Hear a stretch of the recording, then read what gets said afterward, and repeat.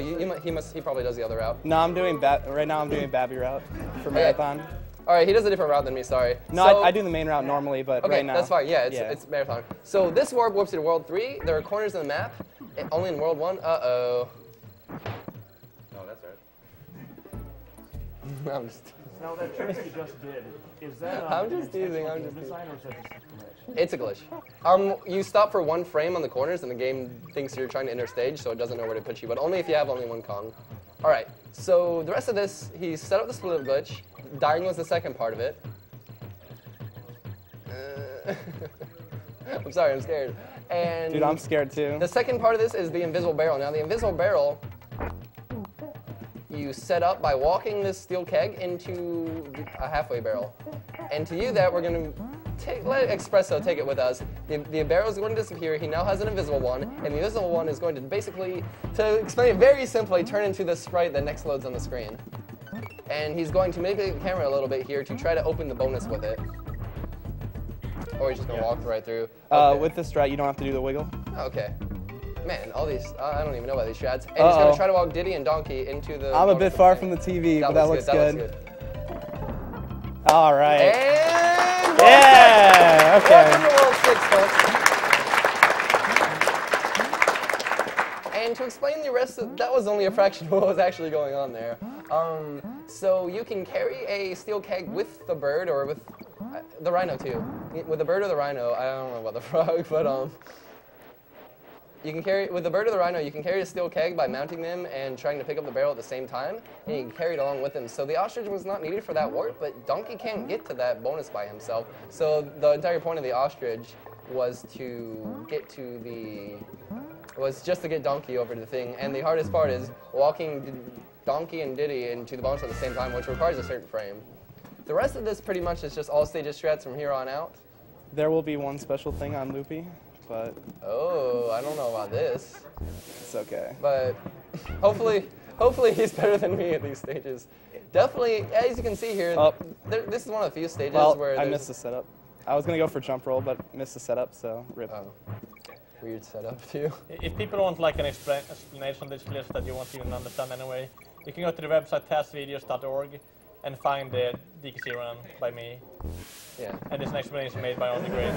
So essentially opening the bonus with the invisible barrel instead of something normal changes the value that determines where it sends you. If you're familiar with wrong warps, it mostly works the same way. Yeah. And walking Diddy and Donkey both into the wall changes that value. Whoops. Arnie actually found a warp that could go to the end of the game, straight to the World 6 boss. Unfortunately, like it was a theoretical warp. It didn't there was no actual way to do it within the game.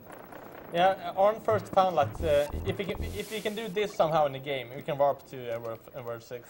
And so 80% would have 3 levels total if he did that and 2 bosses. Well, I mean this warp for now. Like we knew that on the Great, if you can enter a bonus level or exit the bonus level with both characters at the same time, we can get the warp.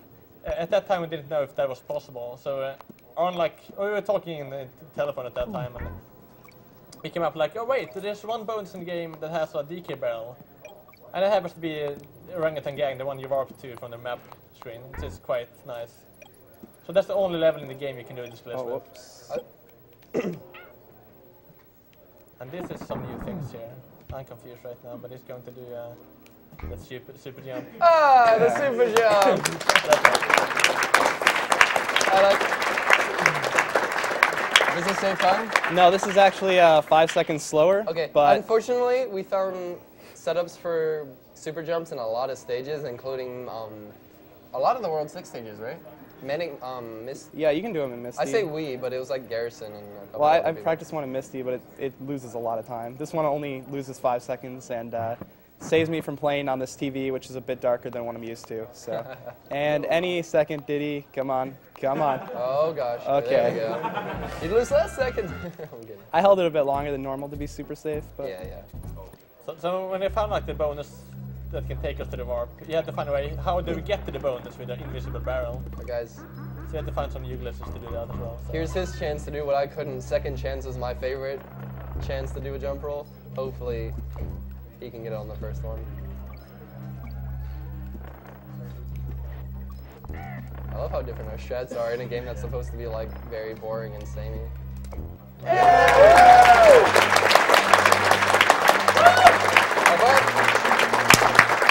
Easy frame.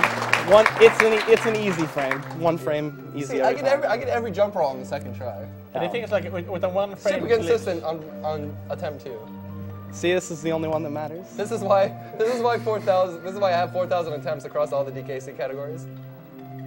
Because second try jump roll every time. And optimal 101% has 6 of these, but yeah, that would never happen. Yeah, never ever. It's way too hard. What is all stages like 5? Yeah, probably. Like ignoring the really silly ones. Orangutan Gang? Yeah. Not Or ignoring Normally? that. Ignoring the ones that save like. Yeah, loopy lights. Loopy lights, or there are a lot of these, but only some of them are actually worth attempting because they have too much setup time and save too little time. Misty Mine. Misty Mines is super important in this category. Can't get world record without it anymore. Pretty much. In this category, I'm not talking. I guess I do. I do it in the one category.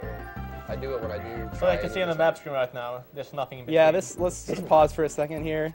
And you'll note all worlds are gone, and I can't go back to World 1. And you can't see the boat either, because the boat spawns when you first complete the So we had to swim all the way out here. Look how far away from the island it is. We had to swim that distance because he didn't bother to show up.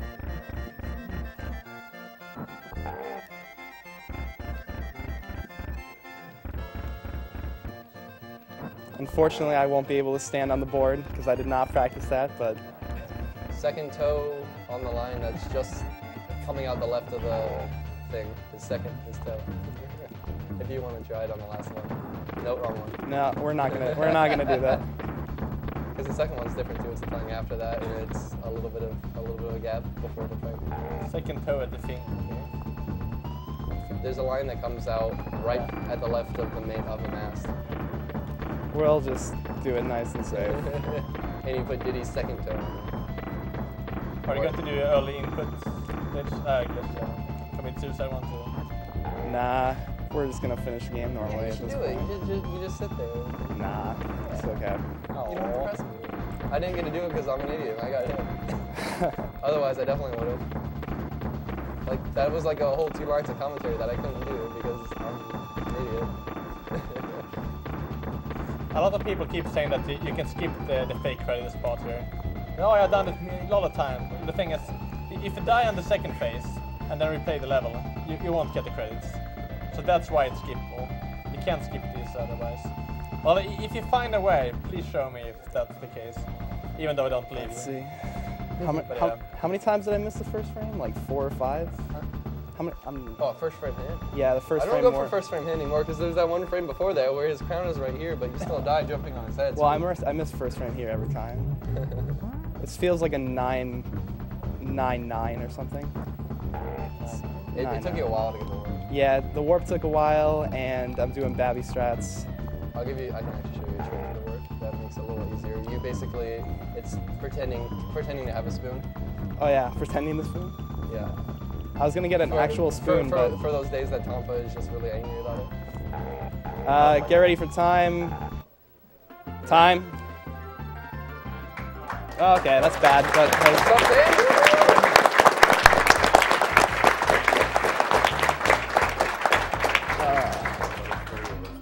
Did you want to show them the barrel or anything?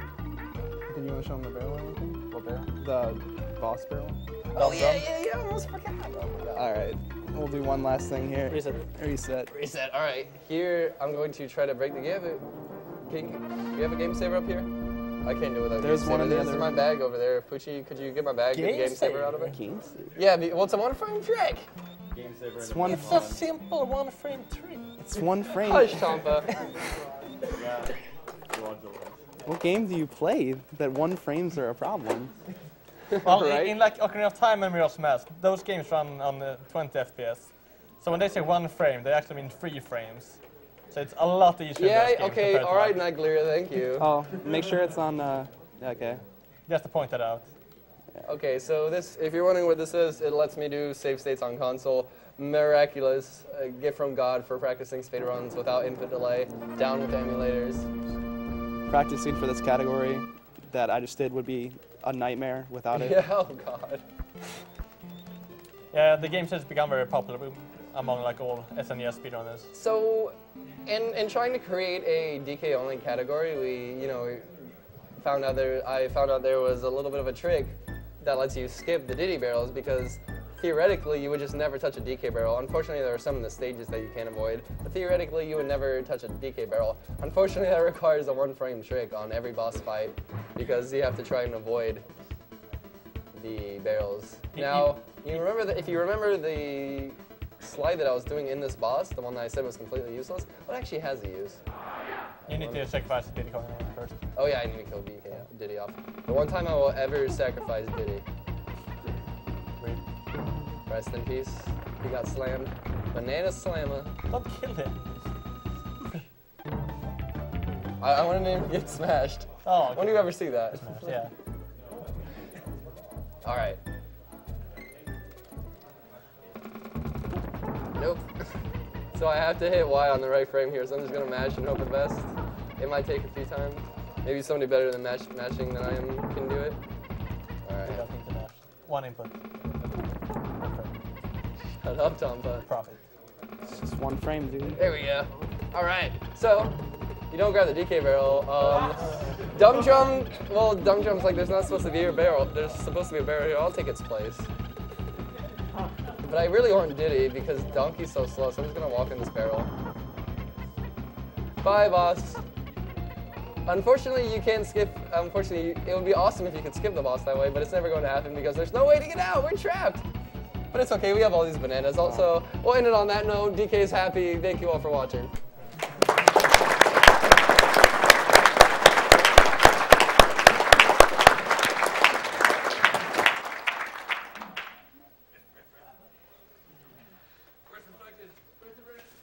We're keeping the Donkey Kong Country block rolling with DKC2 coming up next, so don't go anywhere. Can I put my stuff here? Like, I have stuff here. Can I like put it here? Like, leave my wallet in here? Can I leave it?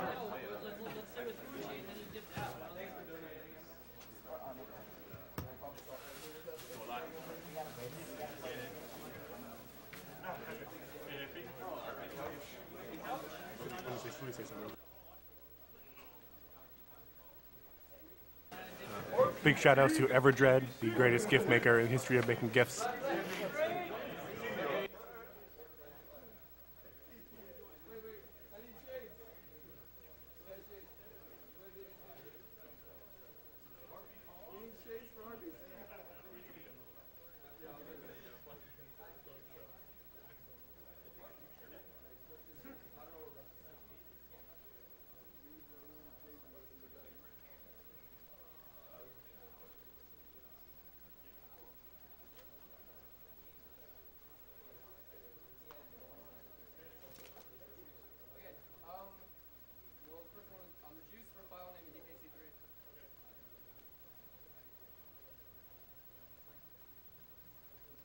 Sorry for your loss, James. Let's see. We have $10 from Dylan Mikowski. My friend's mom was recently diagnosed with cancer, so this is for her. It's awesome what you guys are doing, and I'm glad I got a chance to catch it this year. Keep up the good work, and good luck on your runs. Let's see. $10 from Snack Time. Loving the DK block. Keep up the good work. We intend to. Let's see. We got,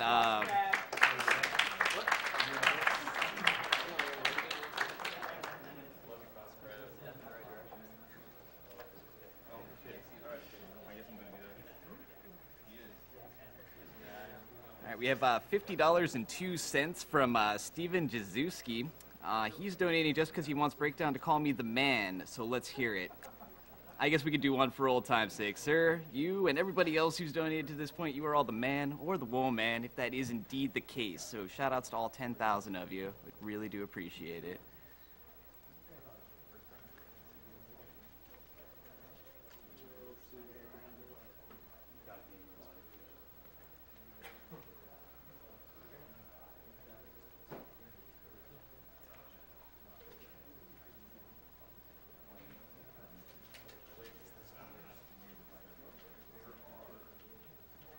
This guy was so busy practicing, he didn't even come to watch us.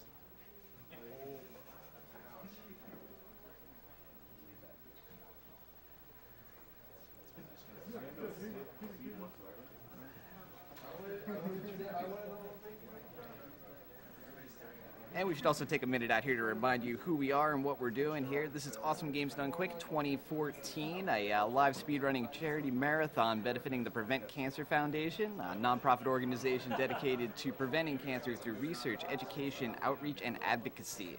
Fine cause to support, so get those donations in. Every dollar definitely does help. This is put on by SpeedDemosArchive.com, the marquee source on the internet for speedrunning videos, pre-recorded runs on close to 1,000 games. We should get to 1,000 very shortly. Also put on with help from members from Speedruns Live, premier source for speedrun races on the internet, and a great streaming resource for all of you out there. If you want to catch speedrunning streams any day of the week, check out speedrunslive.com. Speedrunslive.com. And we are smack dab in the middle of our Donkey Kong Country block. We've got Donkey Kong Country 2 coming up here in just a second, and following that will be Donkey Kong Country 3. Should mention that for Donkey Kong Country 3, we do have 2 donation incentives. We have a, you can name the file that will be used for Donkey Kong Country 3. That is a 5-character limit. You just gotta, when you make your donation, just indicate that you want it for the file name and type in your choice. And there's also a warpless run that has a donation target of $5,000. It would make the run that we see on stream a warpless category as opposed to with warps. And there's still a ways to go on that one, so don't rest on your laurels on that. You have till the end of Donkey Kong Country 2 if you want to see Donkey Kong Country 3 warpless to get to that $5,000 target.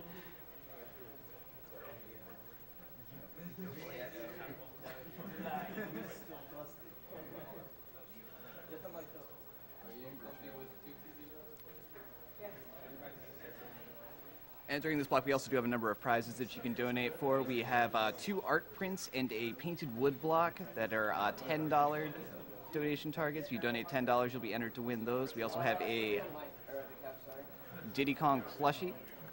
$5 will get you that, get you in, well, a chance for that, obviously, as well as the Super Famicom copy of Donkey Kong Country 2, known in Japan as Super Donkey Kong 2.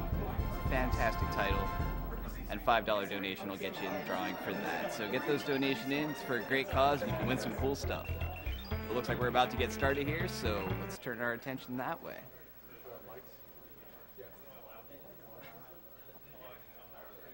Hey guys, tweeted Christmas presents, no age if you want to know about free Apex tickets.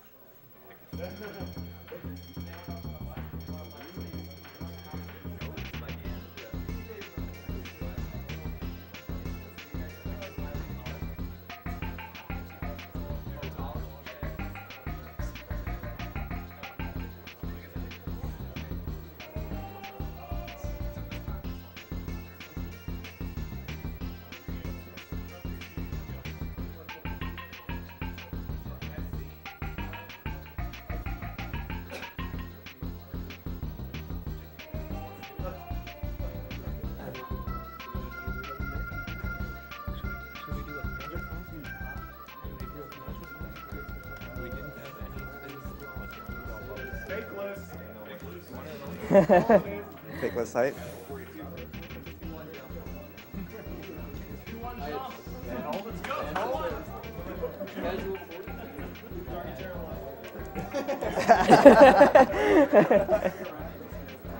Is the mic on? All right. What? I'm on converter? Oh, commercial. Okay.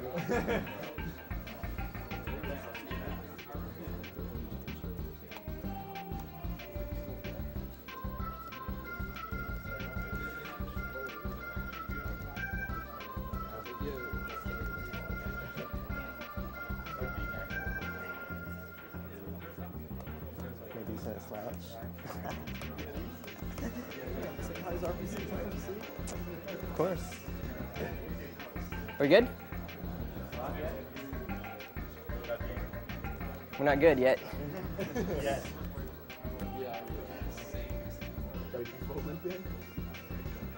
We're like on the 3rd loop. Okay. All right, this is Just want to give quick shout outs. obviously the Juice, RPC, Twig, the original guys who got me in playing this game. Some other people, Hello Prinny, Crystal, the Dackers. More at the end of the run when I remember. Kipples, obviously. Yeah, a lot of people are expecting me to get a 42, which is like a pretty ridiculous time in this game. I'll be trying my best. My goal is probably like 42 or 43. So I'm ready when you are. All right, 3, 2, 1, go. Okay, so in Donkey Kong Country 2, in the first 2 worlds, there's actually built-in warps. So he's going to be using those. There's also wrong warps you can do to save a couple seconds. So coming up here in the second level, actually, there's one that saves 1.5 seconds. So this run starts off real quick. So what he's going to try and do is take a beetle and clash it and get an invisible object and move where the warp barrel is. And instead of it taking him to the little warp stage in between, it's going to finish the level. It kind of works the same way as DKC 1 does. The theory, anyway. Ooh. Oh, well, that's kind of hard with Diddy. You have to face backwards and let go and repress. Yeah, it's only a 6-frame window in order to clash. Not that big of a deal, though. Yeah, because luckily you have the warp barrel still.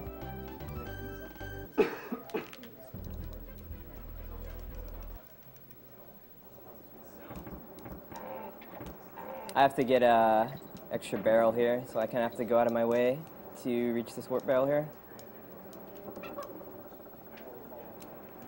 Not a big deal though. Normally during real like RTAs of this game, most of the resets are in World 1 due to the boss fight here, which is going to be pretty much purely RNG. Also, all the tricks in here are pretty hard on World 1, actually. So that's a nice. Yeah, it's a pretty hard world to get out of. Skip. That saves about 2 to 3 seconds. Normally you'd have to team throw up or like raise the water. I'm going to be trying a pretty hard trick here, which only saves a second.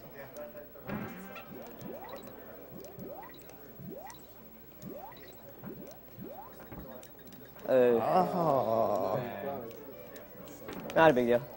If you ever try and learn this game, do not learn this wrong warp. Like the wiki says, bold red letters, flashing text, don't even bother. Not until you get like a 43. Yeah, it's definitely not worth learning until later.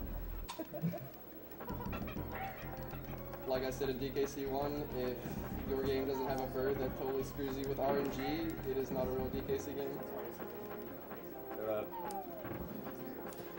So those first 2 eggs are set, but now these can either This be is all fake or random. real. 1, 2, 3, oh, no. Come on, girl.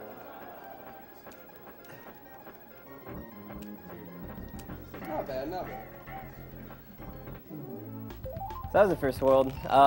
Yeah, there's some pretty technical movement there, so I mean I lost some time there, but it's not really a big deal. So there's another wrong warp in this level as well. He's got to load this croc on the right, and then he's going to make an invisible object right here, and he's got it. So normally it would take you. Oh, no T1 jump, but Yeah, it's so that's alright. another trick that saves about a second and a half. Pretty extremely difficult. It's put it shortly, it's a 2-frame input followed by a 1-frame input. Yeah.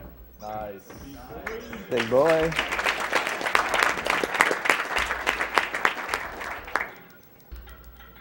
But yeah, a lot of this game is pretty difficult like executed tricks that save very minimal time and cost like a ton of time on failure.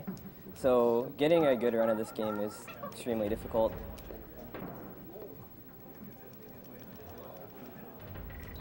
I'd like to chime in. We got $100 from Half Baked Profit. Yo, shout out to Half Baked. Shout out to Half Bake. Shout outs to hashtag DKC, the Dank Crew, and the God Gamer.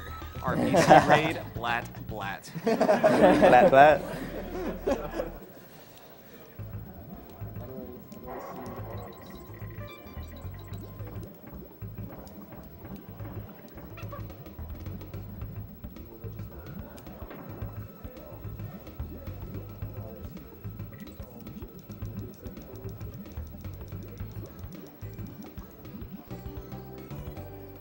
So we got one more free warp here, and then we got this boss that's coming up with the sword. He's got 2 phases. And after the first phase, you can actually jump up on the cave on the left and glide all the way across the lava to the right. And that saves 4 seconds. Yep. On the second phase. We call it the lava fly. Yeah, we call it the lava fly. It's so it's another one of those tricks. It saves 4 seconds. If you fail, you probably lose somewhere between like 40 seconds to a minute. So, yeah. I'll be going for it.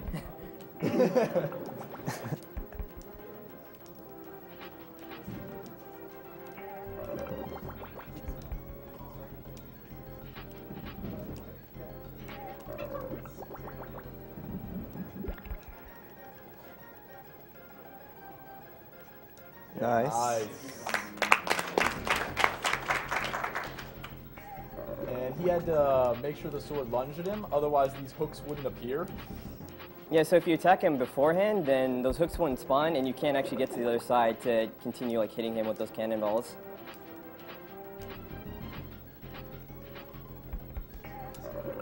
Really flying Diddy for the fans.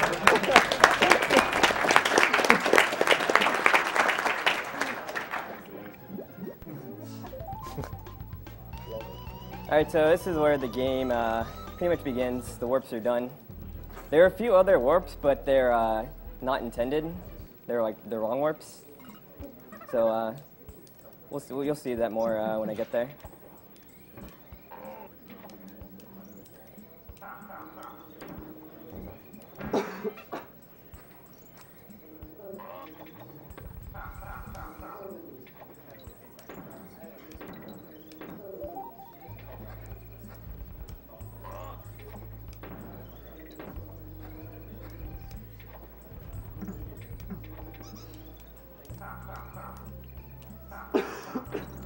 Let's see, we got $50 from Garage Door Opener. It says, thanks for all the advice you've given me on running DKC2 Reflected. Can't wait for Majora's Mask as well. And also, can I get a Heyo from Golden? You all. Heyo. There you go. Come on, better than that. So I did a team-up throw into the side up barrel, and that basically let me store a super jump so I could clear that entire section with Dixie's Glide, sorry. So that's a nice pretty little time save there. Usually that takes about like 10 seconds to clear with that that barrel, the natural route.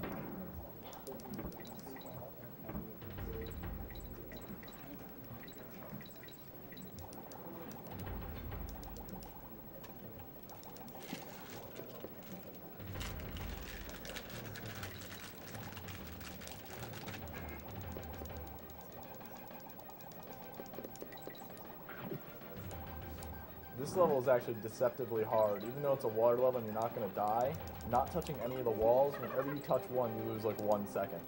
So, A billion seconds. No. Depends. Yeah, you can lose 1 or several seconds. It takes, this is a pretty difficult level to learn and optimize. That kind of goes for all the water levels in this game, actually. Yeah. Like 2 or 3.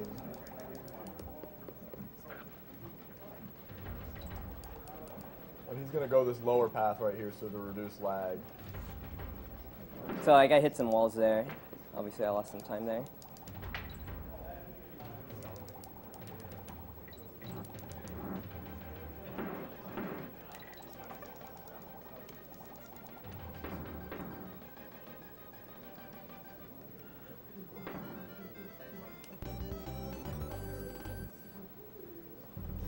This is like kind of the first challenging level of the speedrun. Oh, it's not. Well, I mean, yeah. I mean, this is like the actual real platforming.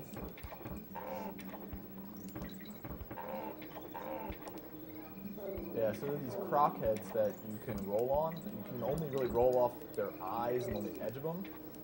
If you try and do it on the middle of the croc, it'll just eat your jump, eat your roll. So he's going to be jumping off a series of these. And it's dangerous. Now it's going. RP jump.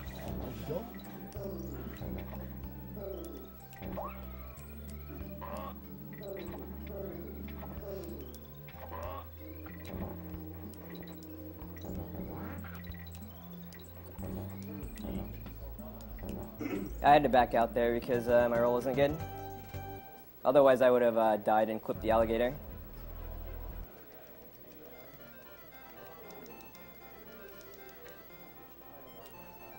This is a level that's very notorious for its Horrible hitboxes. hitboxes.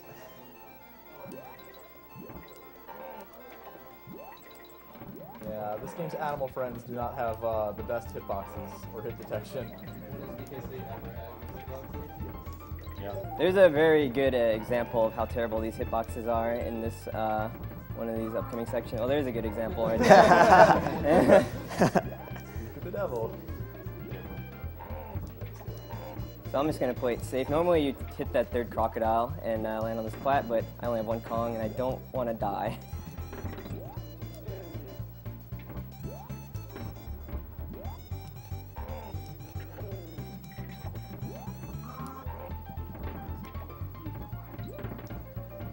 You see him kind of sliding off the edge of those barrels, and that's because when you slide off, you get a little edge boost and keep your momentum. So that's faster than just walking along. It's also faster to jump as Rattly than move along, so he's always jumping everywhere. Hitting select on some of these goals lets you goal swap, basically skipping the actual jumping on the goal to trigger the ending of the level. You can only do it on some levels, though. Alright, so what he's going to be doing here is a cool glitch. Just split up as Diddy, or Dixie, and then followed by a wrong warp. Ooh. I'm just gonna kill myself here. That was a mistake. It happens. Yeah. So he's going to have to get back one Kong, and he should be good.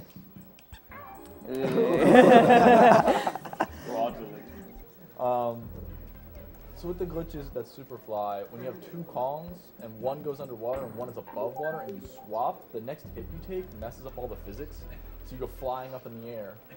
And in this level, the water is supposed to chase you, and it actually unloads it because you go up too fast. And that sets up him being able to get an invisible object and into a bonus, and it doesn't know where to send you, so it just beats the level.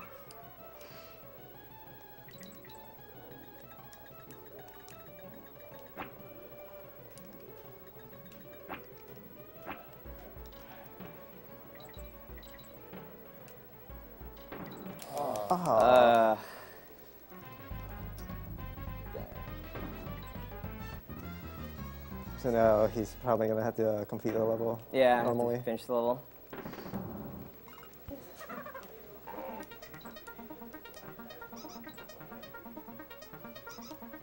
Yeah, this game is really finicky when it comes to wrong warps. If you load the objects, like enemies, in the wrong order, or if your camera isn't right, it just won't work. Everything has to be in the right order, in the right place.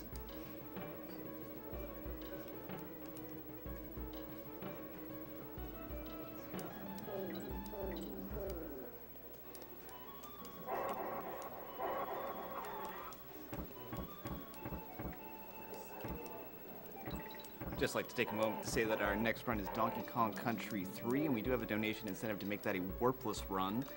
That's currently about $3,600 away from being met, so if you want to see that warpless, you better get it in there quickly. So that's what I was saying about the goal swaps. Like, you can do it on some levels, but not all of them. It's kind of, it's really, really finicky, as Twig was saying, with wrong warps.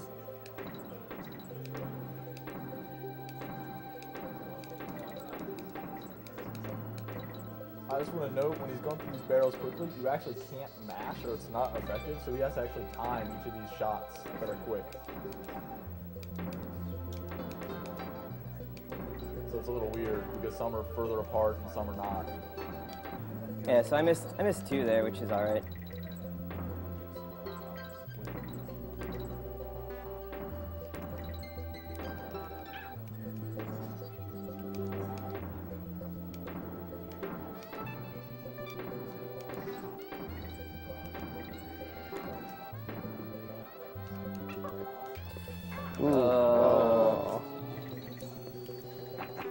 Okay, so what he was trying to do there is, if you team up and throw one of your Kongs into an enemy, you can actually get a double jump or a super jump, and you can throw your Kong through the vine in a really specific spot. That's the vine clip that saves like 10 seconds.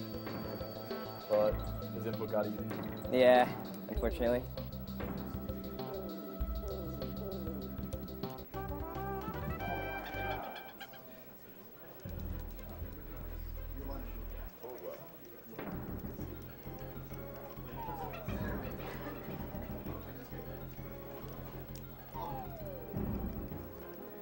So this boss is pretty boring, but there is a slight quick kill that you can do. Basically, it saves 6 seconds, or 2 seconds. Hang on, let me count this. Yeah, so I actually have to count Dixie's breaths to time this. But basically, on each one of these hits, I can time a quick kill, and it will net save me 2 seconds. But if I drop any of them, I'll lose 10 seconds on a cycle.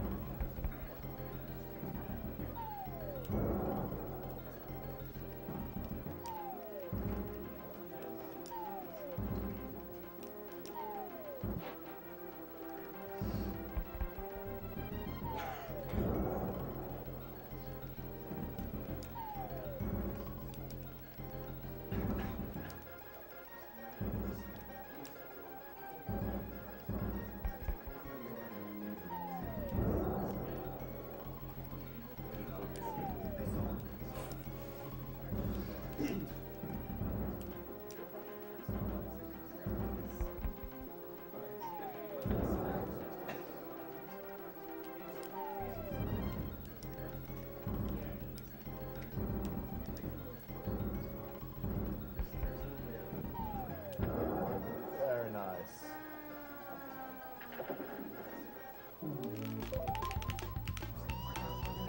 Oh yeah, just for future reference, most of these boss fights I'll finish with Dixie because her fanfare is just slightly faster than Diddy's.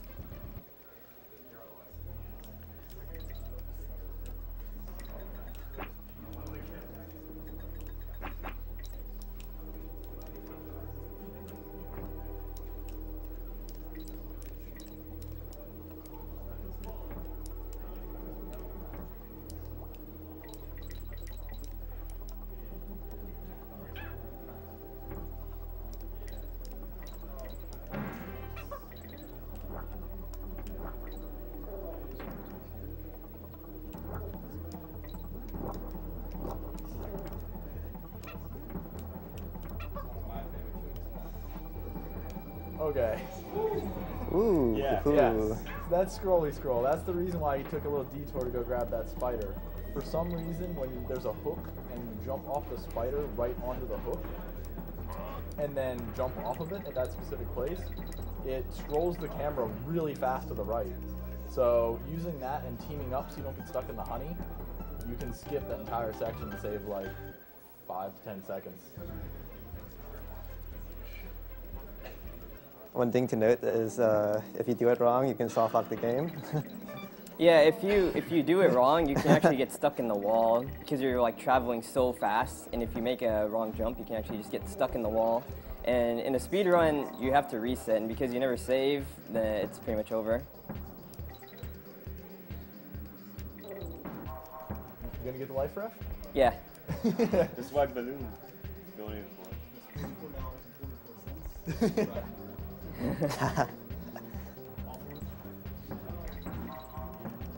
So not much in this level, just like an auto-scroller. There are 2 small skips that probably save like 30 frames, I'd say, even a second.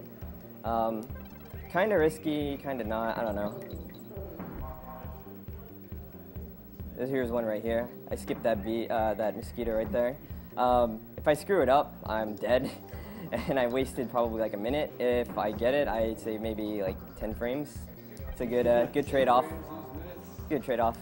Worth it. 100%.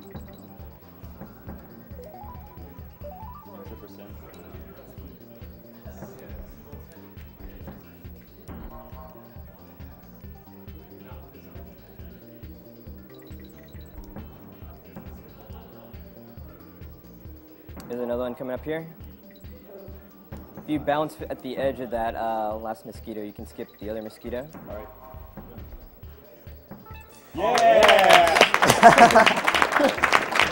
Very nice.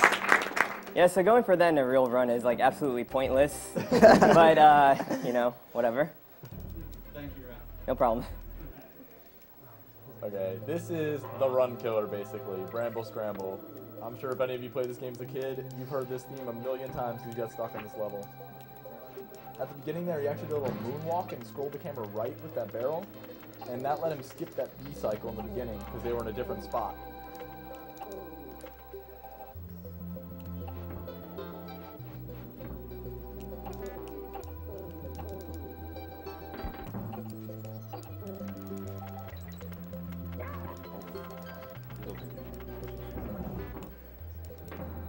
So I'm actually gonna take the side route here.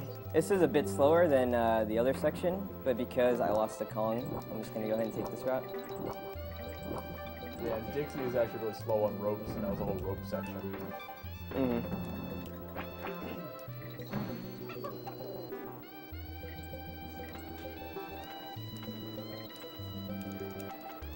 So if you mash hard, you can actually beat this B cycle here and skip waiting that entire time. And one of the only differences, the only notable difference between the Japanese and the American version of this game are there are less bees in that one hallway. And there's one less bee in Haunted Hall, one of the later levels. Those are the Which only is just an differences. auto-scroller. So how much time does Japanese version say? 1 second, if that. yeah, Not probably less even. than. All right, so he wasn't really going the wrong way. He was trying to get a barrel boost to make his cart go faster through the Yeah, so I can auto-scroller. actually retain that barrel speed throughout the entire level.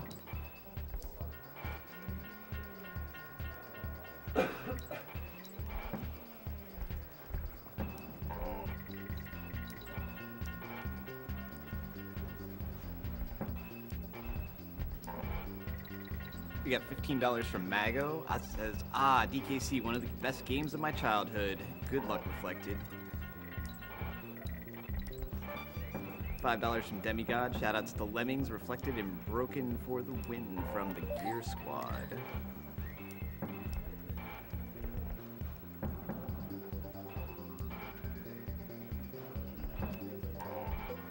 Got $50 from Tower. Feel like I should donate to the cause as I was diagnosed with cancer this summer. Keep up the work helping eliminating a terrible disease that affects far too many. So in my opinion, this next upcoming level is probably like top 5 hardest levels in the game. Pretty difficult platforming with a pretty difficult wrong warp. So let's see how things go.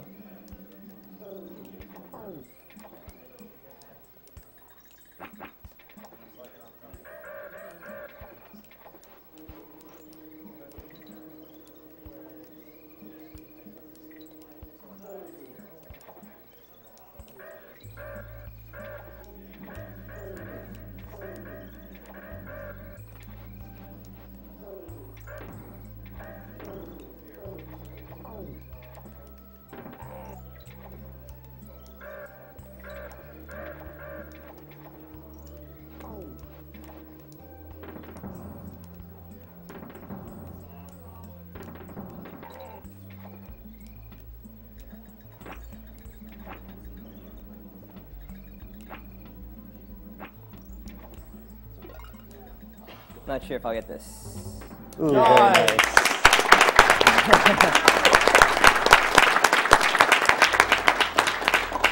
That was pretty janky, but you know, this game is pretty janky. So He's gonna do another double jump here, team throw jump, by killing this enemy, and it's gonna skip 20 seconds of this level. Oh, yeah, You got there the we go. yeah, that's the save.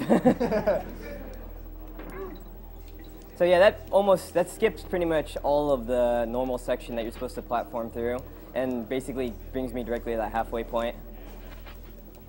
It's a pretty good save. There are other ways to get that same skip, but that is basically the fastest way to achieve it.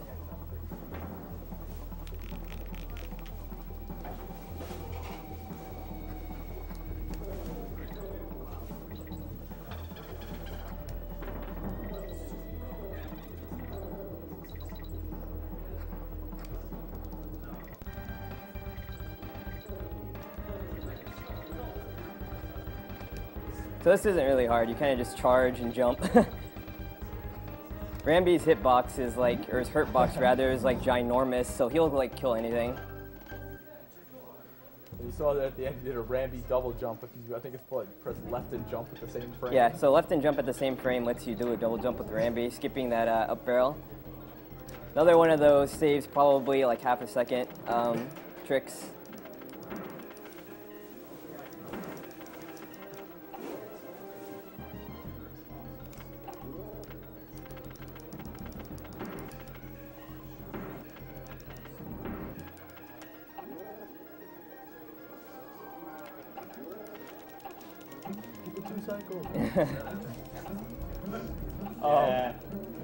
In the task, and if you get incredibly lucky, you can kill this guy only with 2 hits on the second phase.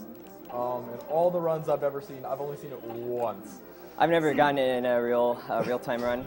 I've done like a lot of runs of this game, and I've never gotten it once. If you hit that B on the same frame where he's spawning his little 4 minions that he spawns around him, you can skip a cycle. It's extremely, extremely, extremely difficult.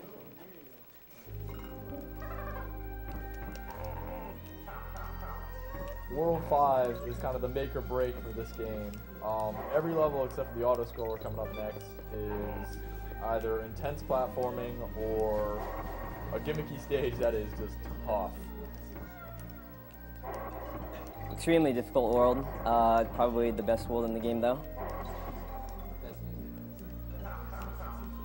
Once you learn to run it though, it's just so fun.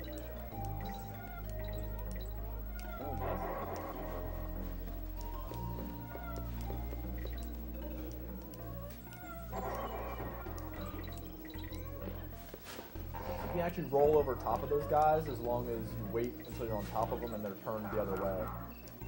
And he actually, just right there, he moonwalked to the left to despawn an enemy. So you didn't have to try and go around him or wait for him.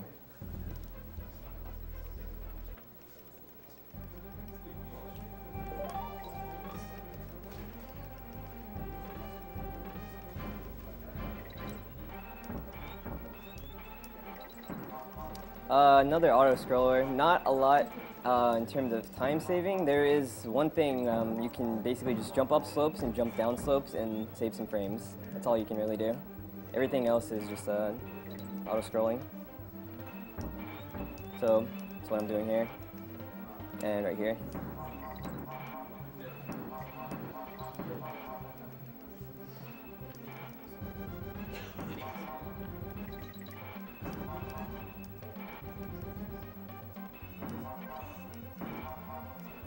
Oh, we've got $30 from Bright Wolves. Hey again, it's time for Rollin' Monkeys. I finally got my time down to 54 and 80%. I'm gonna keep practicing for that sub 50. Good luck on your run, Reflected.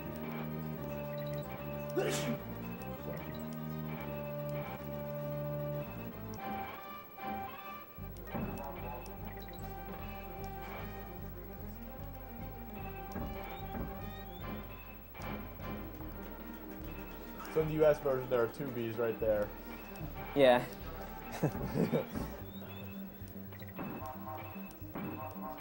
Completely unfair.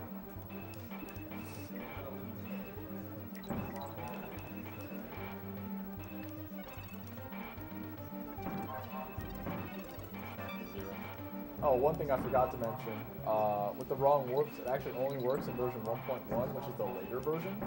If you try in the 1.0, it'll actually soft block your cart because the game doesn't know where to send you. So I guess they patched it out, or they like patched it in. or Yeah. you know, they patched out the soft block so it just exits you.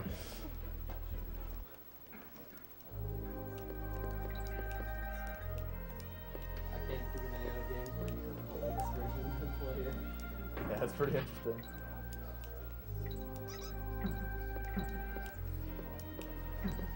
This stage has some wind mechanics, and he's going to use it to try and keep his speed.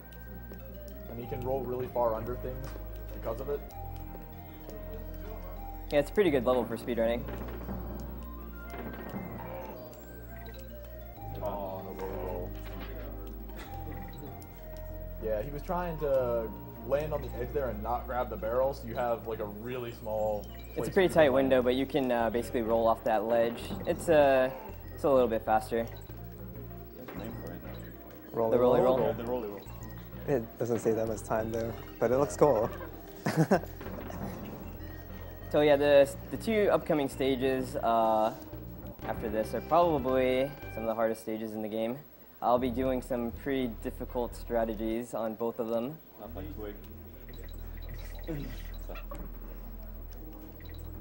So we're supposed to fall with these parrots and they go down real slow, but yeah, we're not doing that. He's just gonna drop all the way down and have the level memorized and dodge all the bees.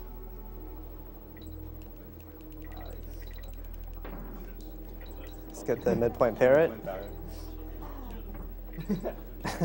Sorry, DBJ, no midpoint parrot. Yeah. Very nice. Very clean. Very nice. But there's still one. Ooh, you got the headbutt too. Nice. Headbutt. Absolutely perfect. Yeah, perfect.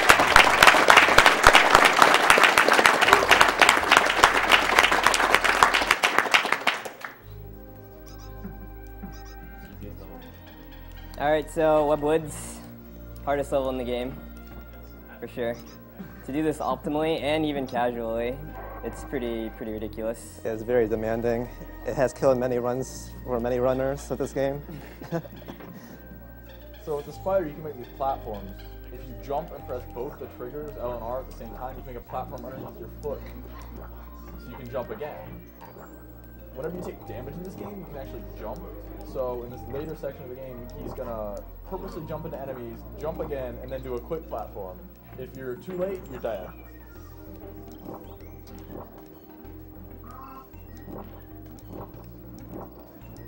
That was the first damage boost there. He'll be doing another one soon.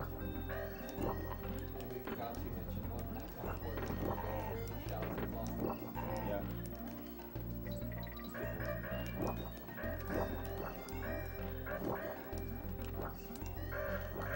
Yeah, so I didn't have proper spacing there. Oops.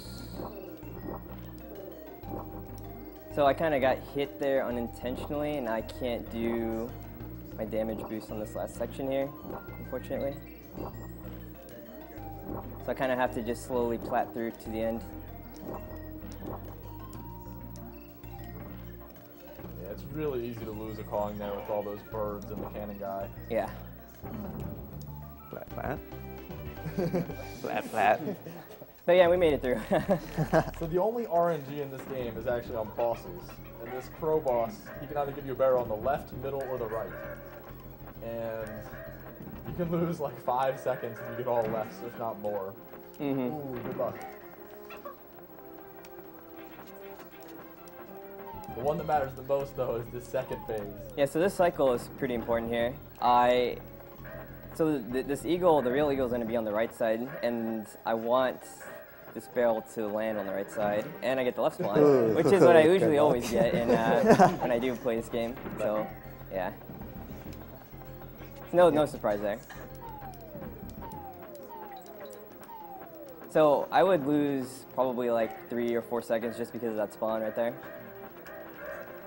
And that rope section you just did is not easy, casually or speed running.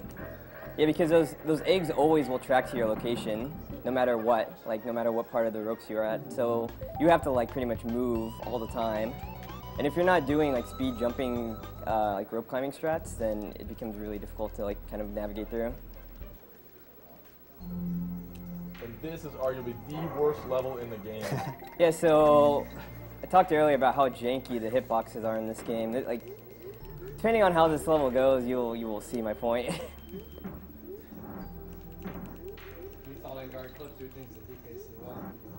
The puffer. Not the puffer despawn. This is kind of based on speed. So that was kind of my fault there, but. Oh. Well, that's kind of another. That's a good example of hitboxes. So like I'm like in a end guard lunge, but I'm still dead anyway. But that's not really that bad of a time loss there. I was right next to the halfway anyway.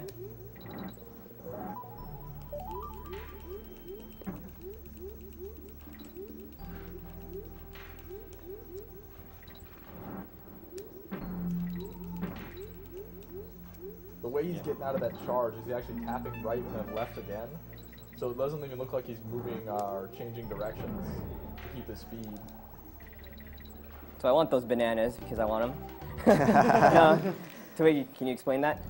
Oh, yeah. So he actually has to make, if you go and hit the goal underneath the water, it'll make her do the little jam session and lose time.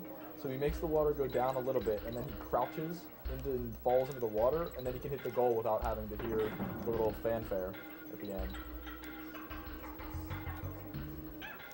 Ooh. So there's a pretty tight skip there that saves pretty minimal time, but it basically lets you skip one of the wind sections. I got hit, but that's not that bad. Yeah, if he had gone just a little bit more to the right, you actually fall all the way down, so that's not that bad taking a hit. Yeah, that's like, well, best case scenario is landing it, but worst case is falling all the way down, so the hit's like in between.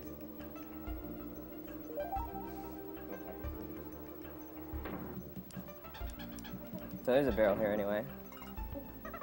Here's another skip that's coming up. That skips the whole right section where you have to yeah, so there's normally like another huge, long, windy section on the right side, but you can actually damage boost. And because you automatically do a jump when you take damage, you can jump and clip like basically to the top of the level, or the top of that section rather.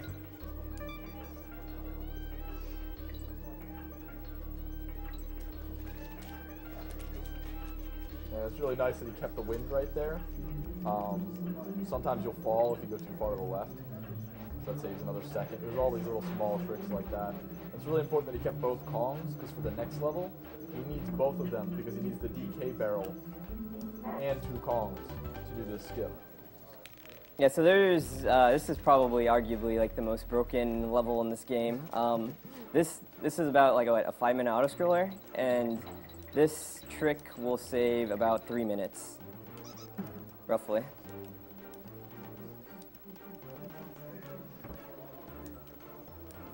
So basically, I'm just gonna ride this autoscroller up. I cannot lose this barrel. Basically, my life depends on this barrel. I can't get hit, and I can't lose this barrel. So those are 2 pretty important things here. You saw he grabbed that barrel right there. That was actually to reduce lag. Normally between that enemy and the dude throwing the hook, there's lag. Yeah, there's too many sprites on the screen when the guy throws his hook. I'm also killing that spiny there to also reduce lag. Otherwise, game just lags like crazy right there in that section.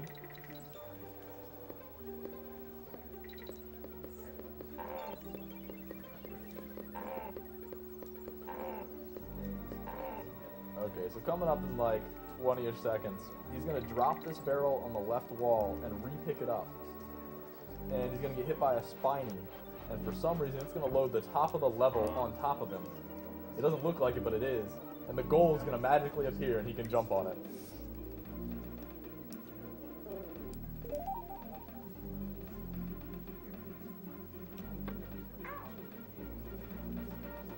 There you go. Easiest trick in the game.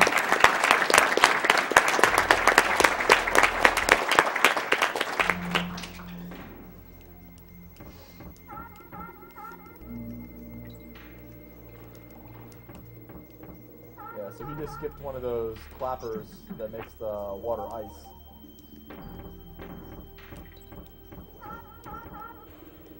You can actually run under this bee as Dixie. Not with Diddy though, you have to crouch.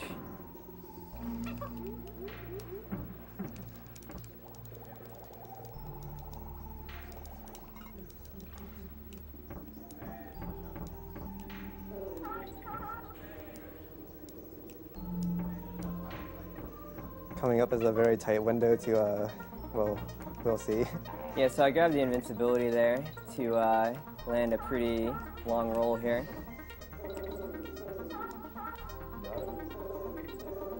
Any bad Very movements nice. there will basically, I wouldn't be able to land that roll otherwise.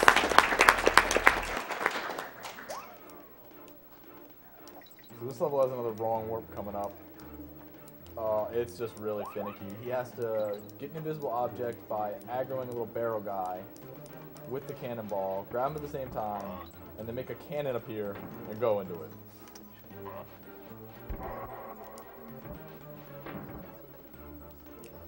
Nice. Very nice.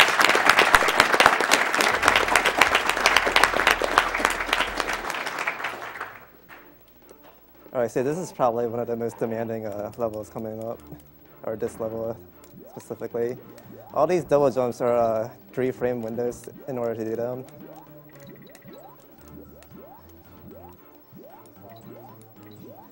Omega double jump. Yeah. Very nice.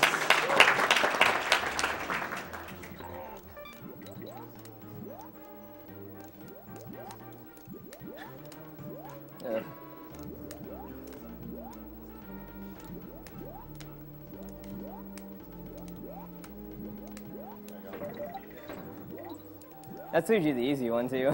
I landed all the hard ones. Yeah,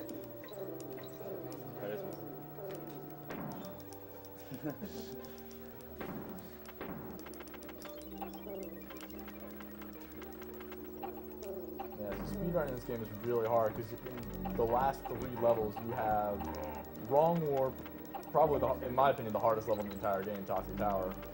And then on top of it you have Screech's Sprint, which is the next level. So it's really backloaded in terms of difficulty.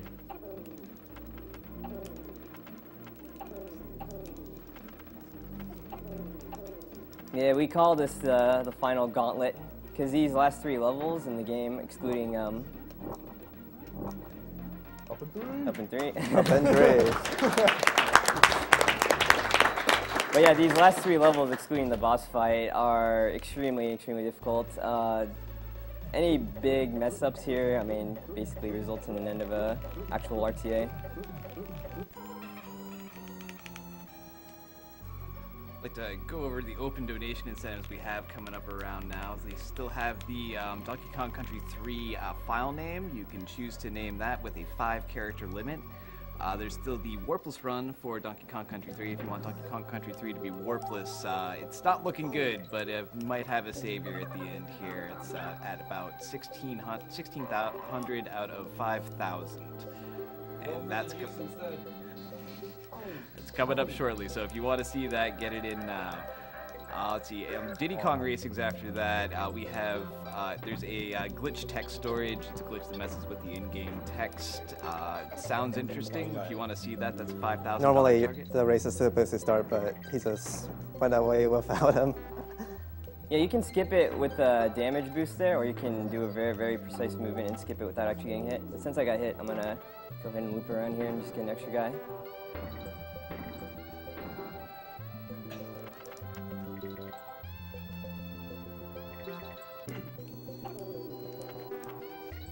Nice. Very nice.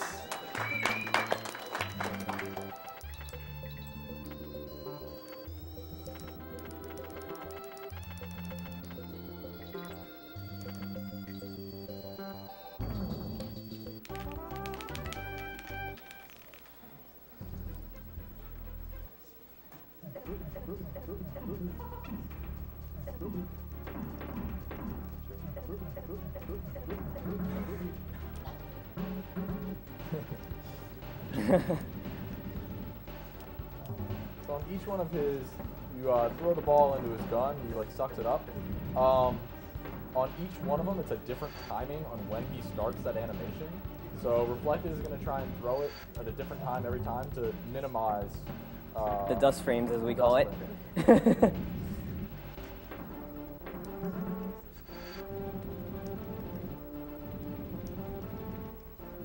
only RNG bot in this is which one is real. So that was a pretty sick throw there. So yeah, the fight in general is pretty easy, but you just want to basically time your throws to minimize like his sucking from his gun or whatever.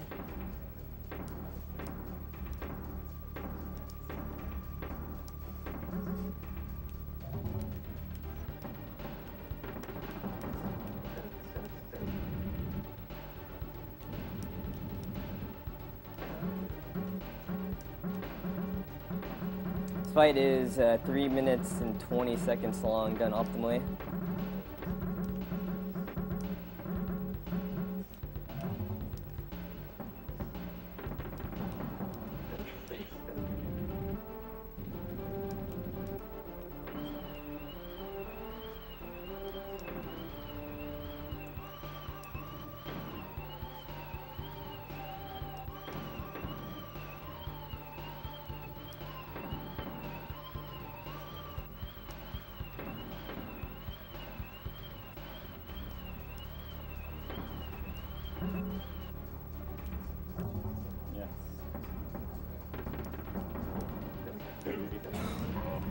So yeah, that was like the hardest cycle of the time. The like timing to throw that is like really awkward, and I got a really good throw.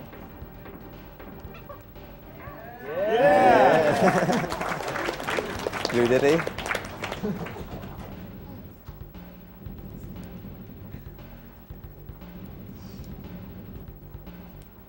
That's just a cool graphical bug. Yeah. I can also swap here, make Dixie blue if I want. This obviously loses a lot of time, but it's okay. This loses a lot of time because basically K. Rool's shots take longer if you get hit by one of his like colored attacks there. Basically, I guess the developers want to just give you time to react to whatever's about to happen if you get hit by one of these effects here.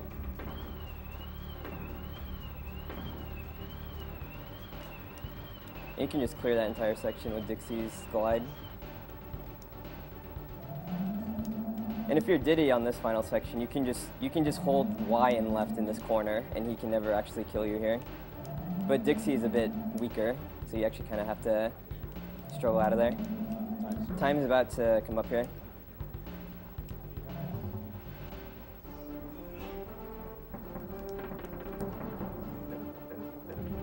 And time. Very nice.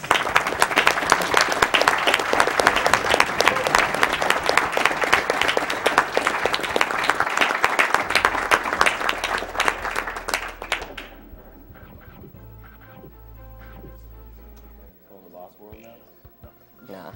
No. Yeah, big shout outs to DBJ. He couldn't make it here. Yeah, big shout out to him. I was actually going to race him, but due to some personal reasons, he was unable to make it.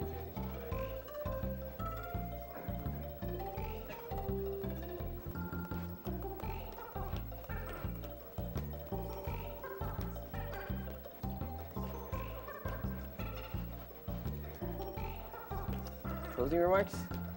You're the runner. I don't have any closing remarks. 5 big points. Big points. Shout outs to RPC. Flat flat. So talkative.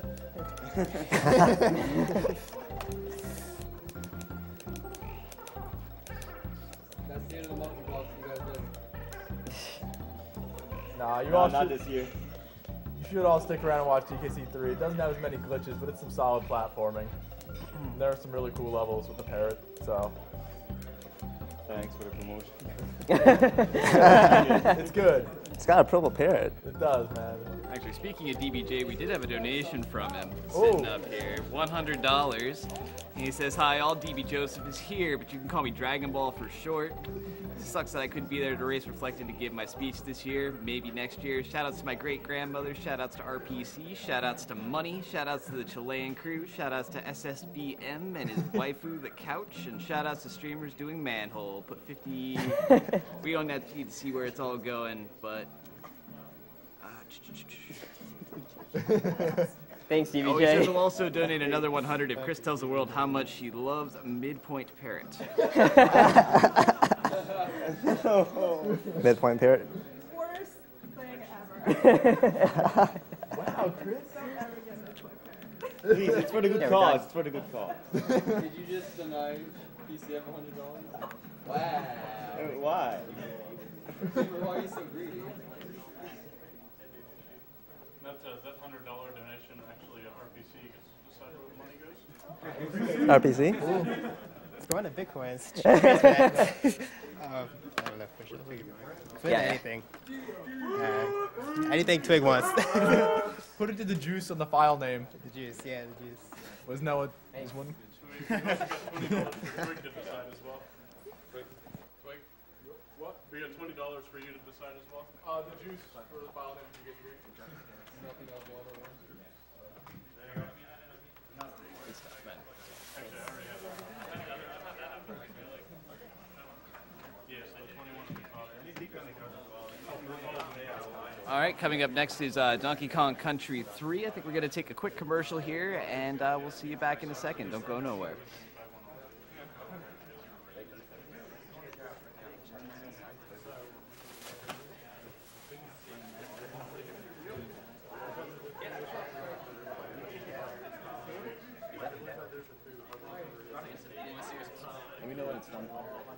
next.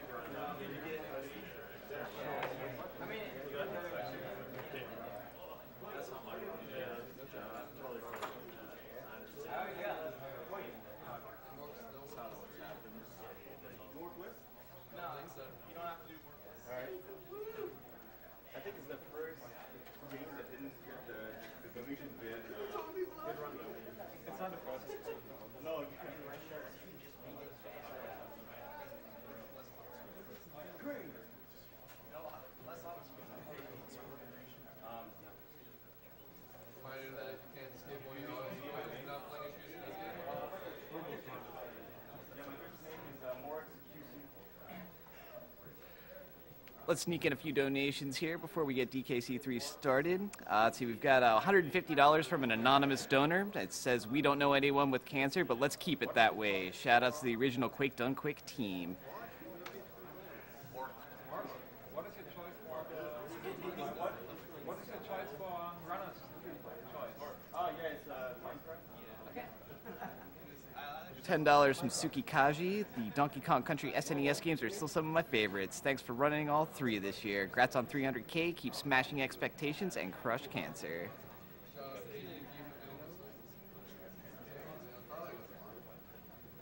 And $50 from Raving Light. Just got paid today. Feel like I should donate to an amazing cause. This is my first time watching it live, and you guys rock. So thanks to everybody for the donations. We do really appreciate it.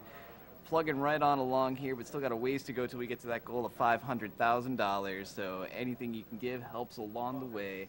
And all your donations go to the Prevent Cancer Foundation, fantastic charity working solely for the purpose of preventing cancer through outreach, advocacy, education. Wonderful cause to support.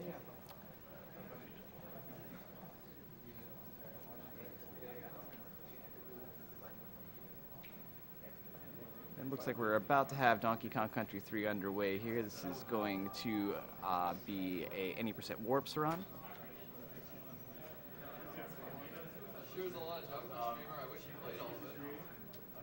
Coming up after this will be Diddy Kong Racing. Should be a good one. You get a donation incentive for that for glitch text storage, which it's an interesting thing to see, definitely. So make sure you get your donations in to see that one. And also, Diddy Kong Racing will be the last chance you can get in on our prizes for this Donkey Kong block. We have 2 art prints, as well as a painted wood block, and a Diddy Kong plushie, and a Super Famicom copy of Super Donkey Kong 2, better known as Donkey Kong Country 2 here in the States. So the cart and the plushie are $5 donations will get you entered, and for the prints, it's a $10 donation. He's definitely Dick Boss. So get those donations in, lots of cool stuff to win. Yeah, that would be the ultimate boss.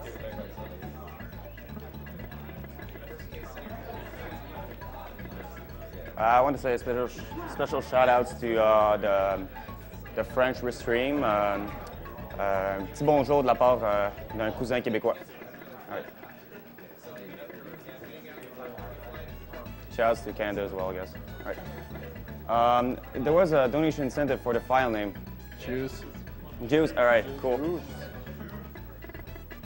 Juice was one of those open donation incentives, so we didn't have to put any money towards it. Shout outs to Juice, by the way. He didn't want to run it? Ah, boy. He didn't want to run I'm just actually going to reset because I need the name, and then after I just go on.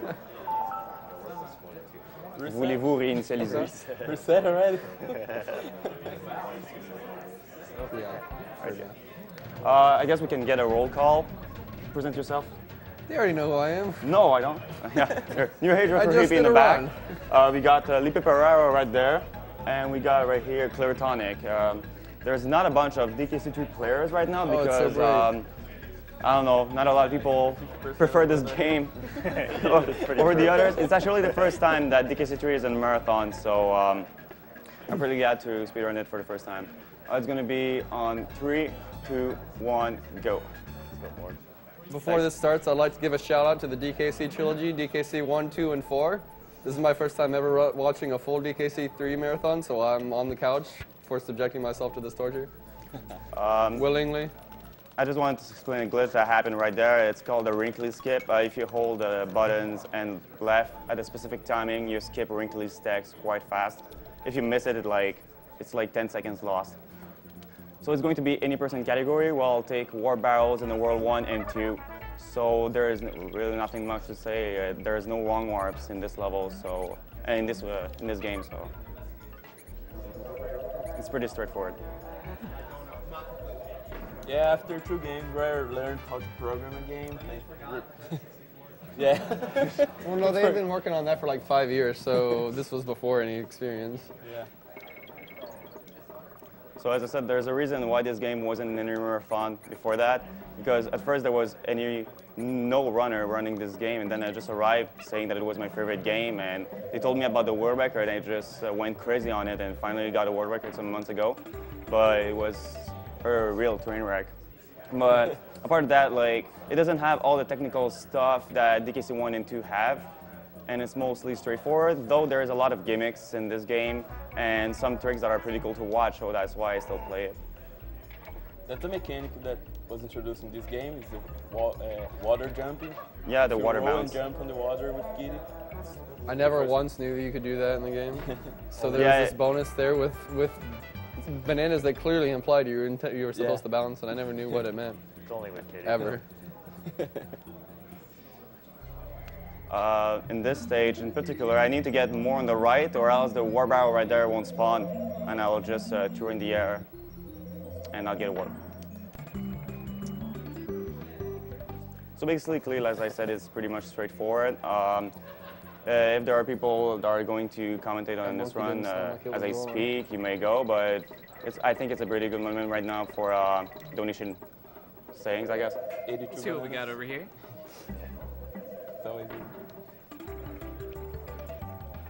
Well, not right now, actually. Sorry, I forgot. There is a way with this boss. You can explain it. Leap air, clear tonic. Yeah, this boss there's the quick kill where you grab the beetle and just run straight through it, like Mark's doing right now. And you like to skip the animation of throwing the beetle inside his mouth, and it's a little bit faster. If you do it optimally, you can do it in 2 cycles, which works just good. And there's a risk of getting a glitch where you can't kill the boss at all.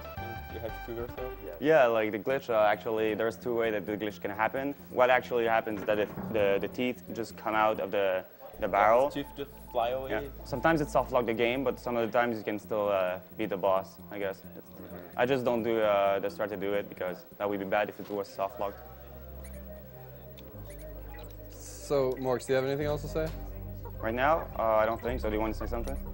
Just sort of a joke. I have a little theory that this game, I like to compare, and I've noticed this recently, I like to compare this series to the Smash series a lot. Yeah. And if you think about the tech and just speedrunning in general, you'll see what I mean.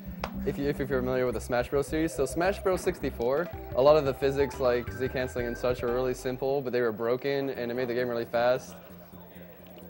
In Melee and DKC2, the physics are a lot tighter. There's a lot more varied movement in DKC2, a lot more, interesting techniques, varied movement, things of that nature.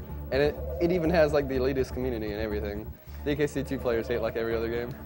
I don't know. And 3... Brawl community used to have a really good character. I don't know. The community was good. And then 3 is they fixed everything. Yeah, this is clearly what the developers intended. And as a result, it's slow and there's not much going on. But there's still guys like this that are my favorite game ever. But yeah, DKC2 is literally Melee.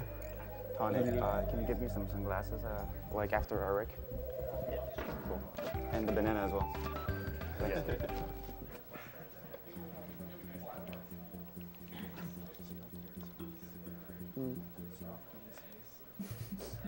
So this game is like DKC2 in that there's warps for the first 2 worlds, and then you'll start seeing no warps afterwards. Yeah, exactly. Right now, it's Agdq is pretty hard to do optimal, so I'm gonna try to not get hit or miss a cycle whatsoever. Agdq is one of the hardest bosses in the game. Yeah, Franker is the moment, I guess. Franker.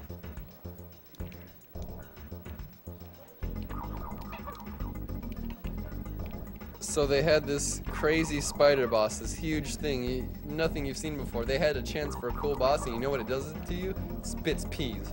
Yeah. All right, good. All that potential. Oh, so he got the optimal cycle. Yeah.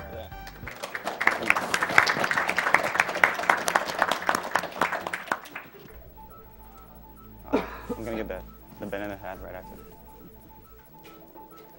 So yeah, what I did actually was just skip some green peas. That helped a lot. All right. If you are one of the 3 people that watch my stream, you're you see that this is a trend. I usually wear this banana hat and sunglasses. So I guess I don't know. I didn't realize that was supposed to be worn on the head. No, it's not supposed to. I didn't know that's what that was. No! All right, okay. This is actually a run killer when I was speedrunning this game seriously. This is when the speedrunning gets serious. Yeah.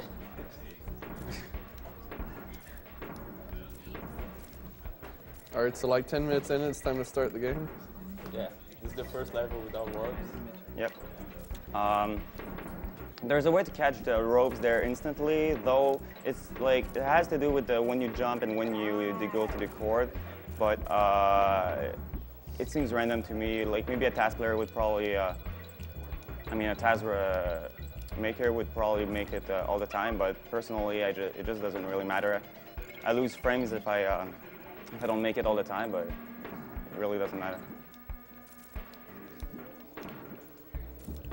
Also, shout-outs to Donkey Kong, even worse than Kitty in his own series. Just He's so bad he got to the next twice. Like, look at Kitty being useful on this stage. How Yo, about he's so that? cool, man. That's why I got him on my shirt. Shout out to Kitty. And all the DKC3 players, that means me. And Season's Guide. And our Nocturne, I guess. Damage boost. Yeah, there was a damage boost right there. It skips me from going to the left, which saves me around 4 seconds. Same for here. I'm just jumping to have the right pattern there. The next one is going to be the first auto-scroller of the game. So I guess it would be a great time for donations, call-outs. Sure, I can definitely do that. All right, we got we have $10 here from Season's Guide. Just had to donate because of all the truth flowing off that shirt. So glad DKC3 is finally an Agdq. Good luck on the run. Throw this to Runner's Choice. Do you have a Runner's Choice? He already told me. Yeah, it's Awesome. Minecraft. Oh. I don't know if Bismuth is still right there on my right. Are you? Yeah, Bismuth. He's actually the Minecraft runner. So big shout outs to him. We carpool together.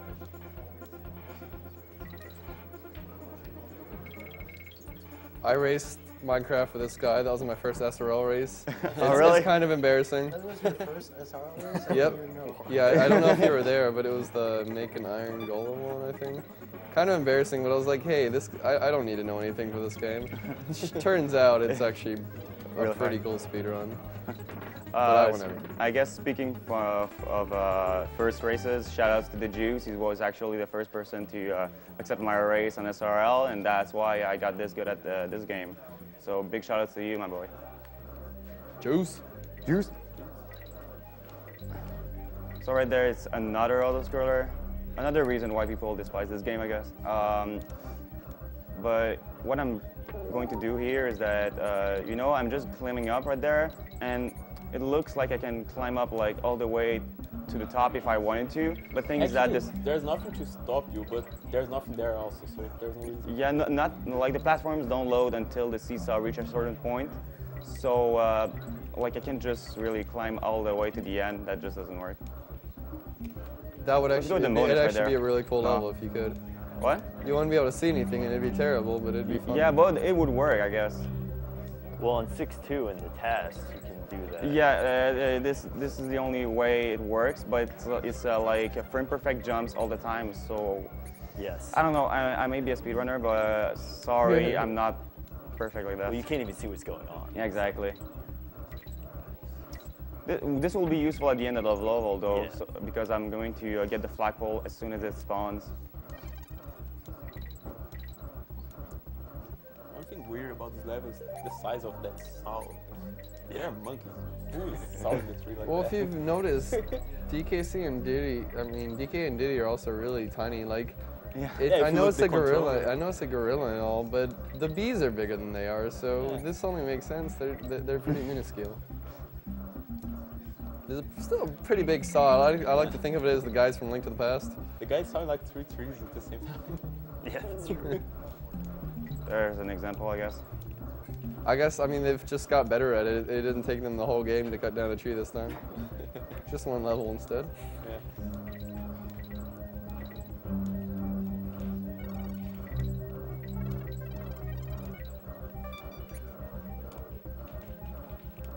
Okay, we've got $50 here from Benji. Put this toward the Diddy Kong Racing text storage. I always thought I was a beast at that game until I saw Tofu's stream.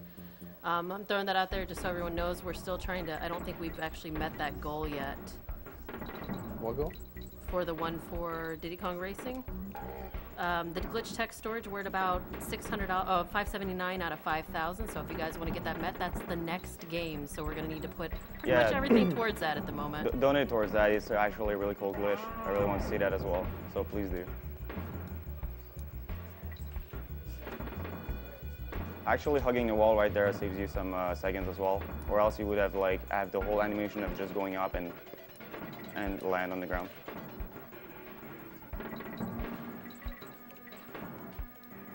I'm gonna try something real funny there.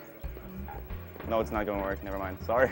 Or there's a really tiny gap of getting it right before the TNT barrel there. But the thing is that the barrel I'm in it waits for Kitty to get into it. So if I jump some frames late or earlier, Sometimes it's not Kitty gonna work. Too far behind. And Yeah. It takes a while to get into the cannon area. It depends on of your initial position.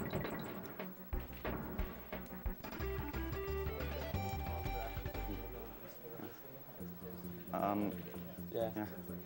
I got a question for Mito Requiem saying why is I'm playing the American version if Japanese version has faster frame on loading screens. The real reason is because I found out quite a lot of months ago that the chaos glitch that you're going to see in the next level is actually faster than all the time saved in the loading zone for the Japanese versions. That's why I'm playing on the American version. Also, the chaos optimal glitches is just a trick that I really want to show to everyone on the stream.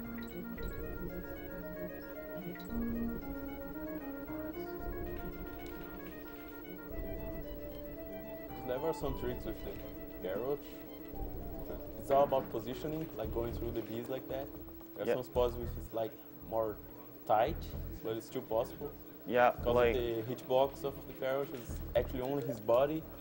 So yeah, if I go in the middle right there, I'm just not gonna get hit at all. And there's the way to do it for the red bees right afterwards, but it's pretty hard. I'm gonna try to do it.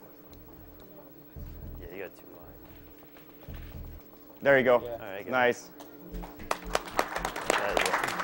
That hesitant clap. That is actually important, so you have one Kong to sacrifice in the end to get a damage boost. Right here, he's going to boost through with... Well, actually, it's going to depend if I get hit or not. Wait. In my world record run, I just did not get hit. But it doesn't matter because I need Kitty at the end. So switching or getting hit is about the same timing. All right. Do you want us to explain this? Yeah. This is a really cool glitch right here. It's simply called Chaos Optimal, but I'm just going to team throw in the air a lot to get all the cycles in one try, but it usually is 2 tries because 1 try is just too hard, but I'm gonna try it anyway. It only works in the American version as well.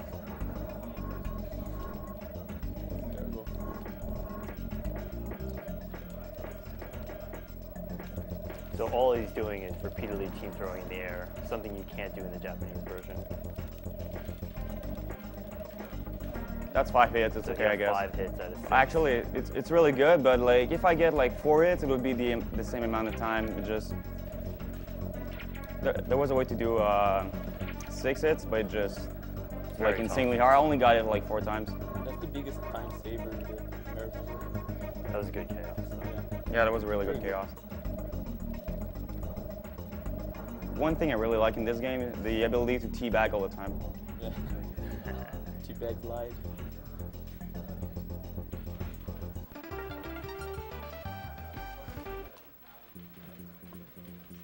By the way, there's something that hasn't been said before, the DKC block. We have a website for tutorials about the DKCs. Big shout outs to Chronicies that host the website. Much appreciated. So like there's all the DKCs included, like the 1, the 2, and the 3. There are tutorials for each levels if you want yourself to speedrun the games for fun or just try to beat some world records, though they are really hard to beat, but that would be great, I guess, to have a lot of new players. So if I want to explain the website, it's really weird actually. It's, you know, the bomb shoes and link. Well, the website is like that. It's like bombch.us/I,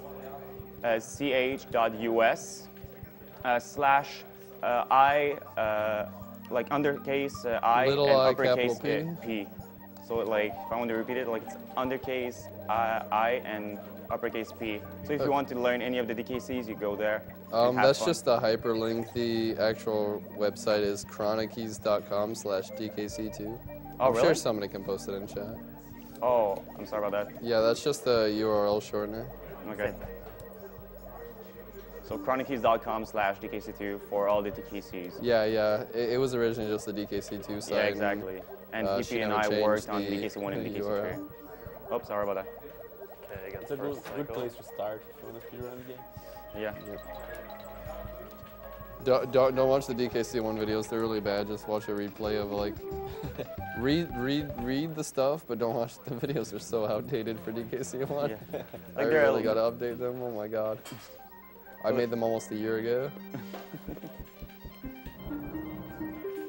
Oh, so right there I'm using a lot of damage boosts, which like I'm gonna use Kitty and Dixie to just propulse myself in the air and skip some barrels there. The stage is actually pretty cool. Yeah, like the music is actually one of my favorites. I used to sleep on this when I was young. Yeah, see that's the thing about this game, is just like Brawl. Brawl is an amazing video game soundtrack. It even came with a whole game with it. Yeah. I think, who was it? Togi, I think, for that joke. I forget who originally said it. Because like, what's really funny about that is that I'm still, I guess, I am an active Super Smash Brawl competitive player, but the thing is that these kind of person that speedruns Brawl, that plays Brawl are just getting mocked because it's like, it's a way worse game than Melee. Like I'm telling you, man, this series is exactly the same as Smash. Even the Brawl player plays DKC3, and only him. The only guy in the world. Actually, what's real funny is that Seasons Guy, the other DKC3 player, plays Brawl as well. Yeah, he does. I'm telling you, dude, So something about there's these the games. proof right there. They don't want to go fast. That's what it is. It actually goes really well now. I didn't die once. Not too fast. Comfortably. Yes. Comfortably speedy. In this level, Morx is not bringing Kitty with him because Kitty is so fat, he actually causes lag in the game. Yeah, at the end of it, like if you have Kitty with you, the game, there's too much stuff on the screen, so the game lags, so that's why I don't have Kitty. Though it's pretty risky to only have one Kong in this level because some jumps are pretty tight. There's a few levels in the game like that. Yeah. 5-2, or 5-4 is like that. Yeah.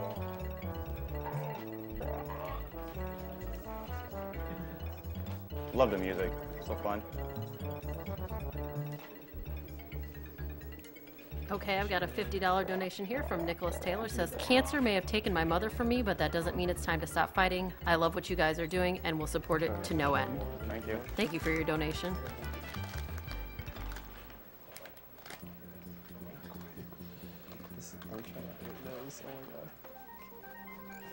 So actually, the shirt I'm wearing right now, it's an inside joke between the DKC2 player and I, which is like every DKC2 player agrees on being having the better game than DKC3. But like I made a shirt just to mock them for some few days. It's like DKC3 beats DKC2, get over it. But like personally, right now, I just think that DKC2 is the best game overall. But DKC3 still beats DKC1.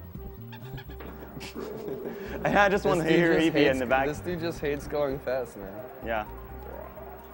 Like, you can't fly in this game. You can't jump in this game. DKC1 has the worst comb.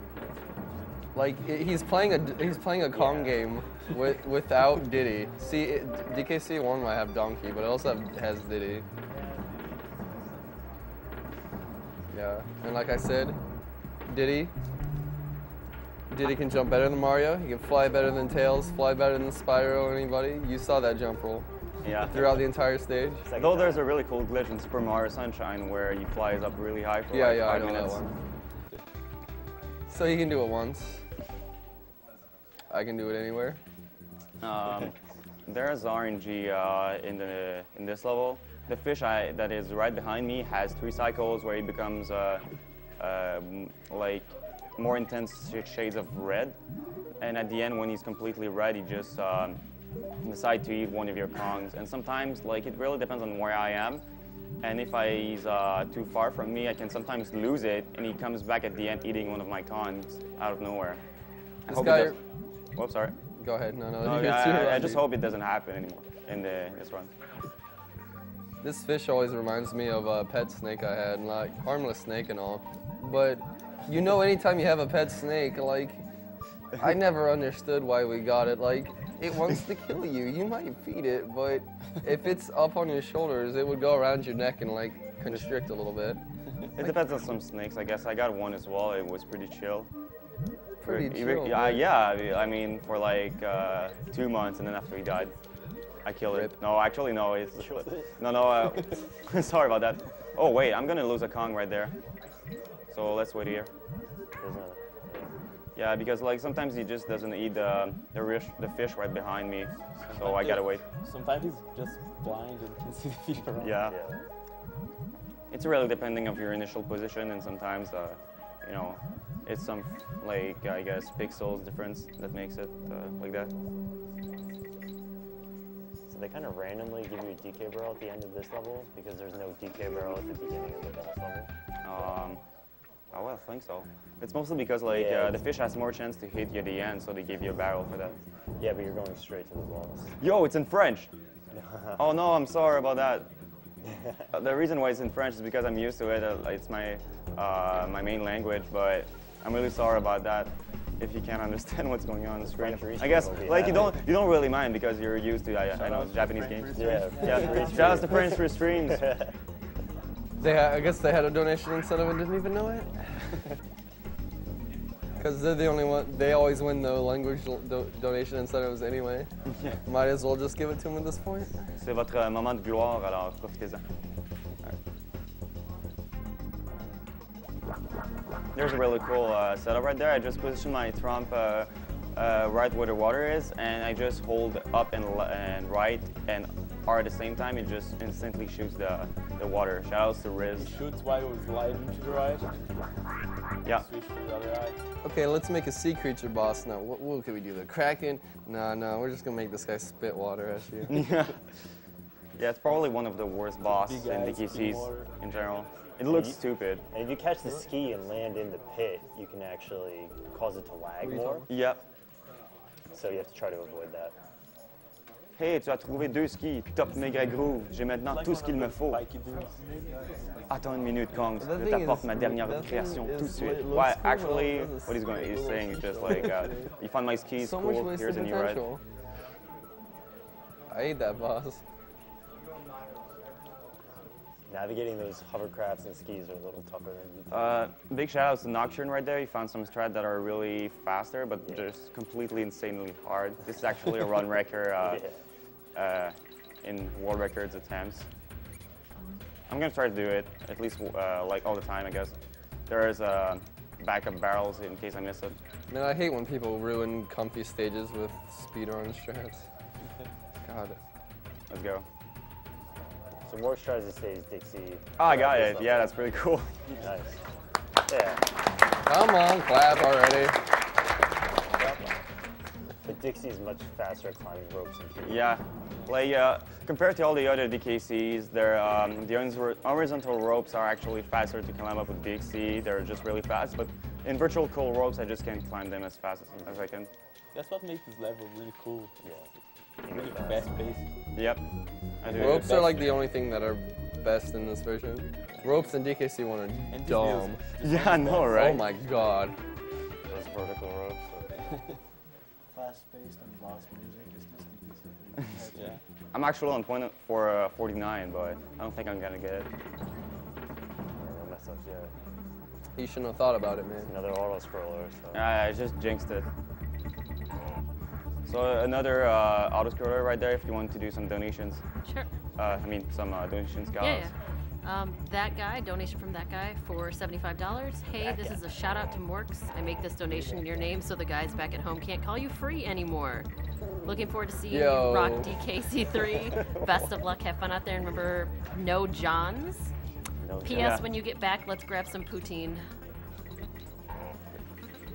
Thanks, that guy. We're gonna take poutine and play Melee, that's for sure.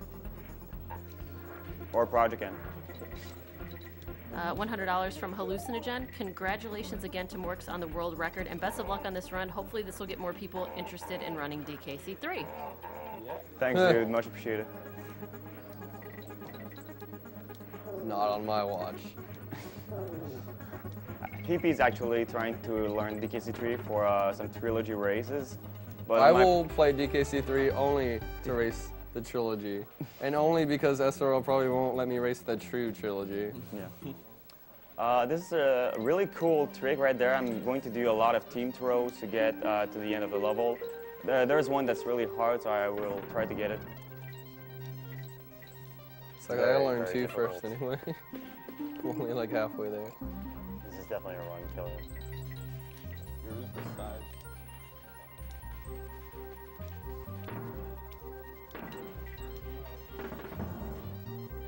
Yo. Yo. Yo! Oh, what? What? That was awesome. DKC3? I thought this game wasn't buggy. Alright. It's not a bug, it's a feature. Yes, I got it. Rare will never learn how to hitbox. There you go. Shout out to one of the like 5 precise tricks in this game. So that saves like quite a bit of time. Pretty much like invade half the level. You have to go all the way around. Yeah. This one is the web woods of the DKC3, though it's nearly not as impressive, but it's really cool, I guess. There's a lot of acid pits in this level. It's always that damn spider. Though compared to DKC2, where you have to press both L and R at the same time, in this game it doesn't work, so I have to press L slightly before R. And that's the main difference. You can do that in 2 as well. Yeah, but like in 3 it just doesn't work to press both at the same time. Timing's different. Alright, let's try Nocturne strat. Nice. Got it. Nice. So like these are like some strawberry milkshake pools. Though I don't like strawberry flavor, so I'm landing right in the middle and getting hit. That was not intentional, but I guess it's gonna work anyway. Yo, yo, yo. Okay, right. Where am I not going to do? Wait, I'm wondering where. Okay, I know where I'm gonna go. Okay. So that's intentional because there's a DK barrel. Yeah, exactly. There's a DK barrel right there. Sometimes it's just like real hard to get. Please. Okay, I got it. The last straw.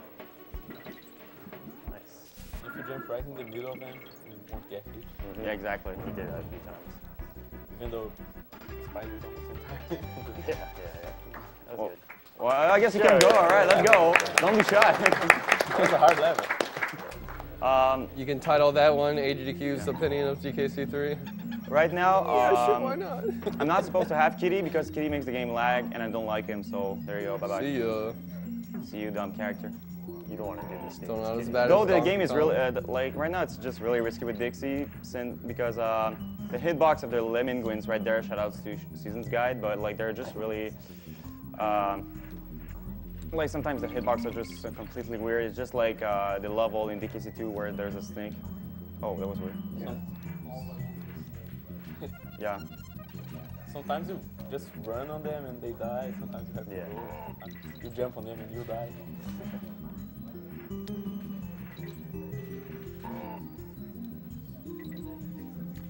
I have a $200 donation here from the Nerd Wonder. Mork's hat alone deserves this donation. Woo! Thanks a lot. Much appreciated. That's set up. Good. Shout out to the banana head. Please donate for cancer. I hate Dunk this guy. Fortress 2 win. Oh no! Right, like if he's standing there at this right spot, I just can't hit him because I'm right-handed. Anywhere else? Whoa, whoa, And again. whoa! All right, I never got that happen. Never happened before. RNG. Put a hashtag there. RNG. So this is my favorite boss in any DK game because he laughs himself to death. Yeah. And he throws snowballs at you. Like, that's and just then my you throw kind of boss, I don't snowballs know. at him to damage Yeah. Yeah, it's even though he's a snowman. Well, actually, it's just like in real life. If you throw enough snowballs on a snowman, it's gonna collapse. Yeah, it's Right? It's no You would think he would like game, add I it to just himself. bust out laughing every time something bigger. Like, It depends on like the type of the snow. Yeah, parts of ice. So every time you think He's also like a silly Mexican happened, snowman, if you notice. I didn't laugh for about like 5 minutes straight because it'd be so serious and then the serious death.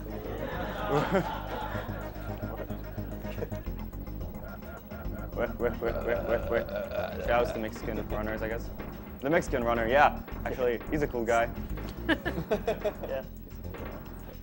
Stupid snowman. There's actually a lot of Chilean runners for this game. They're appeared out of nowhere playing warpless category for this game. It's so true. And well, I guess like you could have donated for this category, but it's a dumb category. I was actually scared of it. He laughs himself to death, dude. She's pretty happy. I am as well. I didn't die once. The next level is pretty interesting to watch. It's like really fast-paced run with the squawk. I think this is one of the harder levels in the game. You think? I don't know. There's still Barbaros Optimal that scares me off. I don't remember what the American names are for this game. It is not this level. I'm not going out of bounds in this game. This game is patched. All right.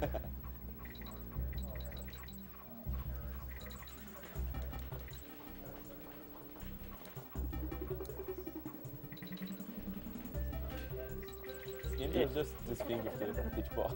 Yes. You can just go through the walls somehow. DKC3 is DKC2 if it was made by Riot Games. Trash talk. I don't mind. I'm used to it. Bye-bye, bees. So as you can see with careful positioning, Mork is pretty much able to get by most Please of the nerf bees. too fast. Most of them. Some of them are not. Yes. Actually, like the first one. There's like a big shot right there. I wonder if I'm gonna get it first try though. Yep, got it. That was Woo!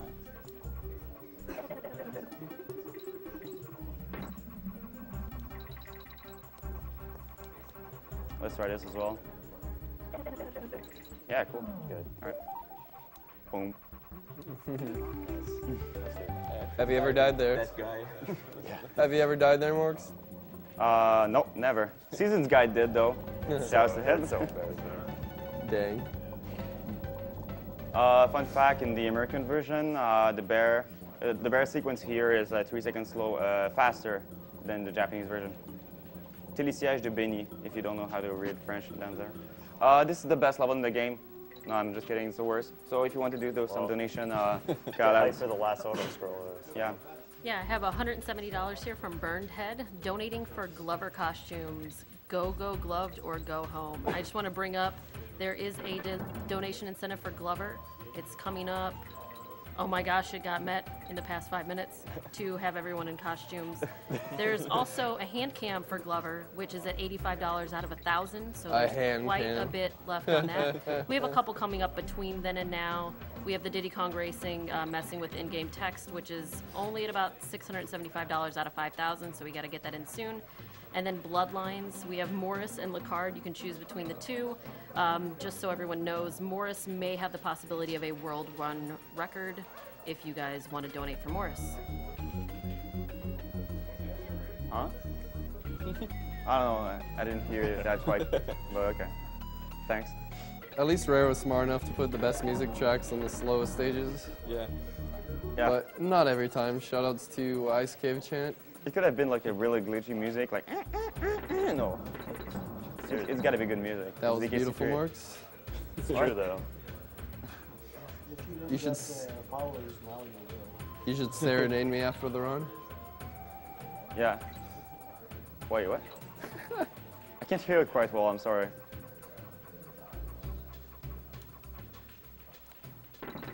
That's okay. I didn't want it anyway.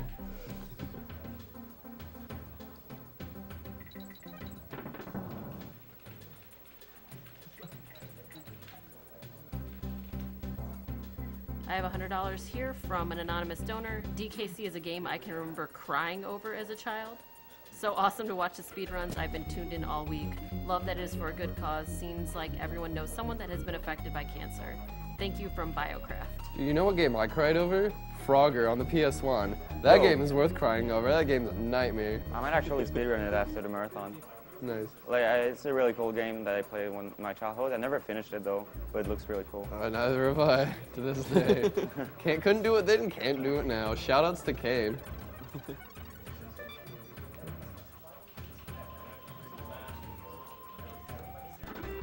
The best level is over. So yeah. People here in the room can just wake up. I just finished the level. Yeah.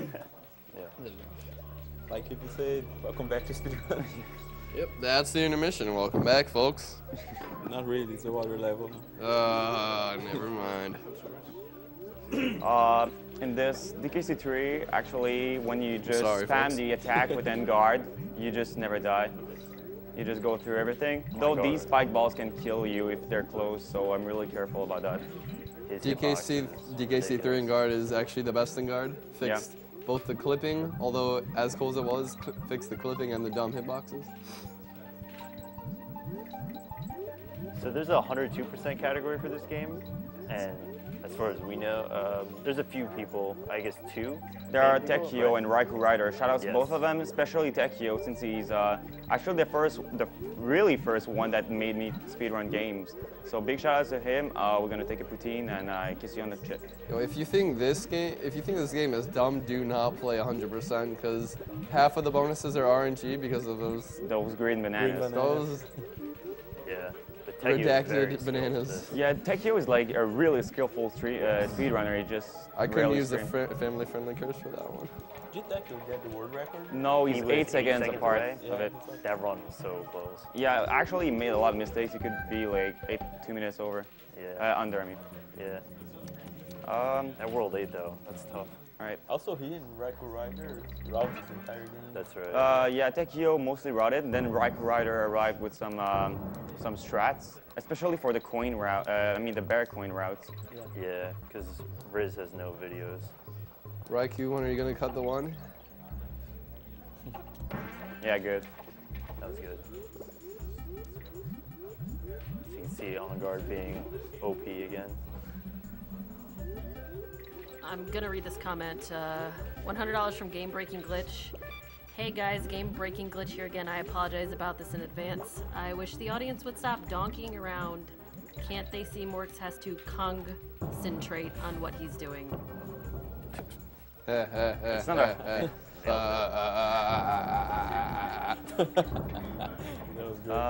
Am I gonna get? Yeah, cool. You got it. Very tight jump. Yeah, it's a tight jump, but I don't know. Sometimes like it just decides to troll me when he wants to. There's a really cool damage boost in the next level where I think I passed like a third of the level, if I remember.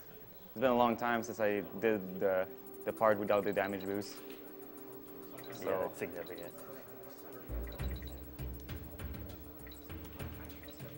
I really have to go like all the way around. Maybe the booster just go straight up. Yep, exactly, right there. There it is. Cool. Here, right there, I don't need Kitty because he climbs the ropes so slowly, so bye-bye. Oh. I guess most DKCs are similar in that which Kong you are is extremely important.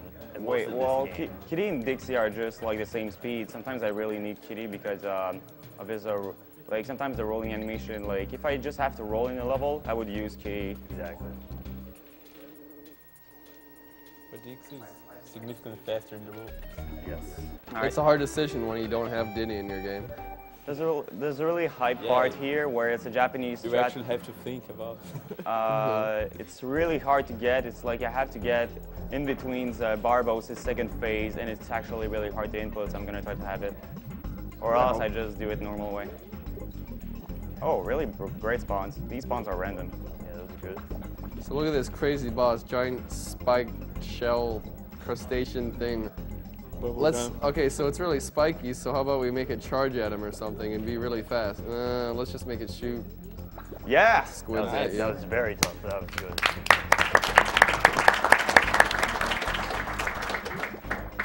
Like all these bosses, these are definitely the most original bosses because Rare sucks at bosses. Yeah, that's right. But like, so much wasted potential. It baffles me. Or a cute fact there, if I hold B while the level finish, I just go back into the level, and going back outside wastes about a minute. Yeah. So I just don't touch the controller. So World 7 is a league beyond. It's very tough. Also, I'm playing on Virtual Console version on the Nintendo Wii. It's actually faster on this version than on the SNES console. Dirty cheater. I could have played on the console, but just I'm so used to VC due to world record tracking.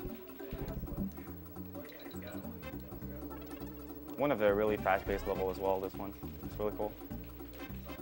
This is definitely a Dixie level. Yeah. Puts Giddy to shame. Ooh, yes. That was close. So there are a lot of prizes for this block, which is over with Diddy Kong Racing. Started with Donkey Kong 64. We have some prints. We have a plushie. We have a Diddy Kong wood piece, a King of Kong print, and a Super Donkey Kong Super Famicom cart. And all of those are available. You can check them out on the website. I don't know how many of them we actually have around here to show off, but they are about $5 or $10. Nice. So Morks was able to position the bees in a way that allowed him to scoot by on those ropes really quickly. Yeah. It really does save time. Nice and smooth. Nice and smooth. Right there, it's the level I despise the most. It's actually another run record simply because of RNG of the white barrels. They just aim wherever they want. Oh, I got it first right. It's really rare, but that means that it's going to be bad RNG after, so I'm not quite happy about that. Optimistic. Yo. Wow. The worst white barrel there. Yeah, that sucks. My world record, I had to get a good white barrel, so like it was really insane to just reset there. Oh, that is tight. This one he can predict, but then there's other ones that he has to wait for. So. I'm gonna YOLO it.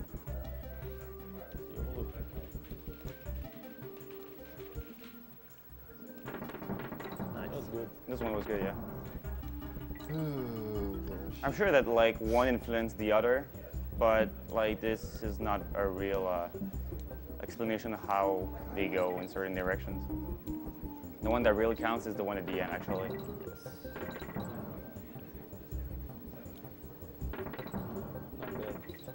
This one. This one. Yeah, right there. This is the last. Ah, that sucks. all right. Okay, all right. Works. Good. Hard strat. Let's go. Let's go. Yeah, got it. All right, cool. Very good. Very good. That was barely. That was good. That was good. Good job. Coming up next is Lightning Lookout, the most gimmick stage Shout of all out to time. Kitty's Swim. Dude, this level is such a train wreck in general. I actually have to slow down because the lightning can troll me so hard. So the lightning can spawn based on your location, but if you run forward at a fast rate, it'll like predict where you're going to be and try to strike you. So Morks has to do some careful planning as far as where he's going to be. Yeah, they could have made a hard stage, but they gave us Lightning Lookout instead. No, I can't tell. I could have noticed that. It's all for DBJ, man. Shout out to DBJ. I hate you. Yeah. No, just kidding. Like Morks told me that was wrong, but I'm just to gonna take wave it. DBJ's place, so I'm doing him a favor. Yo. Ah. Dang. All right. Just how lightning like that works. Yeah. Make a highlight of that. All right. You got it. So yeah, I really thought it was going to be a deathless run, but okay, I guess. Yeah. No shoutouts to Lightning Newcastle whatsoever. Another thing to keep in mind is that if you're in the water and the lightning strikes, if you're anywhere in the water, Yeah, you'll get because it electrocuted. strikes. Oh wait, what? Okay, it strikes the water. All right, let's go. That is intentional. You might wonder why I'm taking hits. Yes, it's because it's. Whoa! Ooh, That was a really good headshot right there. Yeah, that was. Well, it's good for the lightning, not for me. Dumb man. All right. Okay. Lightning 2, Mork 0. This is the level where most runs in. And it sucks because it's it's third to last level. Yo. Okay. Nope.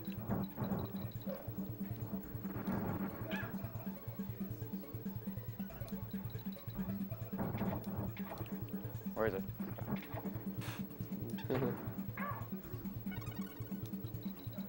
This one hard part at the end, though. Nice.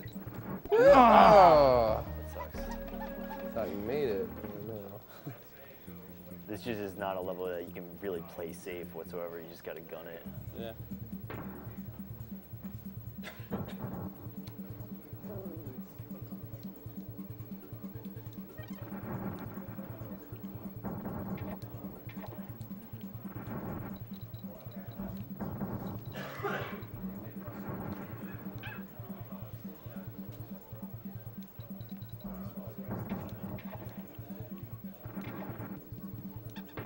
I have $20 here from Sword Guard. Tell Morks, still third in Ottawa, stay free. Thanks a lot, I guess. There we It's go. not even work. Yeah, this one, yeah. Okay. All right, cool. I got It's it. over with. Yeah. You made it! I hate this stage. All right. Dixie's time to shine right now. Yes, this is definitely another Dixie stage. I was practicing earlier, actually, and there was this one coin dozer guy that completely destroyed my momentum for like 30 seconds trying to recover back on the stage, but just didn't work. Yeah. I hope I don't get him. It's that guy. I guess I'm just gonna die. I actually really do like this stage. I was supposed to hold jump, but I guess like talking and holding jump at the same time, I don't know. It's hard. Whoa. Handle it. Yeah, difficult. Cause lag. Choking percent. Don't worry, I'm not dying ever again. Too much talking in the room causes Ever lag, again. please, everybody. Look at this. I'm gonna nail this shit. Actually, I blame VC. Input delay. Bye bye. Bye bye. So those ones he has to lure forward, and there's 2 of them on this level. That he has to lure them forward and be able to step on them. Otherwise, he can't get by. The hitbox, the hitbox to land on them are pretty weird sometimes.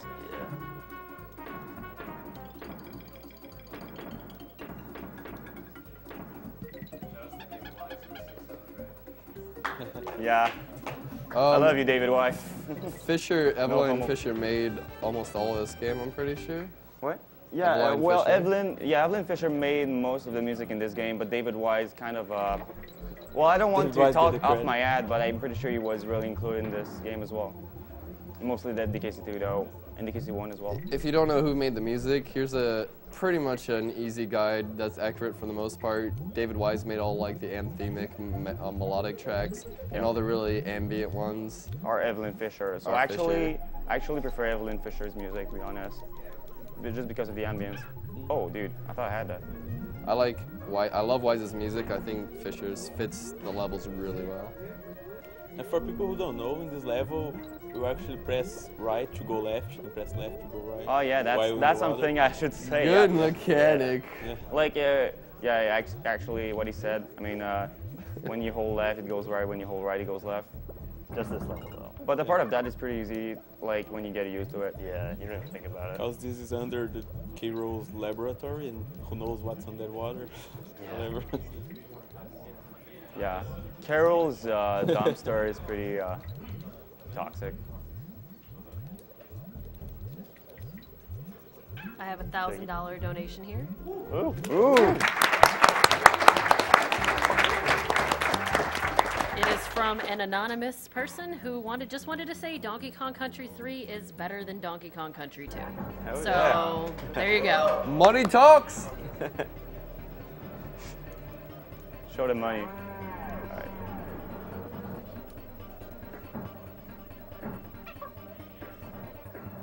So Morks is going to use a team throw to go over Chaos in this point, in which if he times it correctly, he can get the barrel to spawn on the left side, which he did. So.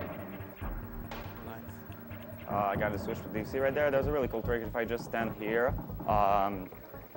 Normally the game just position you at the right position to face K-Rool, but if you're at the exact position, it just won't look at it. And Kitty's just walking. You don't see Hide K-Roll fun, Kitty. coming? What? And you can see K-Roll coming? Yeah.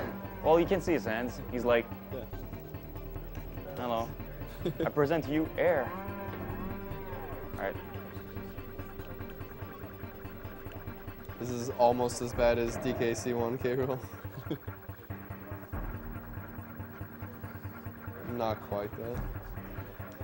But I mean, look at that animation.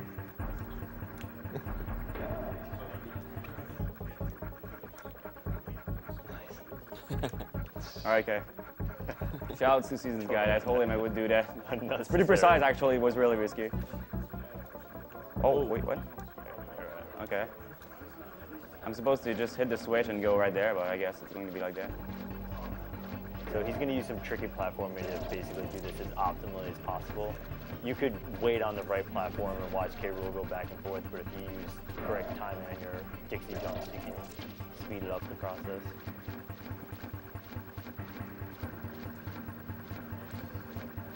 Kitty getting his cardio in, no problem. Yeah.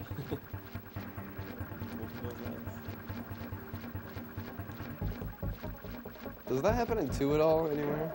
Where? Where the back Kong just won't stop walking for no reason? Yes.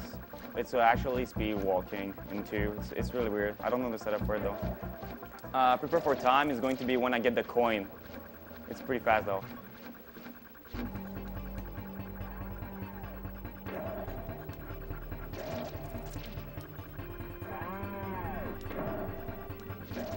No glitch right there. Yeah. Yeah.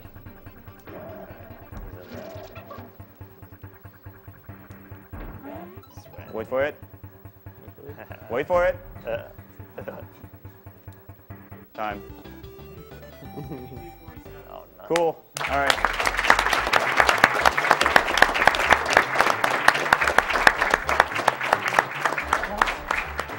Ma tête. Oh, there are your Je faisais un rêve dingue.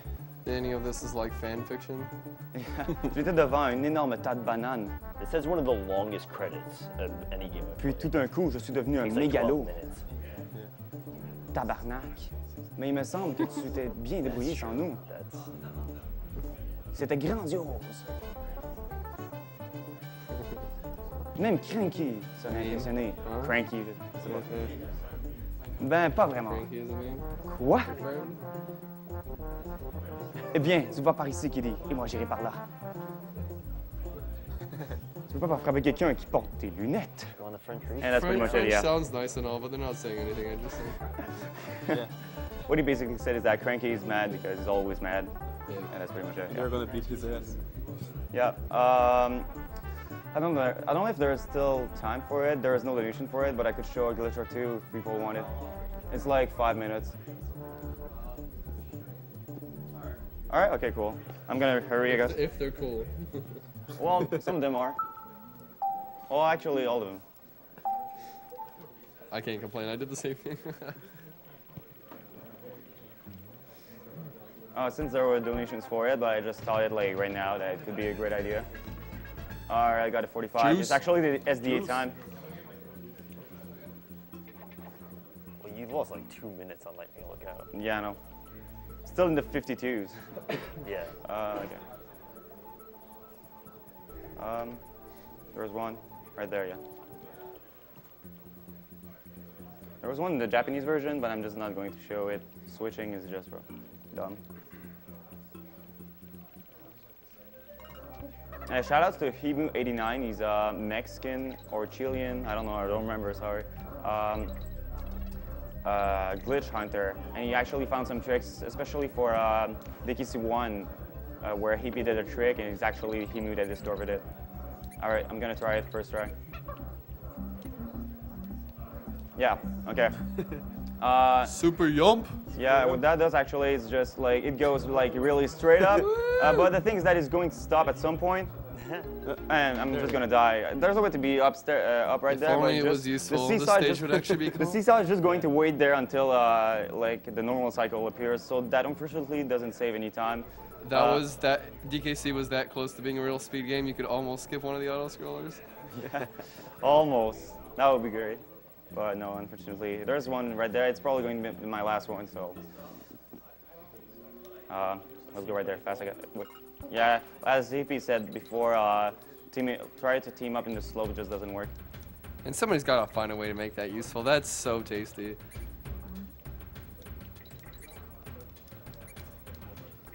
All right.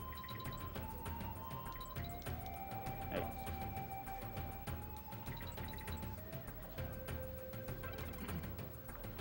Okay. There's a pretty cool trick right there to go out of bounds. It just doesn't serve any purpose once again.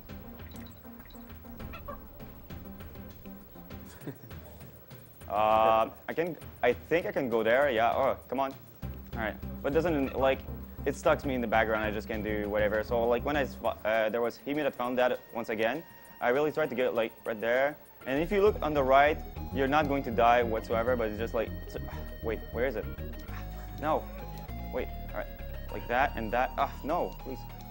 The camera really doesn't want you to go there. All right, okay. So like I really tried to stay like to watch on the right, but like as soon as you watch on the left, it just doesn't work and you die. So yeah, I guess that's pretty much it. Thanks a lot for everyone for watching. Yeah, thank you. Shout outs to the DKC crew and shout outs to Morks for putting up with the shit talk. Yeah, thanks a lot. Yeah. So right now it's going to be 2 full speed round of Diddy Kong Racing. Have a good luck, my friend.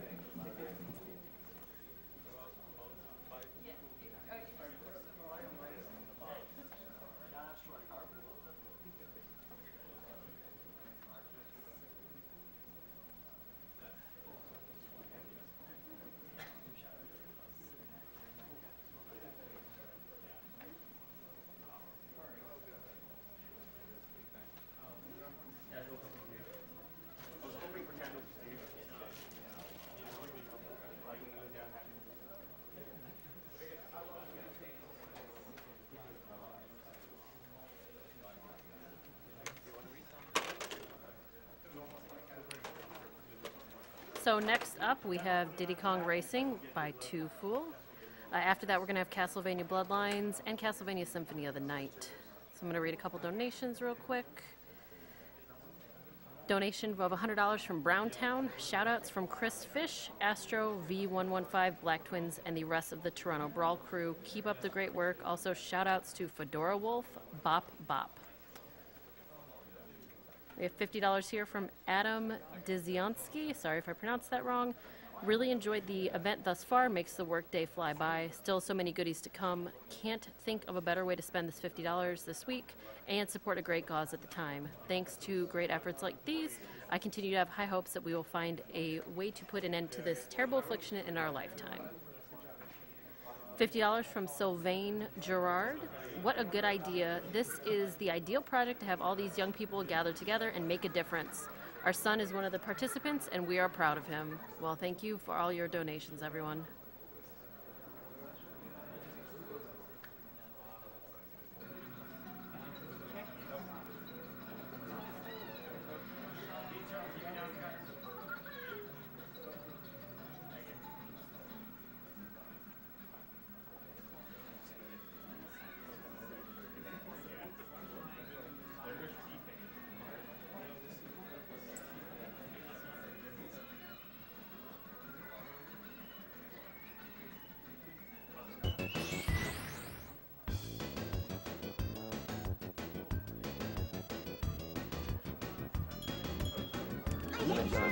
Someone.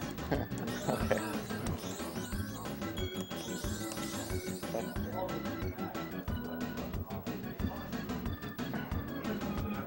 All right, you ready? All right. 3, 2, 1, go. All right, this is DiddyCon Racing. This is actually 100%. At SGDQ last year, I did any percent, which is only 45 minutes long, but this one is around 2 hours. And it does all the courses, all of the coin races, all of the boss races, all of the trophy races, mini games, and then the final boss. Now, at the beginning, you're going to see that I use TT. And the reason I use him is because he is extremely overpowered, and the run wouldn't even be fun without TT, so that's why we use him. Some people complain that he's an unlockable, but you can actually erase all of your new files and still use him, so you can't really completely delete him from your game unless you wipe your whole cart. And the run would be really boring without him, so enjoy the speed. You're going to see at the beginning I use the Japanese version, and the only reason I use the Japanese version is because at the end at Spaceport Alpha there's an out of bounds that's not on the English version.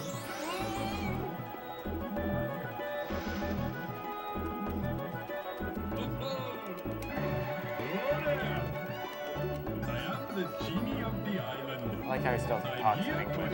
Yeah. Yeah, he still talks in English.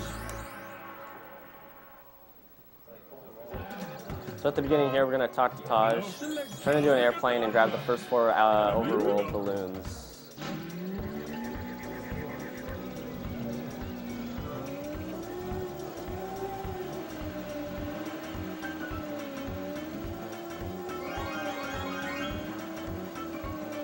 This was the trickiest one.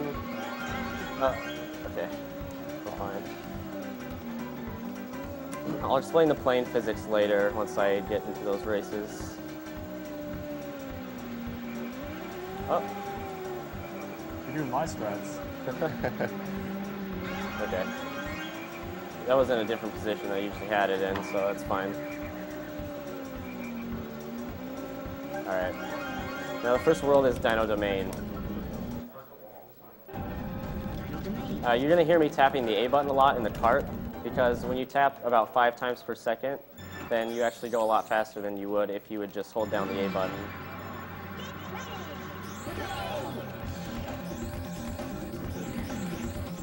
You're also going to see him drifting a lot. You pick up a lot more speed as you're drifting. And then he'll also be collecting bananas. Up to 10 bananas, you gain a little bit of speed. We don't know exactly how much it is per banana, but we know that once you get past 10, the speed stops incrementing. As you can see, one of the big problems about overlapping the computers is that they slow you down if you run into them. Right here, you're going to see me do a end of the race cutscene skip. Oh, I missed it. But on the next few courses, you can see me, I'll pause at the end of the race. And right at the end of the race, you can pause on the last frame and skip this cutscene. The first one is really long, but if you miss it later on, you can skip it with the A button.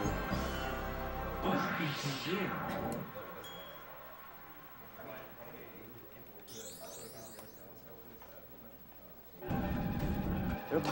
Oh no. Too fast. Yeah, too fast. You're going to see me restart like at the beginning of races because it saves like a half second for each race. There are, I believe, 2 courses you won't be doing that. Yeah. But certain courses lag a lot, and so it's faster to do that. I think it has to do with the size of the level, because like the really small levels are the ones where you race time, and the big ass ones like Darkmoon Caverns are where you save like several seconds. Yeah, those are huge levels. You saw me grab the first key there. I do it on the second lap because the computers are going to be by that boost that I just grabbed, and they would be in my way and I couldn't get it. And those keys unlock the mini games that I have to do 100%.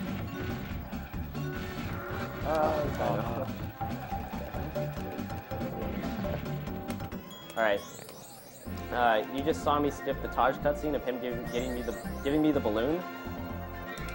You have to pause on the exact frame that you finish the race, or that doesn't work. And if you miss it, you can pause buffer until you get it. It's surprisingly easy because there's a really strong visual indicator for where you stop. Yeah, and this isn't a 60 frame per second game, so yeah. it's not really No, that hard. God, no.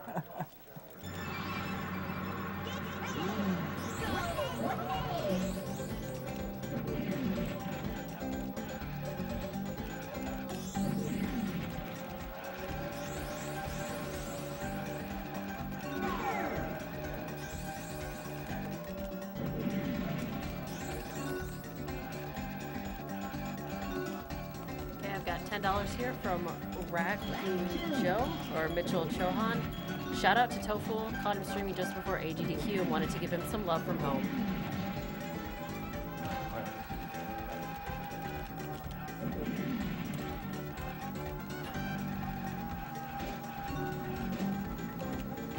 Also $120 from Hardcore1337.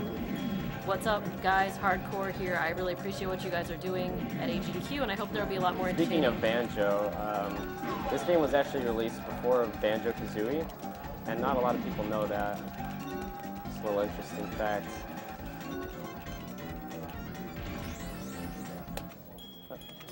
Okay, you see, I missed it there, but you can pause buffer it until you get it. Each time you get it, it saves about 6 seconds. Coming up here, you're going to see the first out of bounds.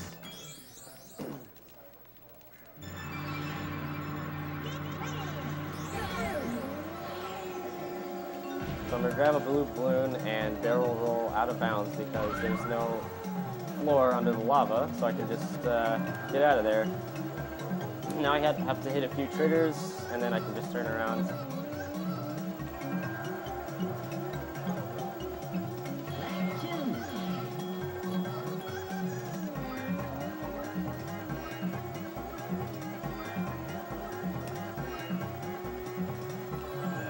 The arrows on the side are basically an indication for whether or not you've hit the triggers that you need not to get the wrong way.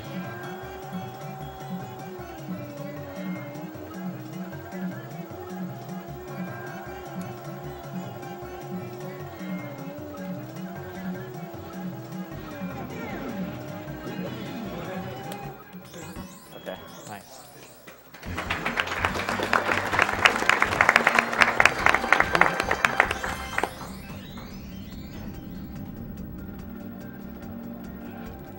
All right, the rest of the donation says, after Tofu gave Lewis a high five, he can decide where my money goes. Good luck on your Let's Play. I love you, Capo. P.S. Is $120 enough to make you guys snap on the Star City track?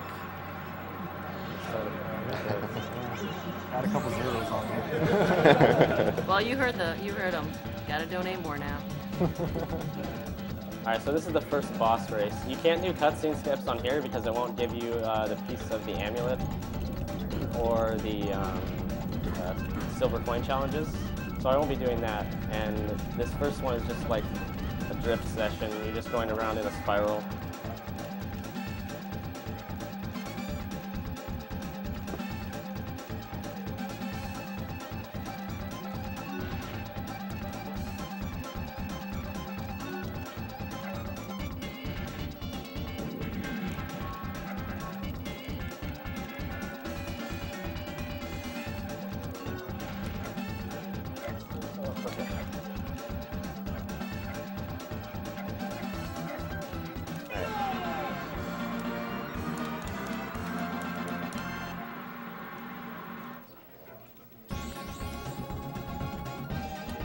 These guys are pretty notorious for their voice acting.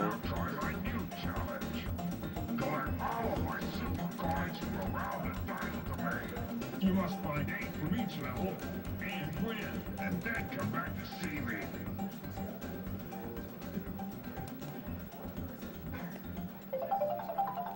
I've got something special for you. I'm pretty sure you all can read that, right?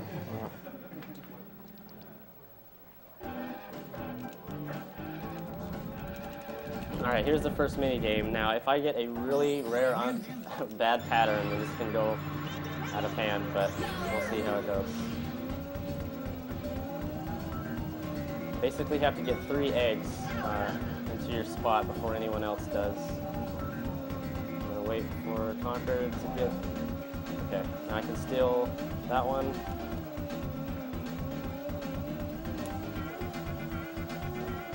Now I'm gonna either steal Diddy's or he's gonna miss it. Okay, he got it, so now I can steal Diddy's.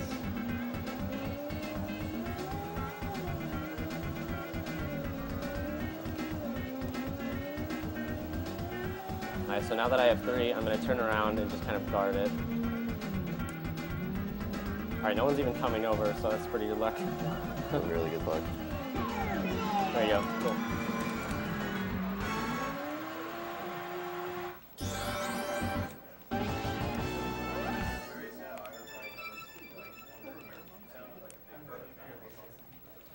Alright, so now that I beat the first boss, now we're going to go do the silver coin challenges to unlock the second boss of this area.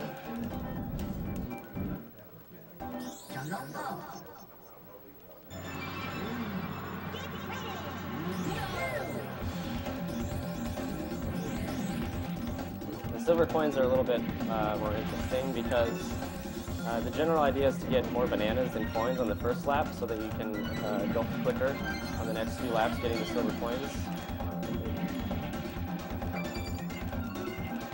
And in some places you actually want to slow down so you don't go flying off in the water or something, just like I did there and I didn't take the boost.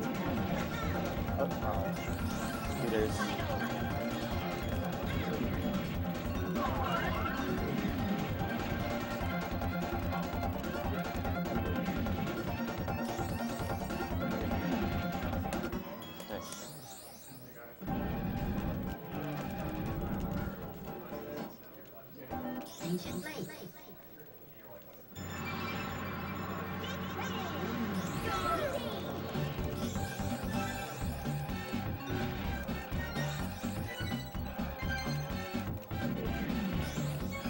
I have $50 here from Durenthal. Here's to the best racing game on the N64.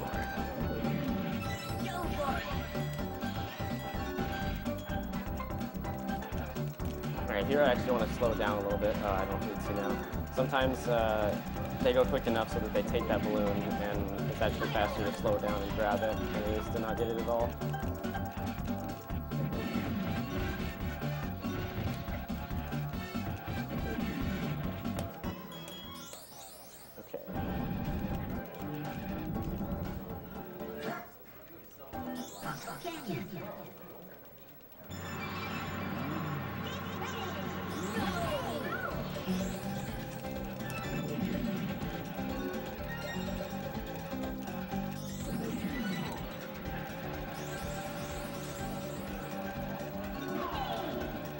$25 here from Kinnan11.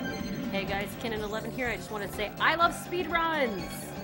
And Crazy Insane sends his eternal love to Tofu Kappa. Thanks, Crazy Insane.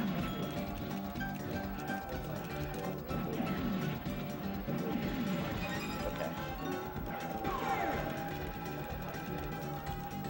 That coin that I just grabbed was actually the one I reset on a lot because if you miss it at any point, then you have to turn around and it wastes like a ton of time.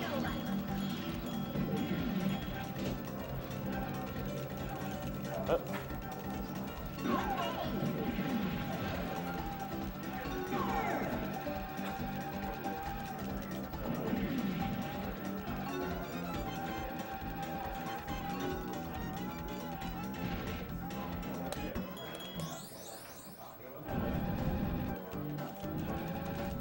Alright, so we did the out of bounds on this one last time. We're going to do it again, but just the first lap we're going to grab the coins, and then we're going to go out of bounds.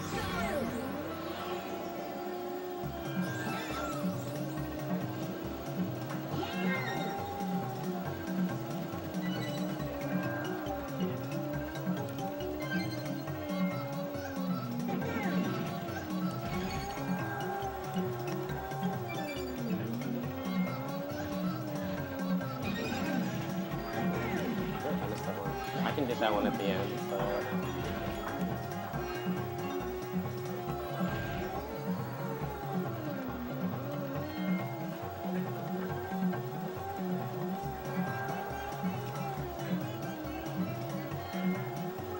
$10 here from Dan Smith. $10 purely to say I need to see more of C-Fox and his fantastic hair on the stream. Good to see these N64 classes being played, and damn well. Wow. Good luck to the run and all the other runners. Thank you for your donation.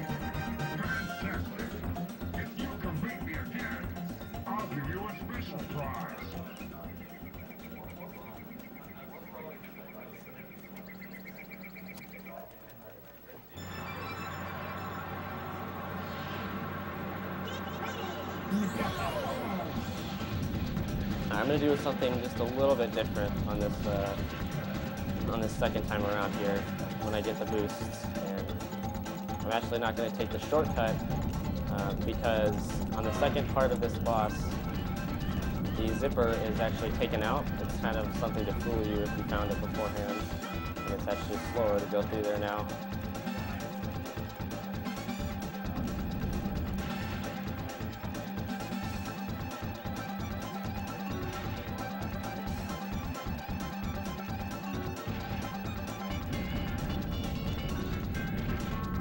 If you're not familiar with the game, the second boss race is always slightly different. It's usually them taking out speed boosts or adding extra obstacles along the way.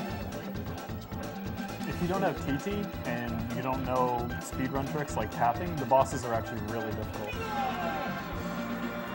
Not the dino so much, but the others are really, really hard. The walrus always gave me trouble as a kid. Oh yeah? And then I found out Crunch is actually pretty fast in hardcore. Good luck handling them though. Yeah. Especially the second one in Shove-It Island when you spawn the bubbles. Yeah. Yeah.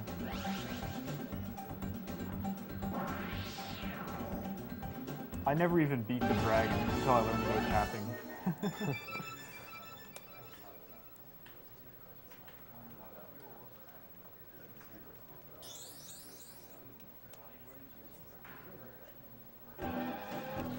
Alright, so now we're going to go do the trophy race.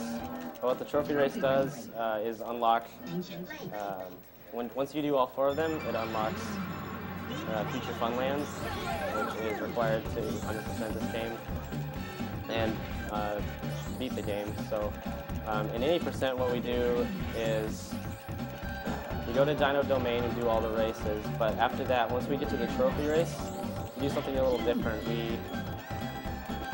We get to Hot Tub Volcano in the trophy race, and then we do this wrong warp out of Hot Tub Volcano, and it's this weird loading zone under the finish line. We don't really know why it's there or like how it, why they would leave it in there. But what it does is store the trophy race, and you can go to any other course, and you can actually get the that course's trophy race. So you just keep repeating that over and over. So you're actually doing these 4 tracks like 7 times in that run. And it gets very monotonous, but it's very fast, and it makes it so you can complete the game in around 45 minutes or so. There's a lot of weird programming in this game. Just the fact that the whole tapping thing exists, I mean, is there any explanation for that, or is it just... I mean, when you drive down the highway, you don't sit there and just mash on the gas over and over. That's how I got here. It might work. Yeah, I've never tried. Yeah. You shouldn't try it. It seems like a lot of rare games are like that. I've read that this game originally, in like the earliest beta, was a caveman RTS game. I don't know if that was true, but I read it, so... Probably not true. It's on the internet. It has to be true. It's on the internet.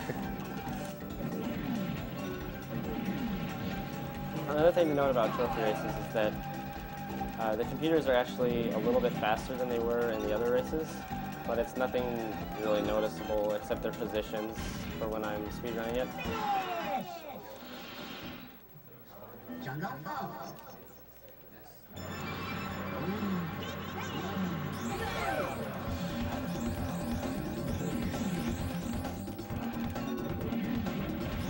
I have a $50 donation. Oh, do you want to go ahead? Go ahead. Are you sure? Okay. $50 from Cole Serve, donating again, and got a shout out Tofu. Are we going to see another world record in Diddy Klong racing this year, Tofu? I don't know if that's a typo or not, but good luck on Te-Earn and all Te-Earns to come. And put this money towards Runner's Choice. I don't know, did you pick Yeah, I already have something for that. Thanks so much for your donations, everyone.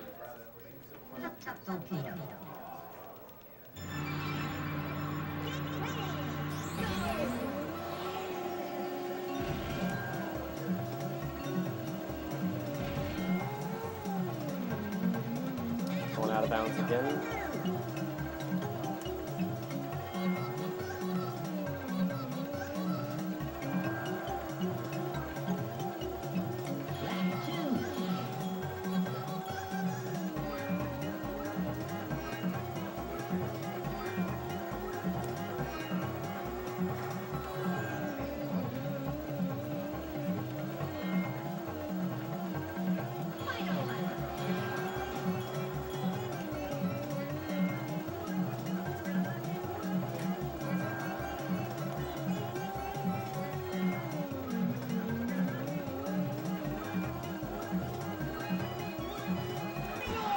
Alright, so now we're done with Dino Domain, and the next place we're going to go to is the Snow World. But first we have to race Taj to get his balloon.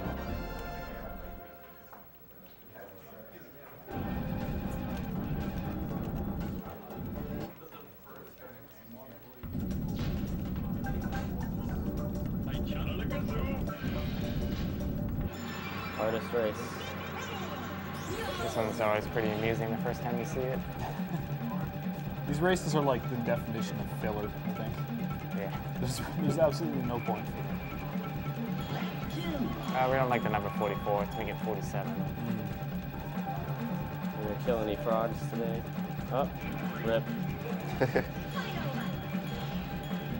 Alright, so for the last lap I'm gonna go on the grass and just do a little shortcut.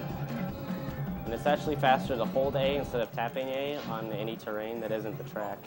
Hello, everybody pronounce. I did not know that. I didn't either. I did not either. Hello, select you, abracadabra. And everybody pronounce.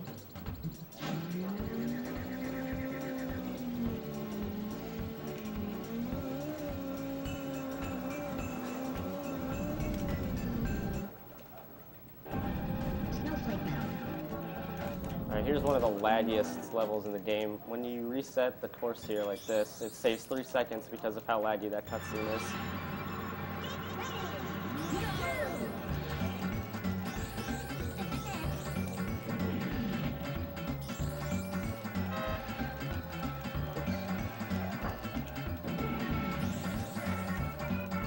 I have a $50 donation here from Samuel Boyven. Can we get everyone to yell, "Get ready, go" for at least 2 races? I'm sure we can do that, right? Yeah, we're gonna do that.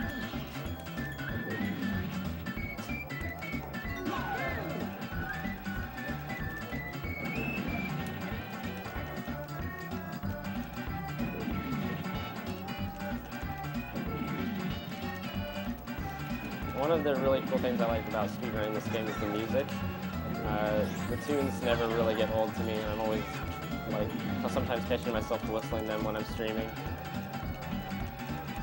The thing is, the music actually lags the game a bit, doesn't it? Yeah, it does. So you can turn the music off before a run and probably save a bit of time, but it's so good that nobody ever wants to do that. It's very, very minimal. It's only used for like time trials. Yeah, people do it for time trials. And now I know why none of my times are even close. I'm not sure how much of a difference it Yeah, makes. it's not. This is one of the 2 cutscenes you don't skip, besides memory. I always skip it by accident. That was weak. Nobody was ready for that one. We got the next one. Yeah.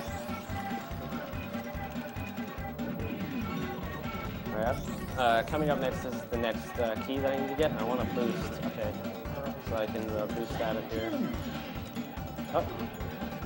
Grab the key. Grab the key. Thank you. All of the keys except for down on the main one are in really annoying spots. It took me ages to find one if I can hold it. Oh my god, it's horrible. It's the worst. Chris and I don't want to burrito. It's pretty bad. Sometimes don't you go through it, like the bug just isn't there. Yeah, I've driven straight through it before.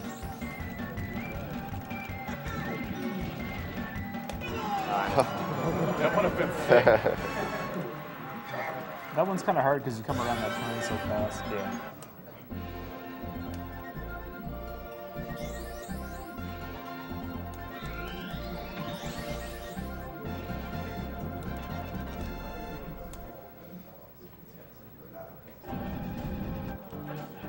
Are you ready for this one? Yeah. Are you guys ready for this one? Get ready! Go! I jumped the gun there. Much better, much better. Much better. All right, on this track, I want to explain a little bit about the plane physics. In this game, barrel rolling is actually faster than just flying. And so most of the time, I'm actually letting go of A when I'm doing the barrel rolls. And even so when I'm in boost, because when you let go of A during the boost, you go much faster, and when you press A again, you go back to that speed. And so if you keep letting go of A, you keep that speed, and it'll kill it if you press A again. So throughout probably 3/4 of this track, I'm not even pressing A.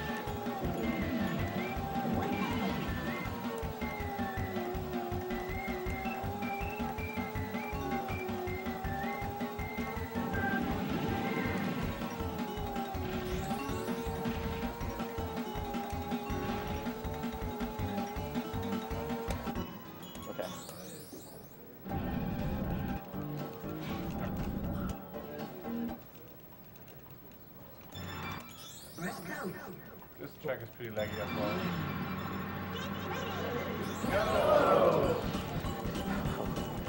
Yeah, that was not so good, guys. Not so good. Like the first one. If you want to do it more, you have to donate more. Don't enable these. Donate for more.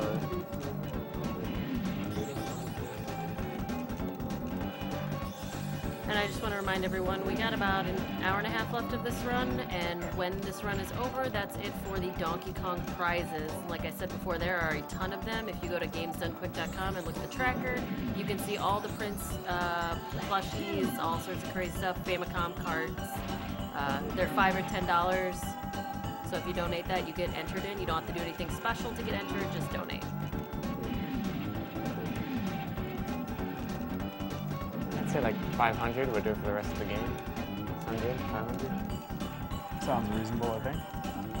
All right, you guys heard it. If you want, we have to be really enthusiastic though for $500. One thing I forgot to mention, on this loop-de-loop, if you go on the right side, for some reason you actually go faster than if you were just to go in the middle.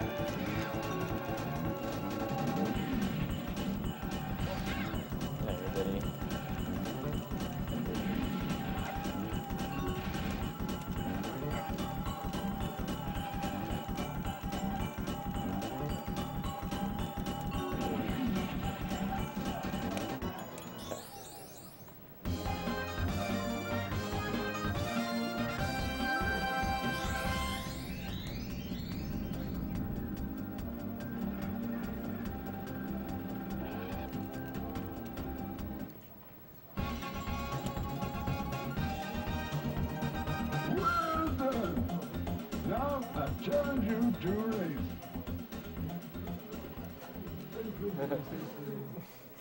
Alright, so here's the first race where you encounter the hovercraft if you don't play around with it in the casual play.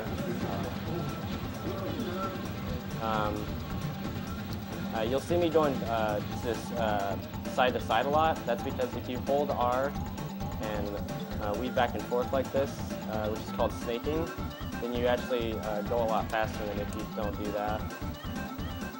And both with the plane and hovercraft, if you tap A at the top speed, you go a little bit faster.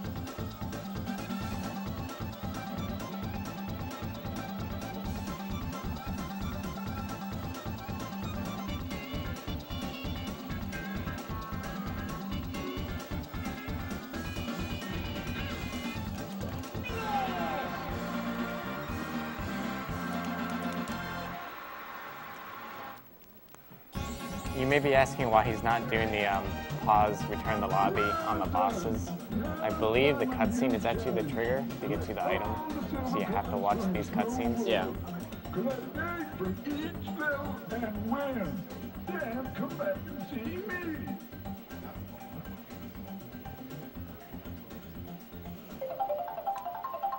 Another great tip.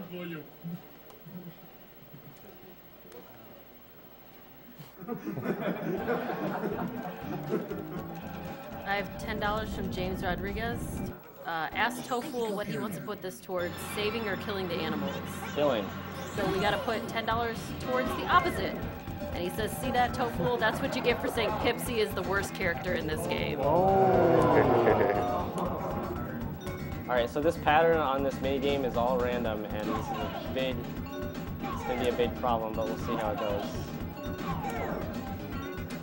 Alright. Okay, how can I get him? Okay, now the other one's coming up this way. Hope he doesn't fall off. Don't fall off. What's he doing? Okay. I don't know. What is it? Okay. Wow. Later. It's everybody's favorite minigame.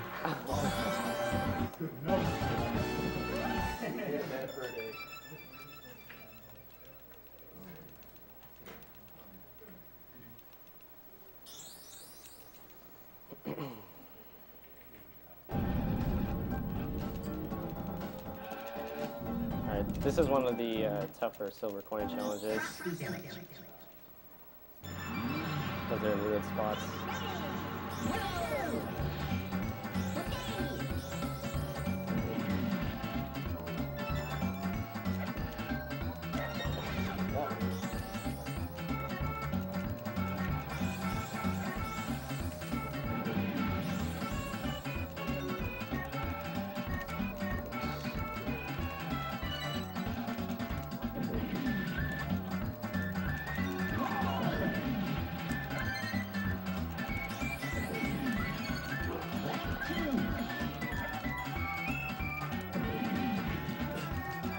You are watching Awesome Games Done Quick 2014 with members of SDA Speed Demos Archive and SRL Speedruns Live. We're doing this donation marathon for the Prevent Cancer Foundation. It's a nonprofit that has invested $134 million in support of cancer prevention, research, education, advocacy, and outreach programs nationwide, and it's going on until, I think, Saturday night. So it's been going on. We've been started on Sunday. It's a long week of 24 hours a day marathon streaming.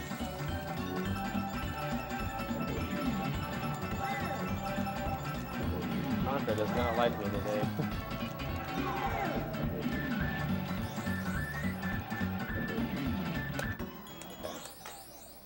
Frame rate on that level is just beautiful. Yeah, it's awful. I don't know, after playing DK, nothing really phases me anymore. That's fair enough. Get ready! Go!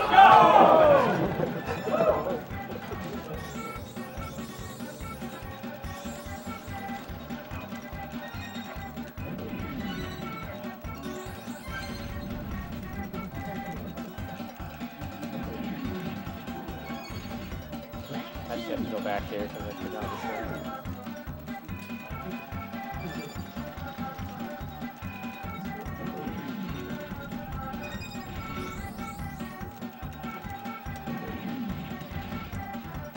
Last one's right here. Go for it.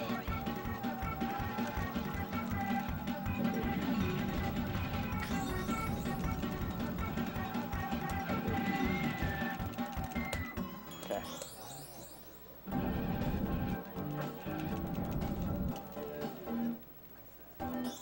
Yeah, those end of the race cutscene skips are actually really important because I guess we're gonna do it anyway. they're important because if you got all of them in a run, it would save like a total of close to 2 minutes, which is a lot of time. Thing is, we said we would do the get ready go thing if people donated $500. So the people who are yelling right now are literally stealing from charity. Just consider that.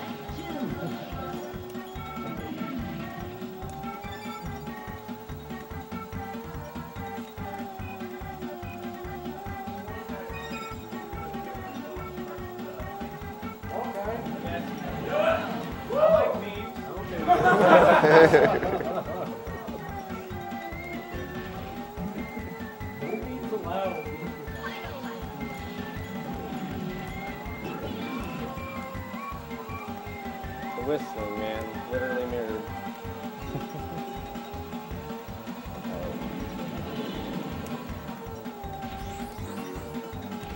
Okay. Okay.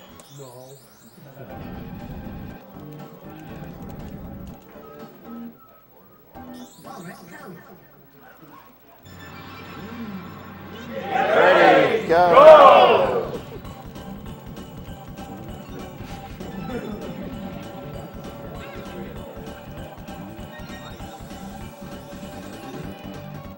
I have $50 here from Matthew Jones. I've never seen a Diddy Kong Racing speedrun on this level before. I am in awe. What a great way to end the Donkey Kong block. Well done to all runners who participated. Thank you for your donation.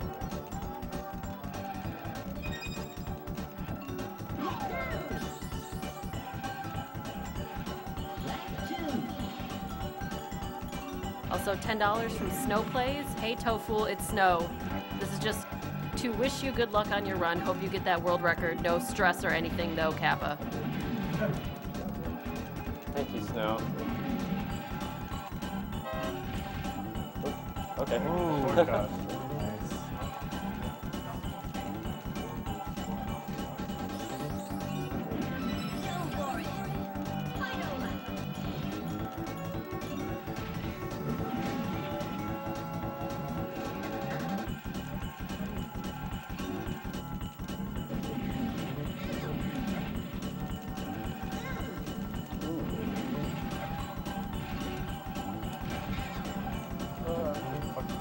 Bumping into bumper.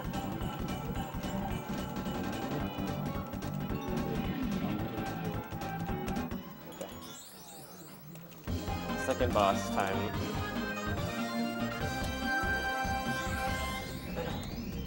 So like I said before, they make the second one a little bit harder. He goes a little faster, and they take out some shortcuts and boosts.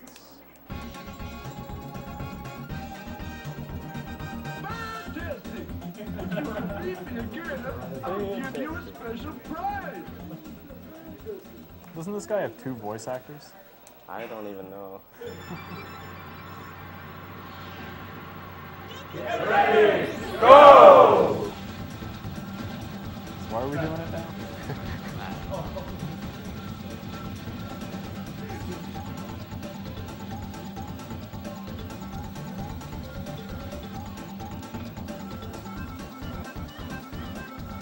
Something interesting about this course is that you can actually go behind the finish line, and you can bump the hovercraft out of bounds, and you can just fall out of bounds. It doesn't really help in a speedrun though, because you can't finish the race with it.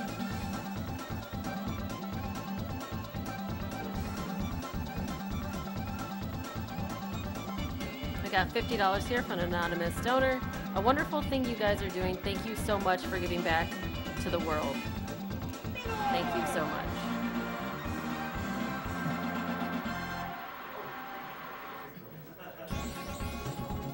Hello again. Well done! You've won a piece of the amulet! Now try the trophy challenge. Goodbye, kid.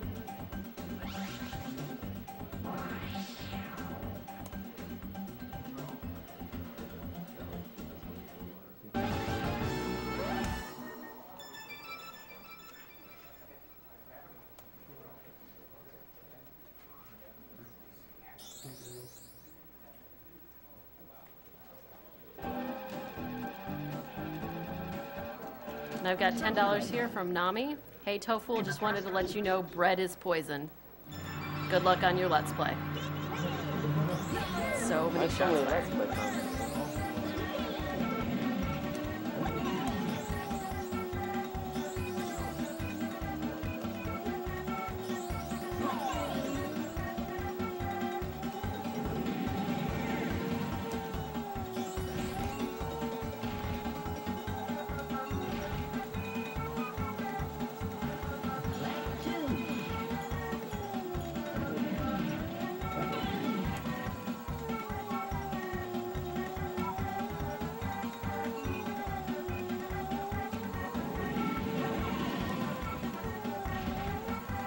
hello. Sometimes if you go too fast, it just doesn't register when you go Yeah. through things like that. Like bananas, balloons, the eggs.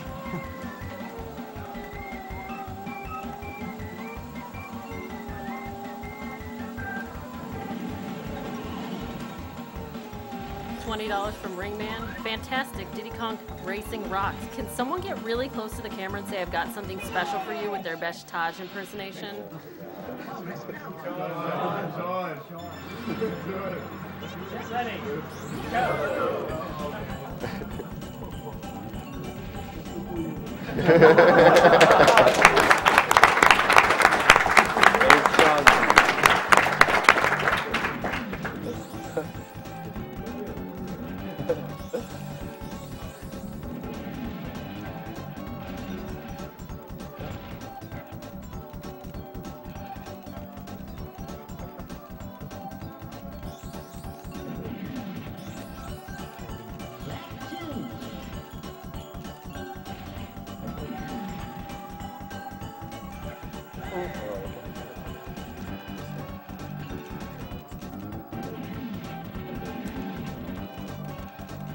One thing nice about the trophy race is that at the end of each race you don't have to do the cutscene skip, so it's something you really don't have to worry about in the trophy race portion of the game.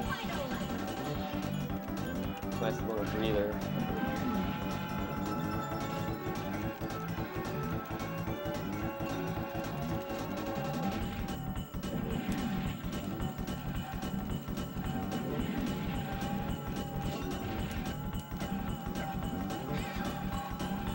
It's like the 6th race bumpers bumped into you.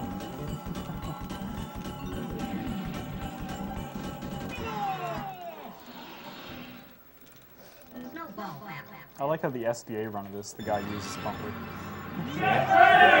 Go!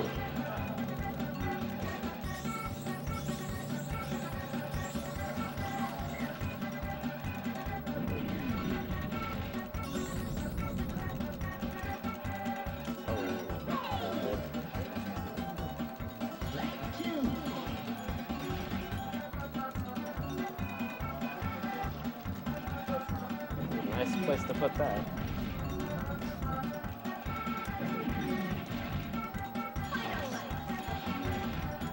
Okay, I have a $10 donation from Taj, a $50 donation from John Stratton, and a $15 donation from Landon. All three of them are asking for more Get Ready Goes, so I think we can get a few more of those right now.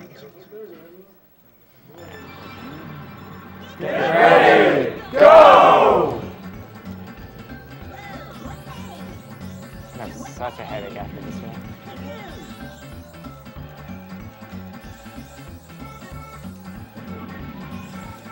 That was nice.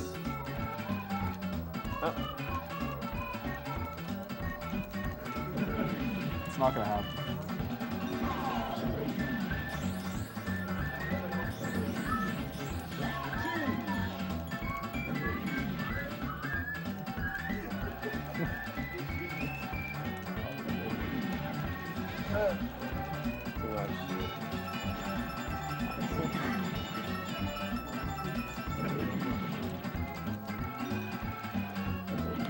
Wow, we do have a $500 donation from an anonymous user that says, so that they can yell, "Get ready, go" as much as they desire. So everyone's good. Not at all.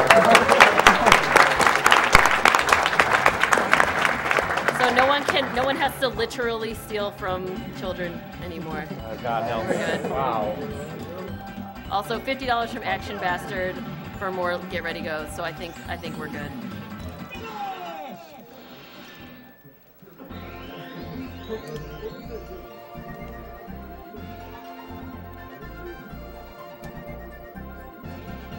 There's actually 3 types of statues or trophies you get depending on the place you end. Like Silver Genie for 2nd place, I think, and I don't know what's for 3rd place. Bronze, probably. Yeah, that's bronze. I don't know the statue though.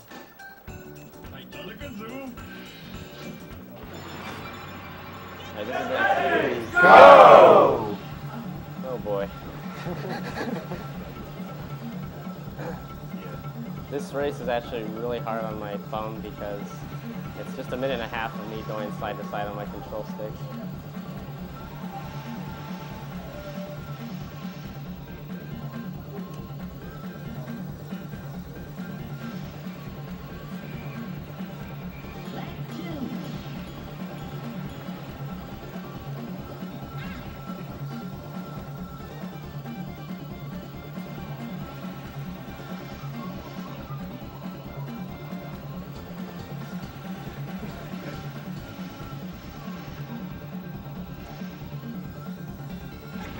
Oops. Bonks are really devastating in this game. Yeah. Like, you saw there, like, double how... kill.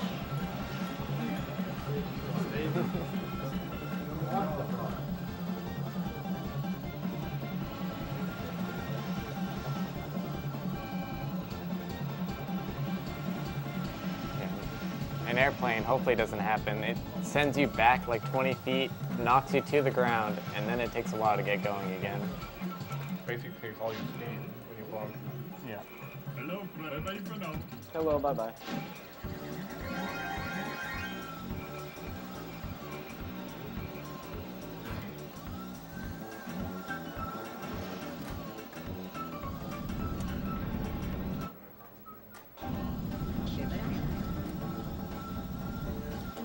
I have $50 from Count Neko, who is here, so I'm not sure where he is. But hey guys, it's been an amazing marathon so far, and the first one I've been to in person. DKR took me several weeks as a kid, and it's always great to see someone destroy it. Shout outs to the awesome guy who donated pizza.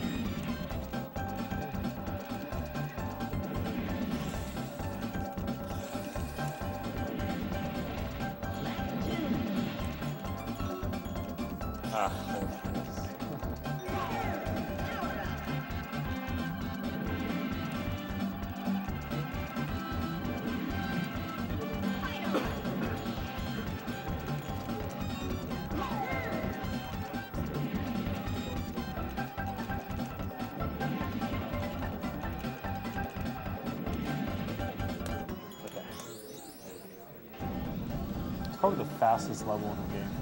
It's just like constantly boosting through the whole thing. It's one of my favorites. Yeah. Get ready, go! I think there's a very slight delay with the projector. So yeah.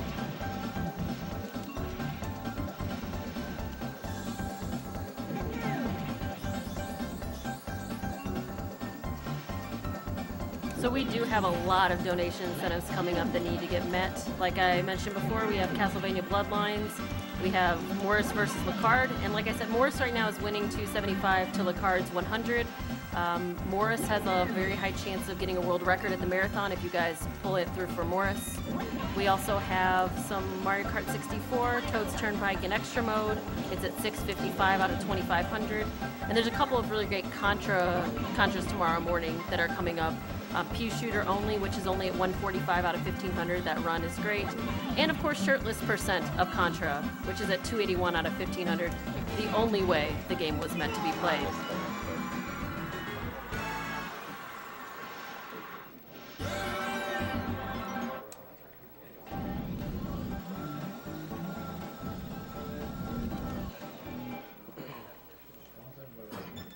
All right, for Crescent Island, there's a key here to unlock the minigame. Get ready! Go! This key here is the only one that's faster to reset after you get it. Oh. Hello? Okay, there we go. Let's hit boxes. Get ready! Go!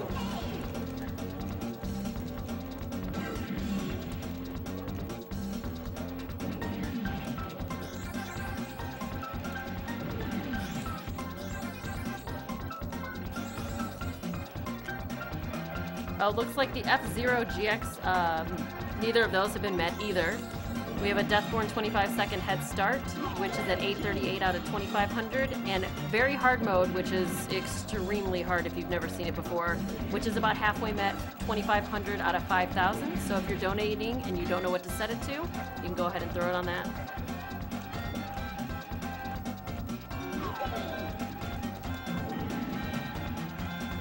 Now on that boost at the end there, I actually hold A instead of letting go of it, because if you let go of it, you'll go too fast to get that little shortcut.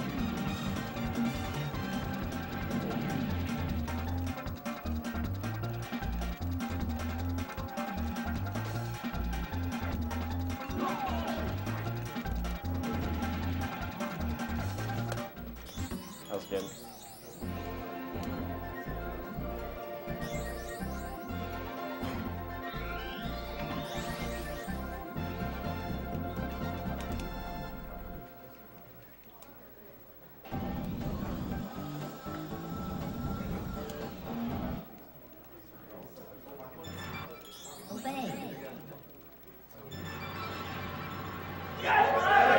Go!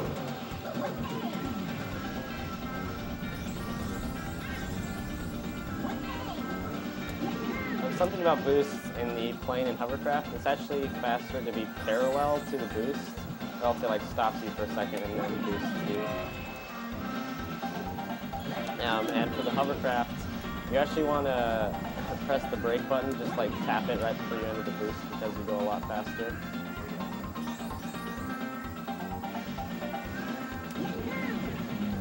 Okay.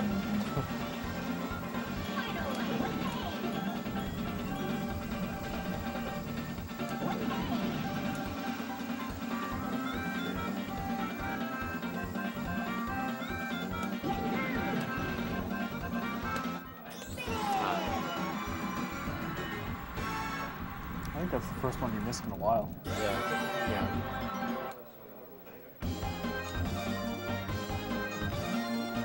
This octopus boss is one that a lot of people usually complain about because it's pretty tough if you're using Pipsy or Tip-Tup or another slow character. Another great voice acting.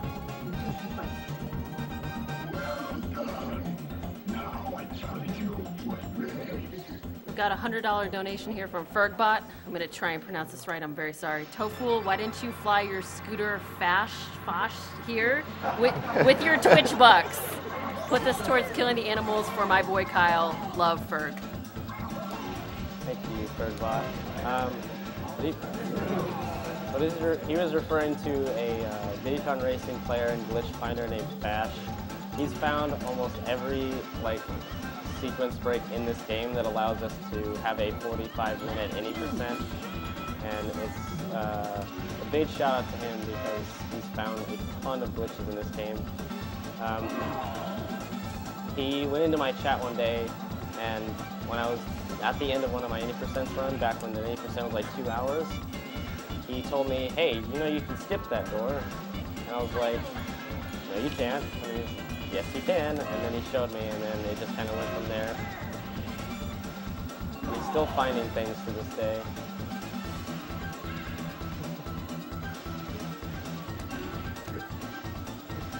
And I almost overlapped this guy. Not quite, though.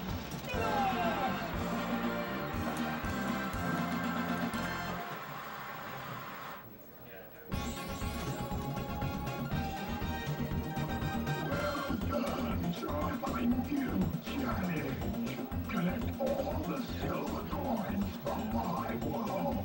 Find 8 from each level and then return to me. Alright, now we're going to do a mini game that's similar to Icicle Pyramid, but it's, they kind of follow a similar pattern, but it's very easy to manipulate.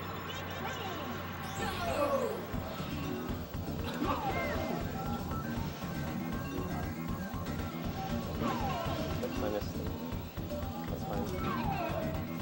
You just grab these boosts over and over, or these rockets over and over.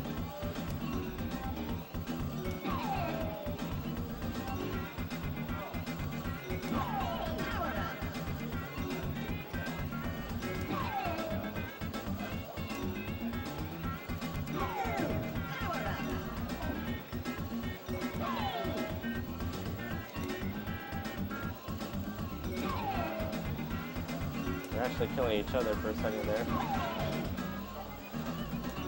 Alright, one more. There we go.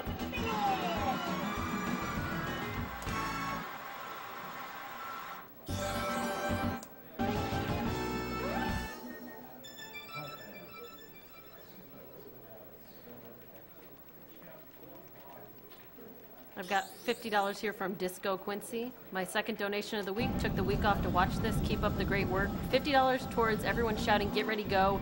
at the start of the first boss fight in the Castlevania Bloodlines run. I'll see if I'm still. Go! I'll still be on the mic, so I'll see if I can get him to do that.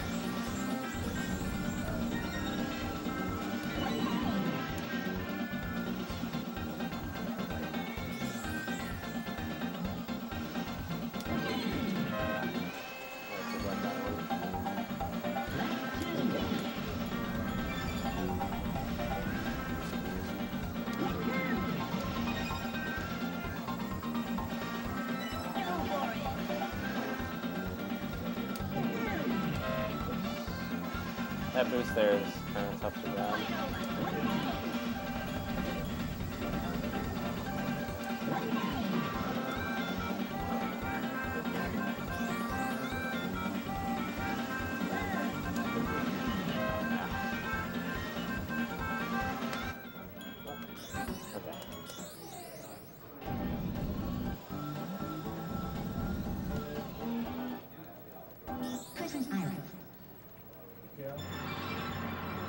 Get ready, go!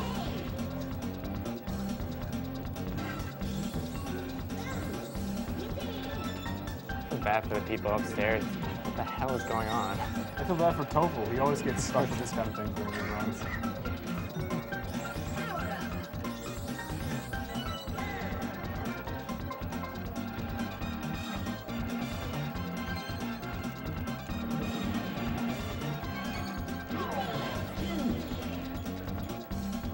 Got $100 here from Pachi. Really cool donation, guys. Awesome to see you dash these games from my childhood. Keep up the fun.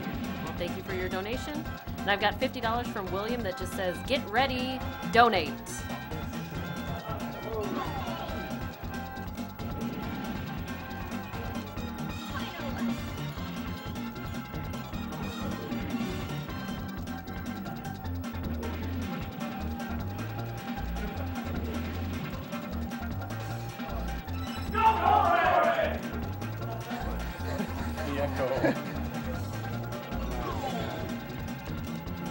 $10 from an anonymous donator. I want to hear the whole room shout, "No, no, no, wrong way." Oh, not that way. I don't know, $10. No, no, no, wrong way!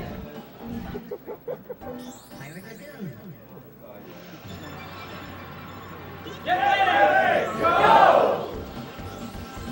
I'm so sorry, Tofu. It's a hot new speed meme. I can't do anything about it.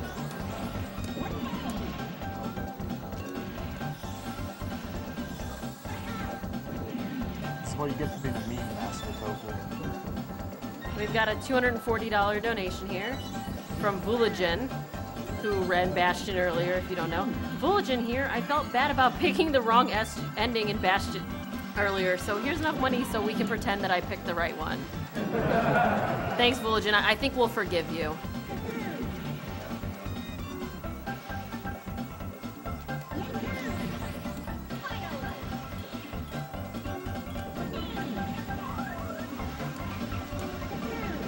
Oops, I forgot this one. Yeah, it's about to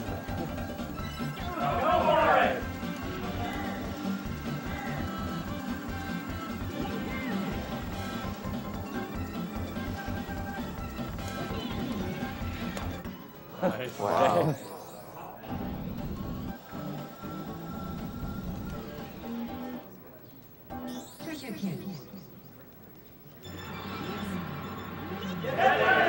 Go!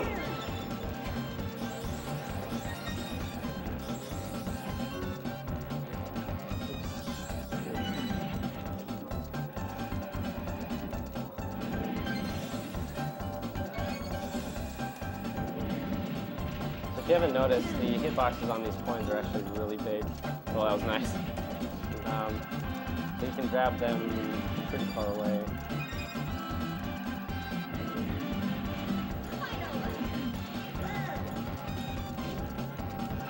Go for it!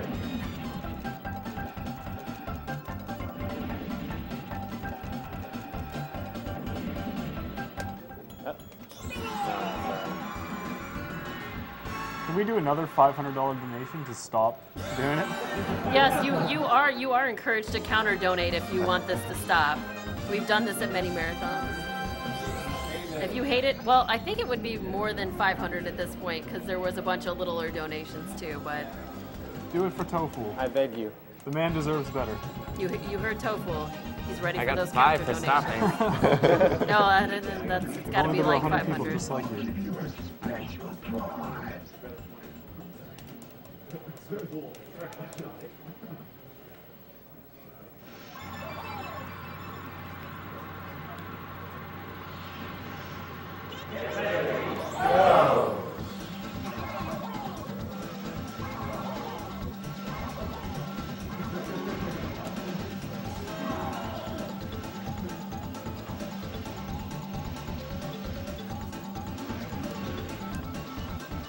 Got $100 here from Pasta Lol.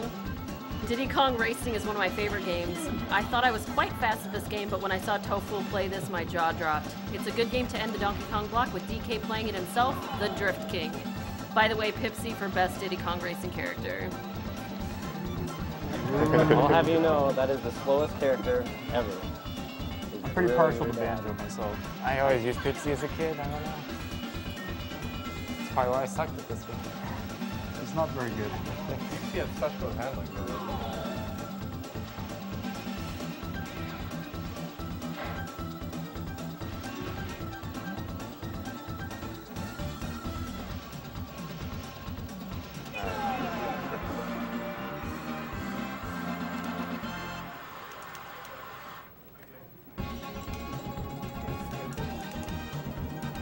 Well done, you have earned a piece of the amulet. Now try the trophy challenge. Goodbye. If you're from the Pal area, you might notice they changed the text a little bit. I don't know why they did that, but yeah. It doesn't say shrimp in the Pal version.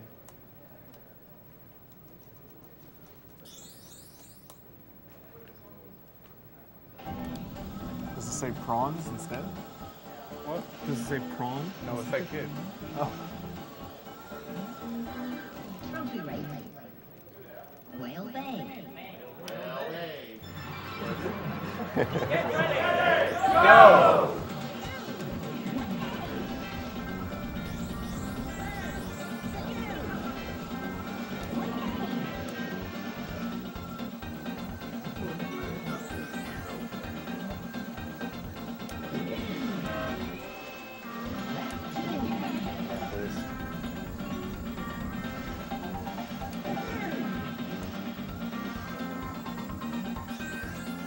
Got $100 here from Reed F1. I really miss playing this game on a regular basis. I lost my grandmother and my grandfather to cancer, and this run-through really helped me, especially the battle mode. My childhood is exemplified with this game. Well, thank you for your donations. See you later, Crunch. Poor Crunch.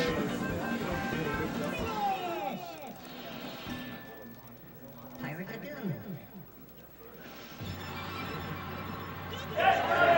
Go!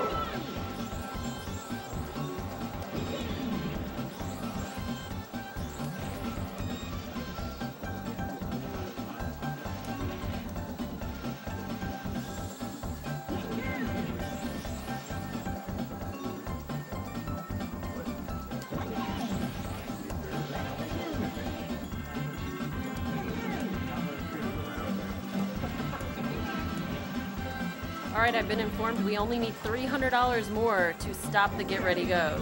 So, so if you guys can get that 300, we'll be stopping.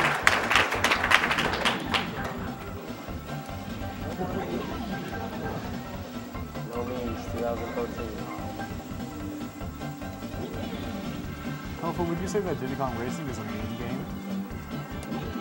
Yes, don't play it. Christmas Island. Go!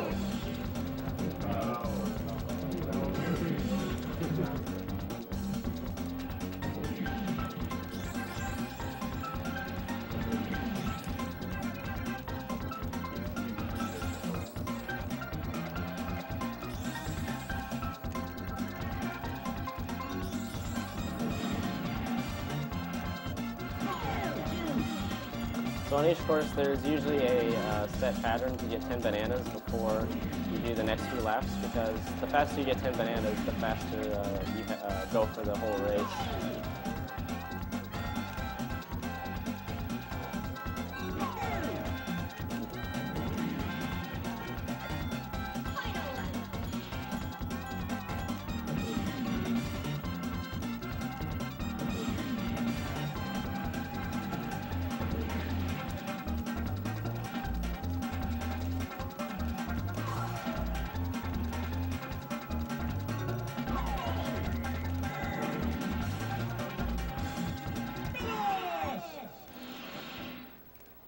Treasure cakes.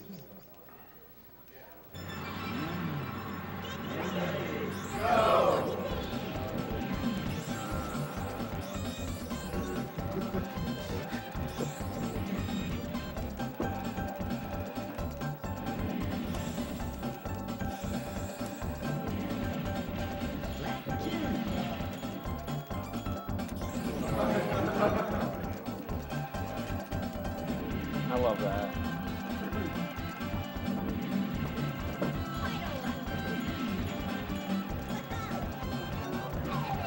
That's what It's you always get. bumper.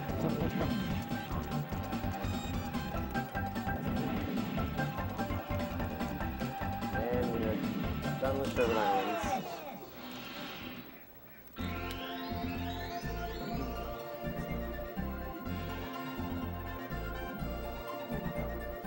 Got $50 here from Jamie C. Fantastic run of Diddy Kong Racing. Every time I see TT flying around in the plane, I keep expecting him to roll off the side, but he never does. Well, thank you for your donation. And one last Taj race.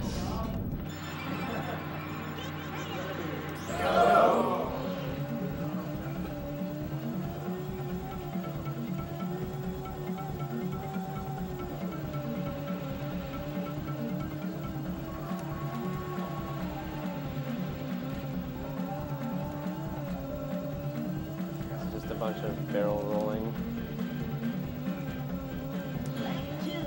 And something that you can do in the middle of your last barrel roll, you want to hold down the A button so that you don't absolutely lose a ton of speed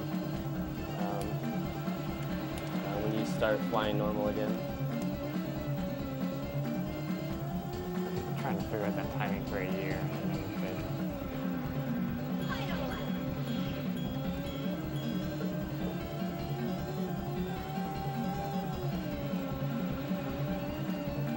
Time will be about a 1:03. Never mind.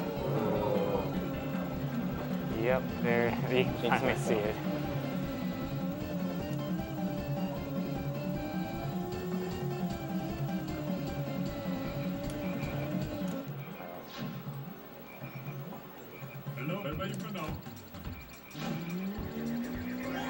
Alright, now we're done with all the Taj challenges.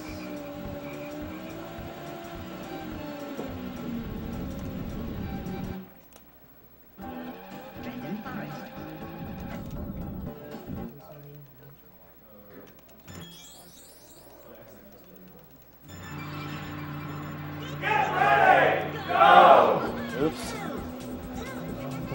That's fine, there's a boost right at the beginning. The man needs to hear his audio cues.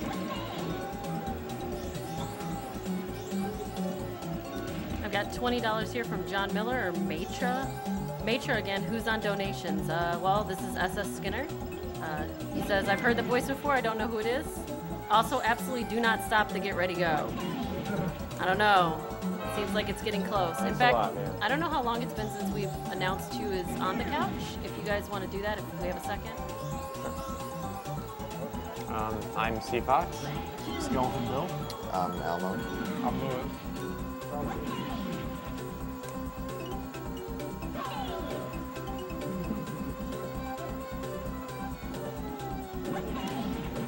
It's one of the harder boosts to get.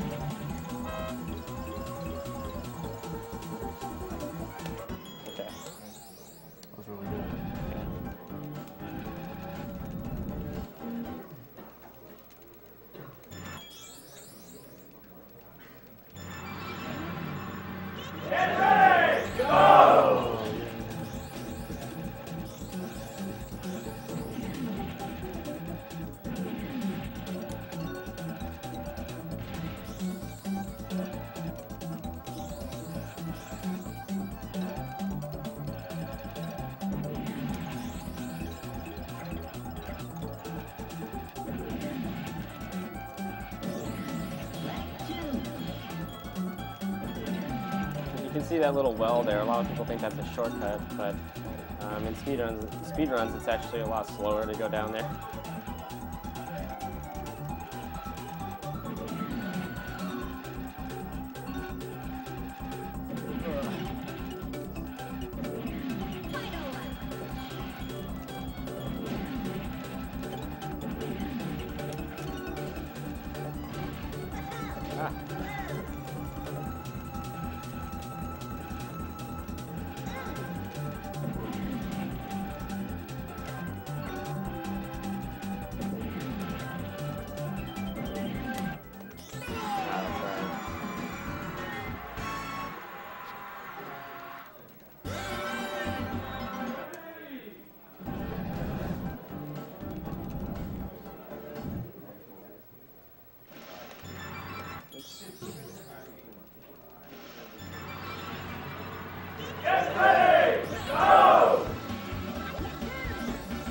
Alright, so this level holds the last key that we need to get to the last minigame.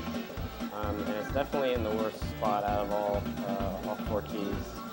I did it on the second lap.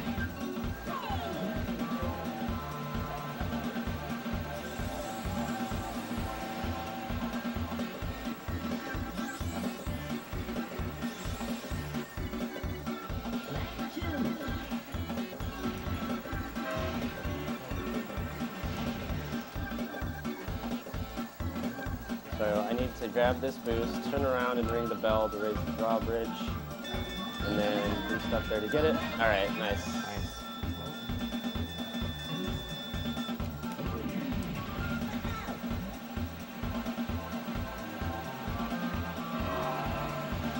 As a kid, I was always wondering which one of those was faster. It turns out the left one is.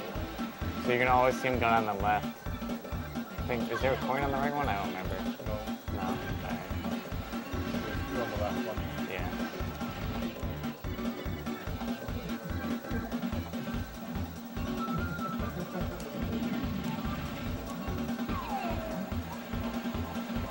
Yeah, the left side here is definitely a lot quicker because you end up on the right side actually when you come out.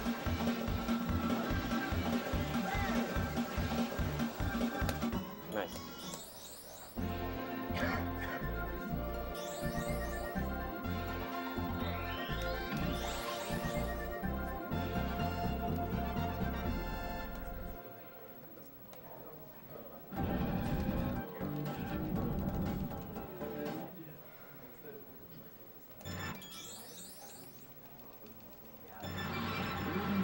Get ready! Go! Got $10 here from Amanda. Okay. Miss Hug and Kiss would like to donate to say, I love you guys. Keep up the great work. Together we can make a difference. How about some high fives around the room? I think people might be a little more encouraged to do that than what they were having to do before.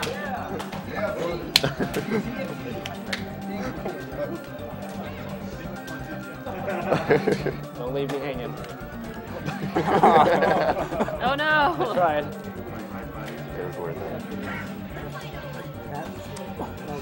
What?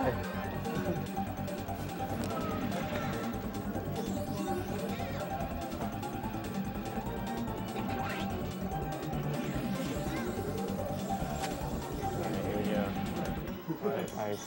Alright.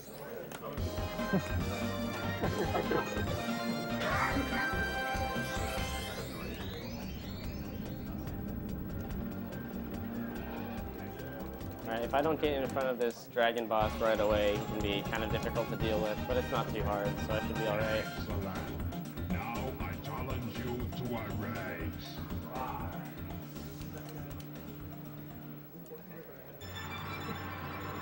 This guy cheats like crazy too. Yeah, he does. Get ready! Go! If you get stuck behind him, it can be really hard to get back in front. Yeah. He just That's not too spits bad. fire at you.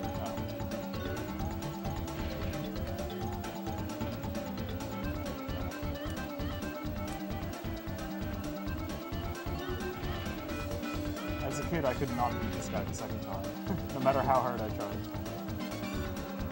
Definitely took a while.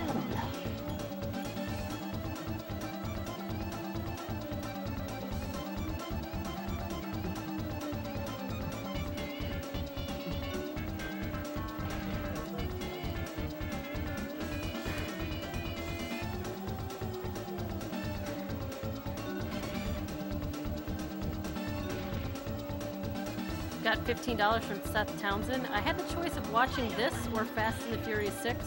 I think I made the right choice. This is pretty fast, pretty furious. It's a Tokyo Drift, right? There is a lot of drifting, yes.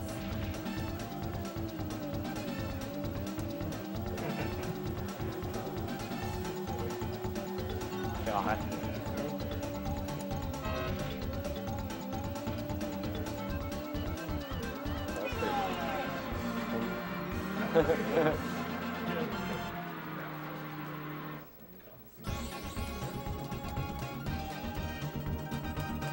Excellent. Now try my new challenge. Collect all the silver coins from my world. Find 8 from each level and win. Then come back and see me.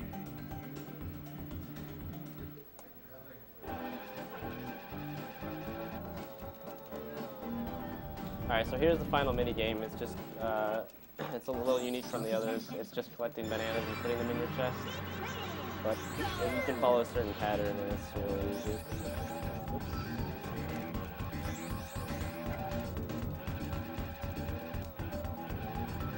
Probably gonna get sniped by this guy here though. Yep. That's okay.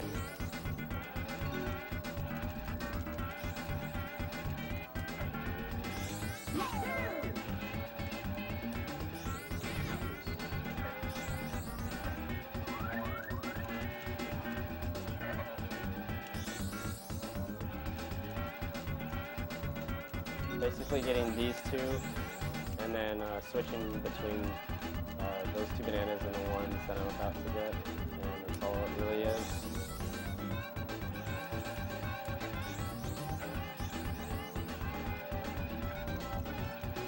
And that's all the mini games.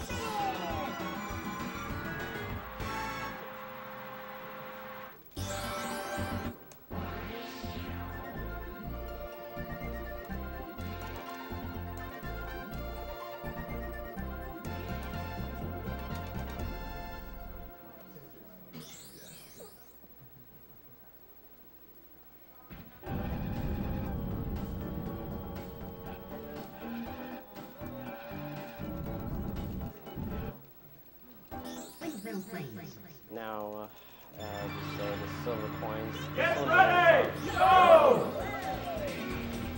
Got some interesting placements for the silver coins.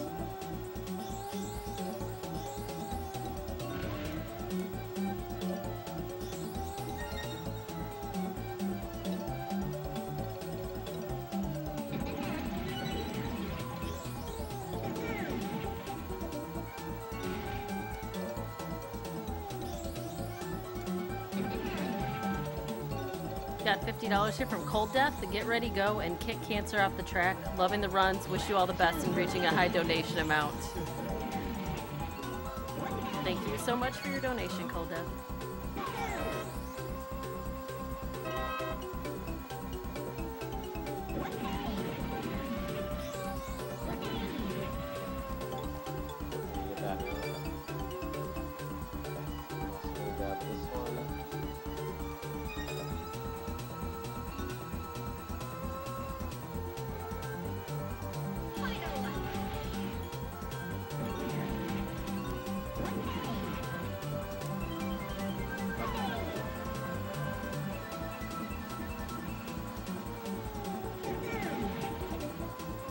So this one was what got a lot of people when they were kids, and even if they're first playthroughs, it's kind of hidden.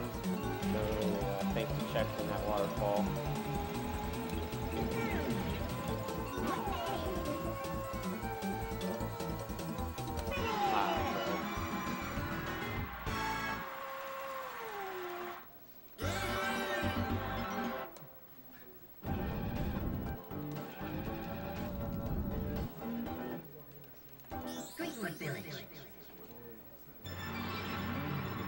Get ready! Go!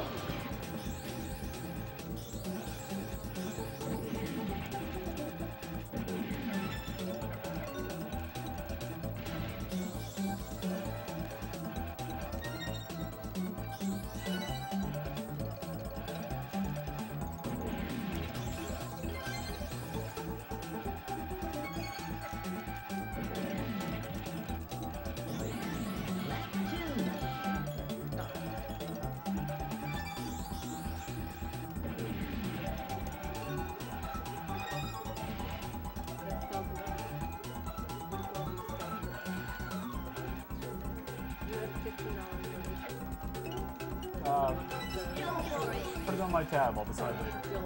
Yeah. Put it towards stopping. Oh, put it towards stopping the get ready second. Oh yeah, stopping the get ready set. I'm not surprised. Thank you. So we need 185 left. I don't know how much longer. There's not super a lot longer in the run, but.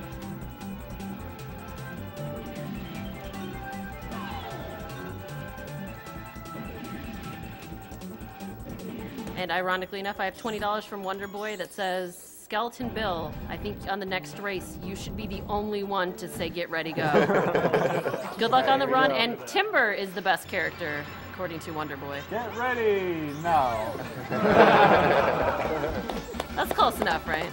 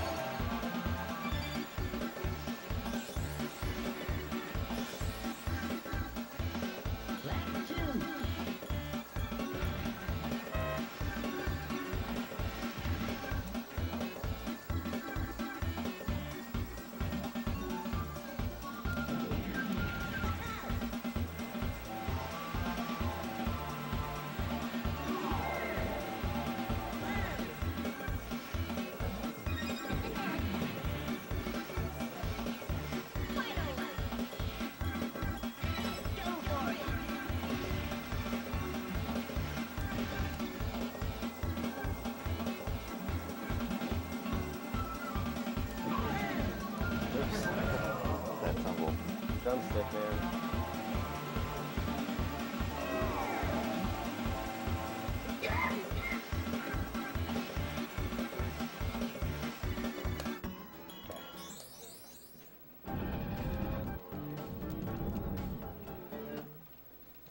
Haunted Woods. And just a reminder, up next after this is the end of the Donkey Kong block. We have Castlevania Bloodlines and Castlevania Symphony of the Night coming up. We still have some choices for characters for Lacard or Morris. It is on expert difficulty, should be a great run. And then after that we have Mario Kart 64, F-Zero, F-Zero GX, and then the start of Awful Games Done Quick. There's a lot of incentives here to meet. If you go ahead and check on our website, you can see all of the ones that are coming up.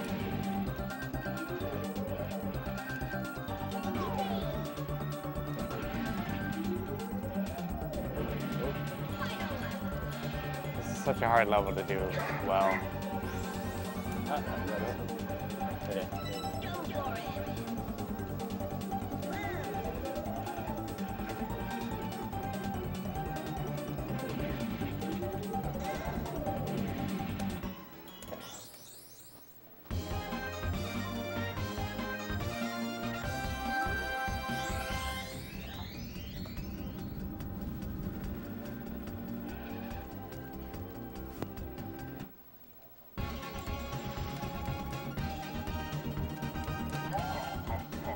If you can beat me again, I'll give you a special prize.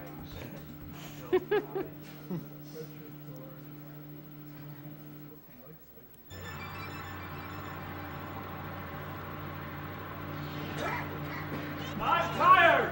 No!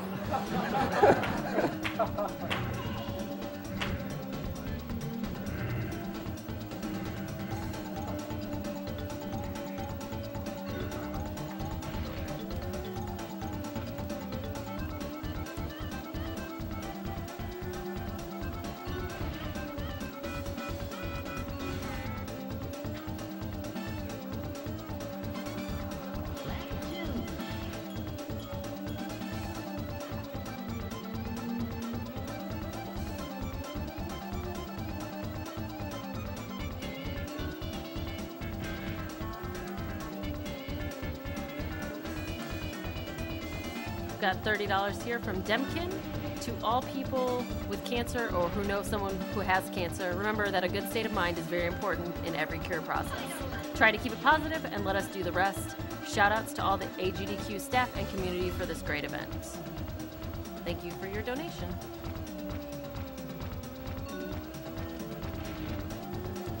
And $20 from Edo.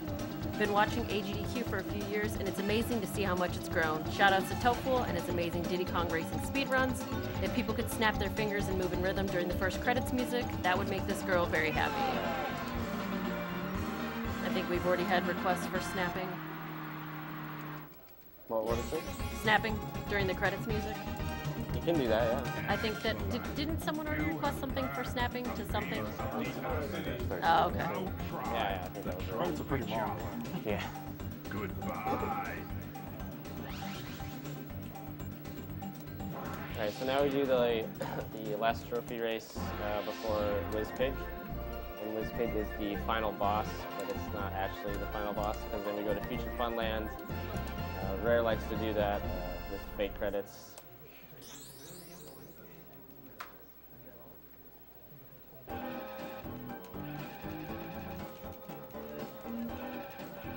Trophy race. Boulder Canyon.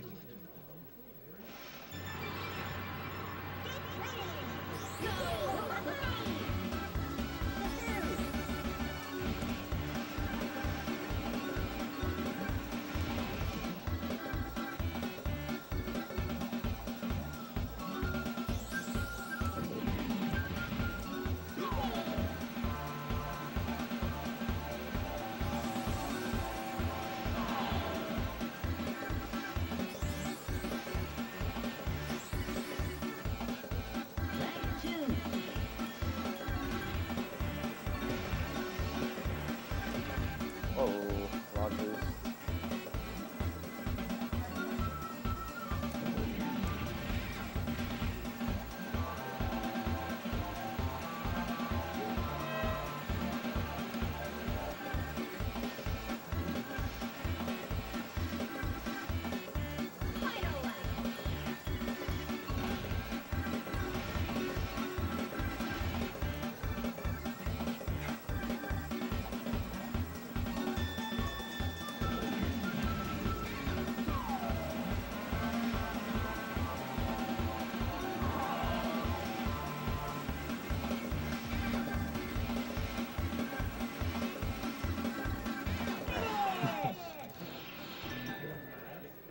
Greenwood Village.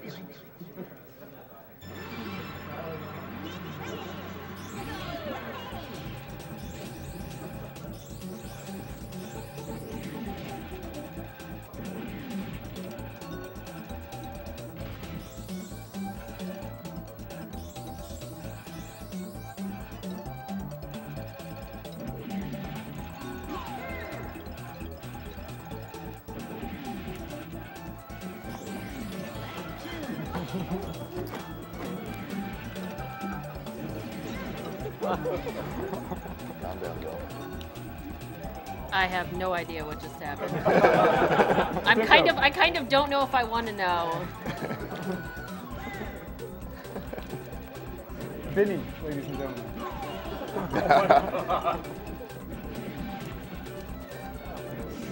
Yeah, in the trophy race, they put down a lot of little things that can get you, like bubbles and spikes and oil spills.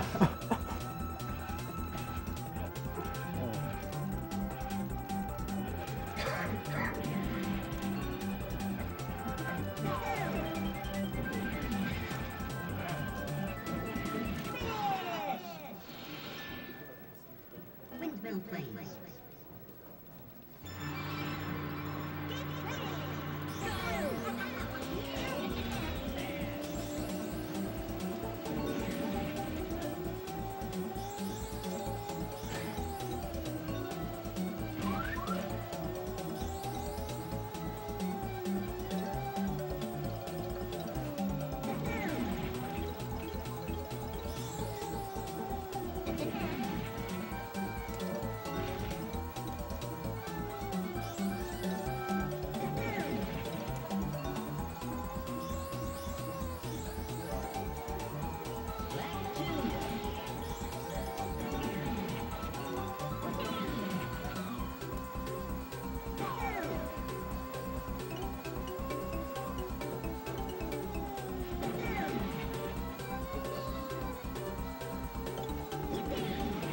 Some of the boosts in this game can be a little finicky because you either hop over them with the car, or for some reason they just don't work.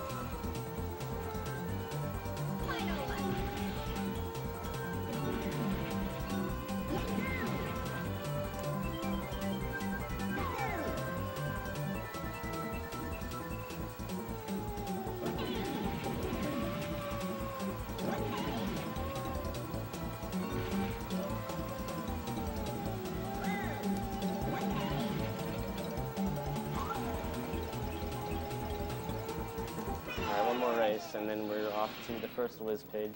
Haunted Woods.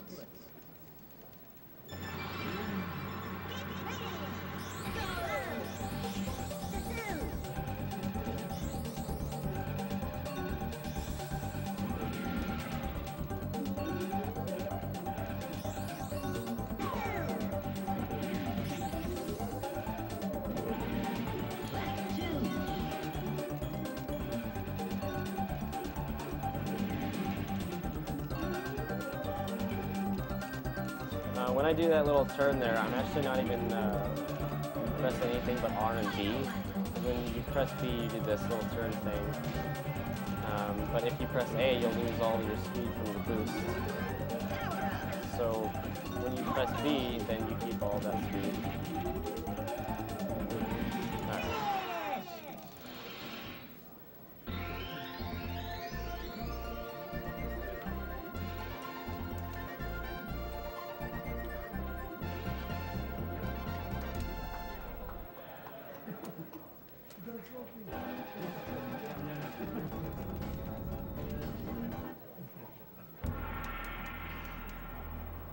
Spooky.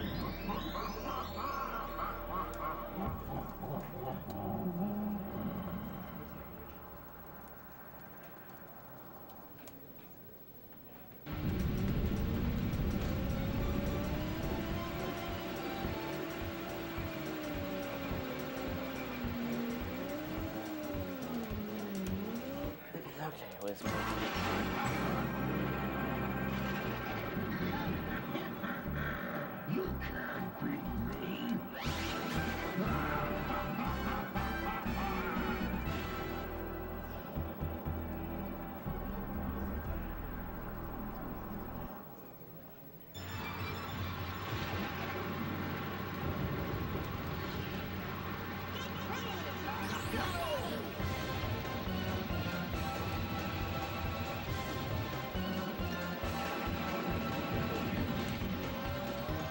And with TT, this boss is actually pretty easy if you get all the boosts and don't fall in the water.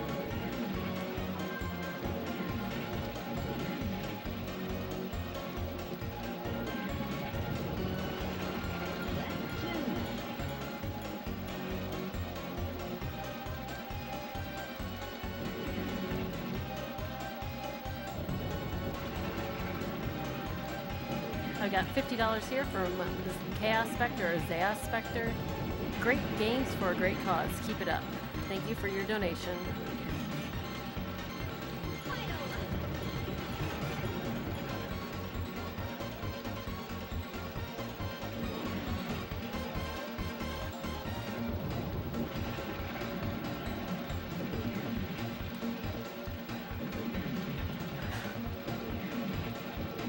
$100 from Casey Brandt. I tried to come up with something meaningful to say, but so many other donators have already said it better. Agdq is amazing, and it makes me so happy to see gamers making a positive change in the world. Thank you so much.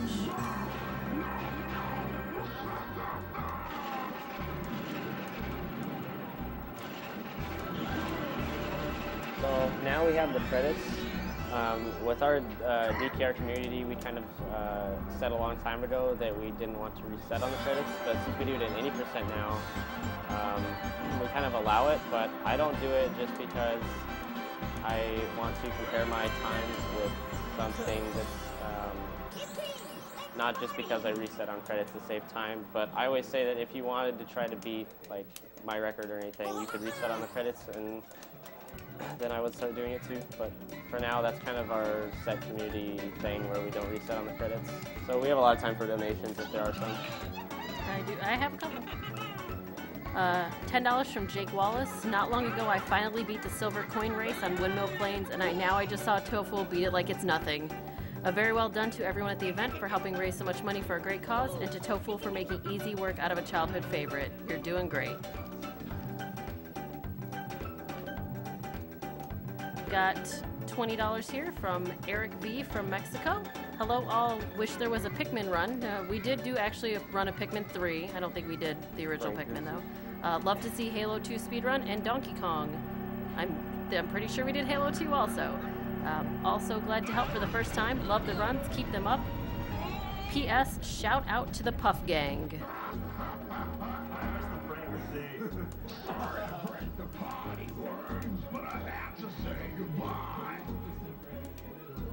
Yeah, it's been a little thing where I put Franker Z over Wizpig's face as he's running towards him.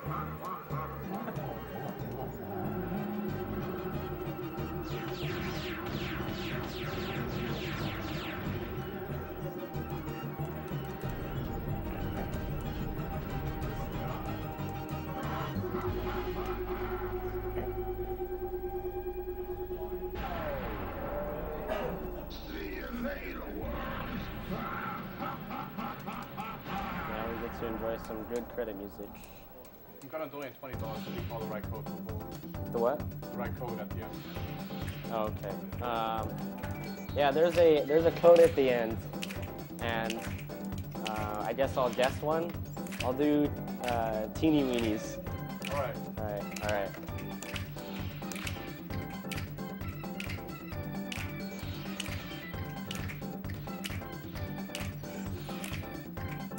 Can't snap. I can't eat it, Tofu. I'm just kind of ready. I get it.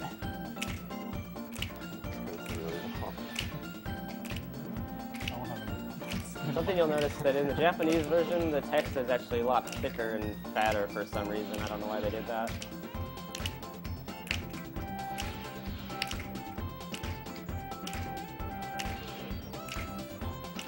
Yeah.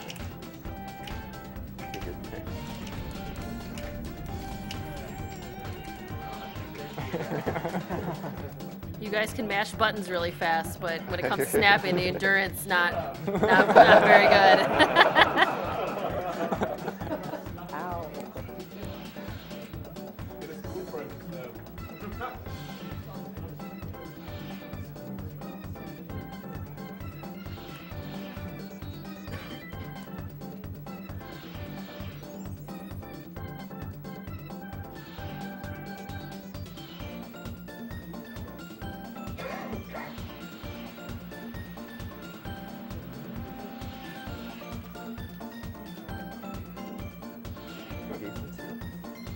My boys got my back, I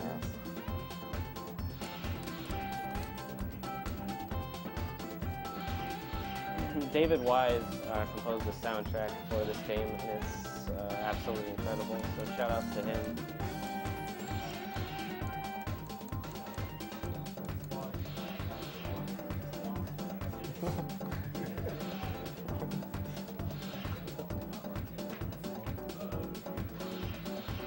Alright. So there's the code. Yeah, there's 2 chances for that.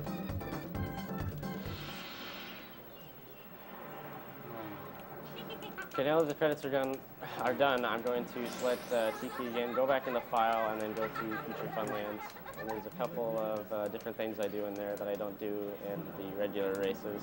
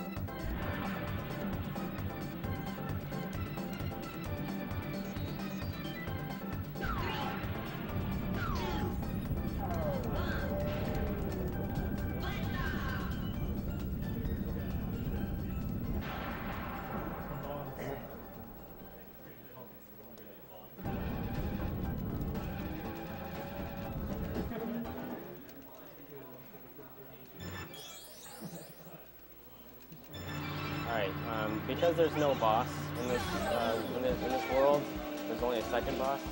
When you complete the race, it directly unlocks the coin challenges. So what I can do on the end of race cutscene skip is actually just restart the race and go directly to the coin challenge, which saves time from being in the lobby and then coming back in.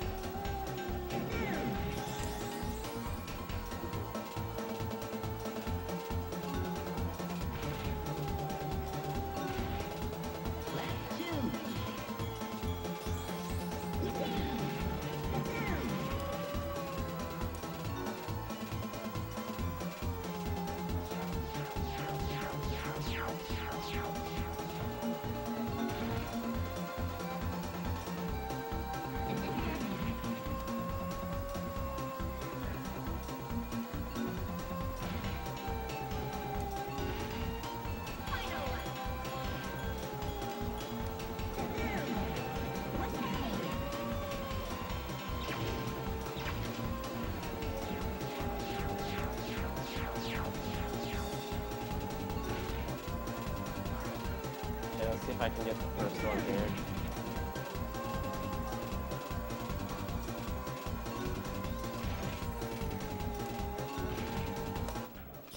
Okay, so now I just restart the race, and I'm back in the with the coin challenge. Oops.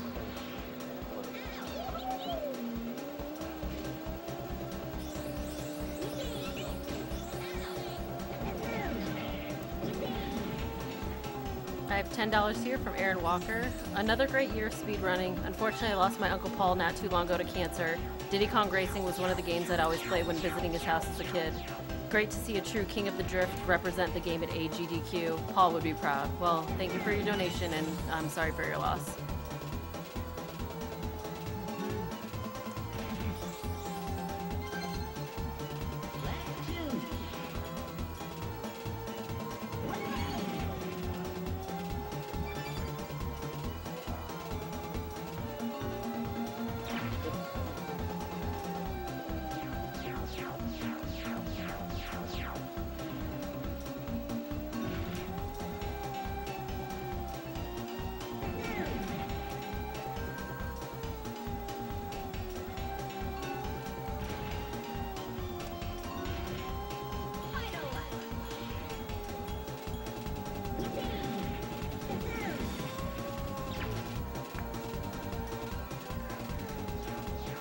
Silver coin. Oh. What was that? Oh, it's on the other side. Yeah.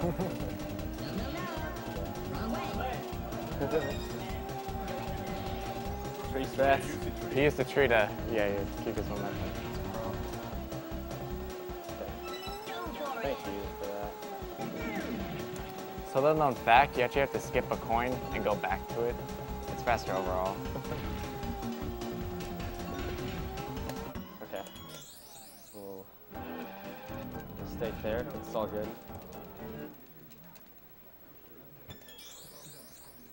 This is another really laggy course, so skipping that cutscene saves about 3 seconds.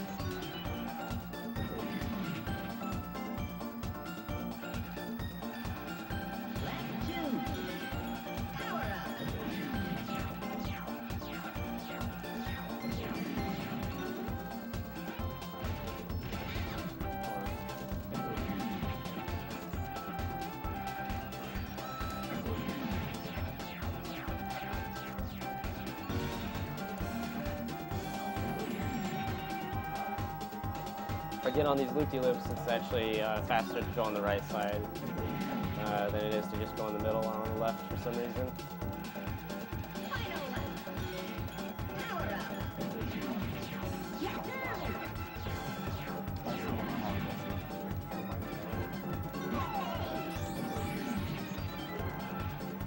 And I'm going to throw out one last plug here for the prizes we have going on. At the end of this game, the prizes for the Donkey Kong block will be over. We have a barrel and hammer print. We have a Diddy Kong plushie. We have a Diddy Kong wood piece, a King of Kong print, and a Super Donkey Kong Super Famicom cart. They are all $5 or $10. You can go ahead and take a look at the tracker and see those options. You don't have to do anything special to get entered for the prize. Just donating more than $5 or more than $10 will get you in.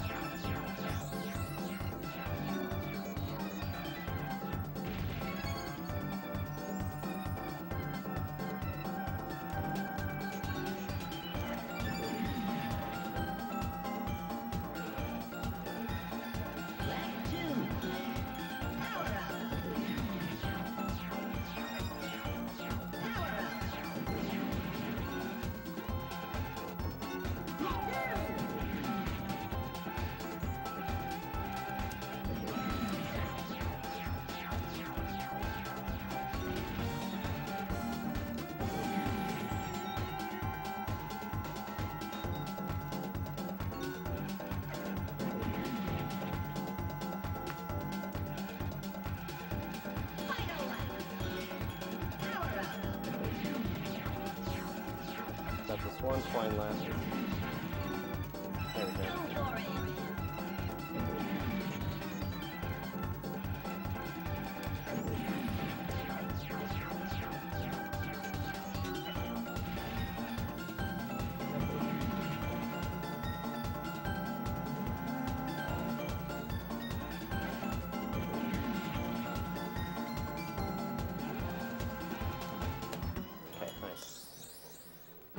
Alright, so on this next course, this is a Japanese only trick, and this is why I play on Japanese version. I'm actually going to do an out of bounds here. It saves around 30 seconds. It's a little tricky to do, but we'll see how it goes.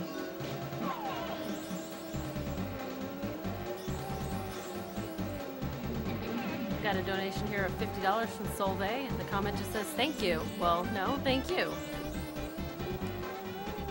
Alright, here we go. Nice. Nice. Okay.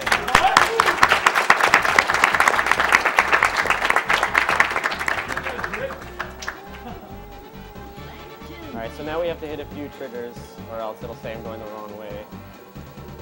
And then just lap around. Alright.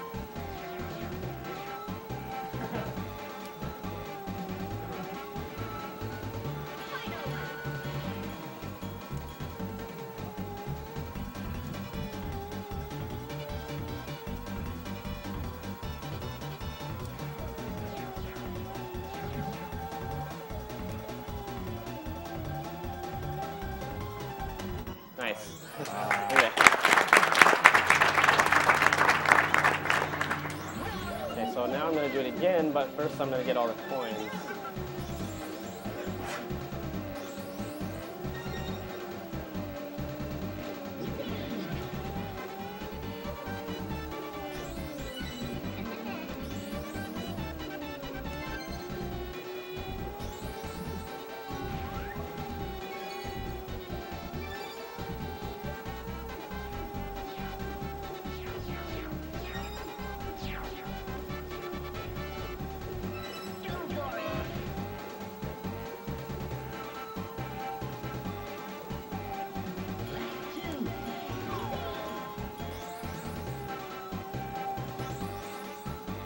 Now we're going to try the out of bounds again. See how it goes.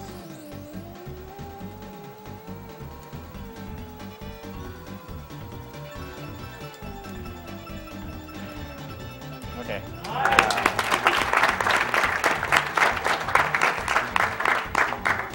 This one doesn't save as much time as the other one, but it still saves about 10 seconds or so.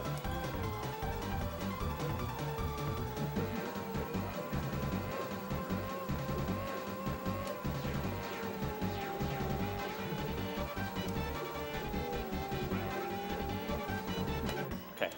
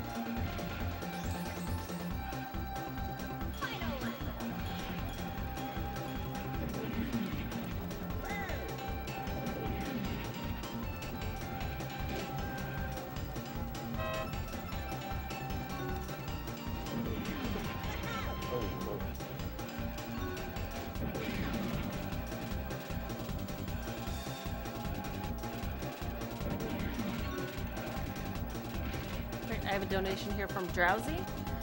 After learning that the character I used to use when I was a kid was the slowest, it makes me feel good. It's like I beat the game on extra hard mode. On the other hand, I feel cheated. I'm fortunate enough to not know anyone who has had cancer. I can't imagine what it's like. Here's to making that the norm. Well, thank you for your donation.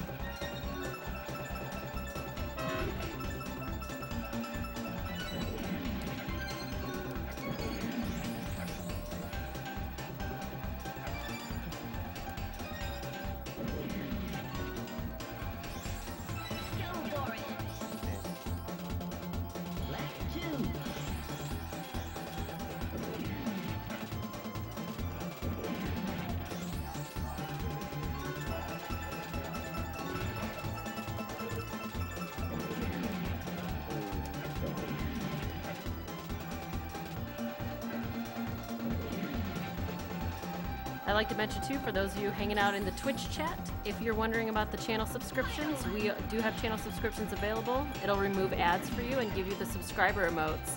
Half of the subscription proceeds, which is $2.50 for each subscription, come directly to us, and we pass it to PCF. So 100% of that money goes to PCF. So you'll get you won't have ads anymore, and you'll get to see the cool subscription emotes.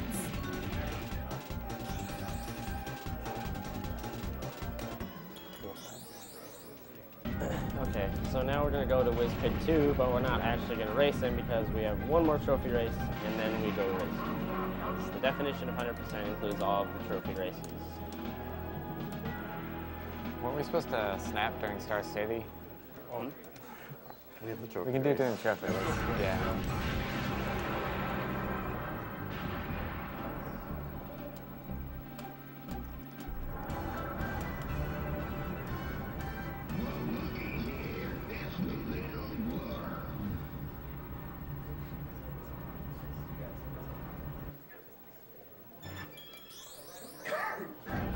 So now we got one more trophy race, and then we're good to go.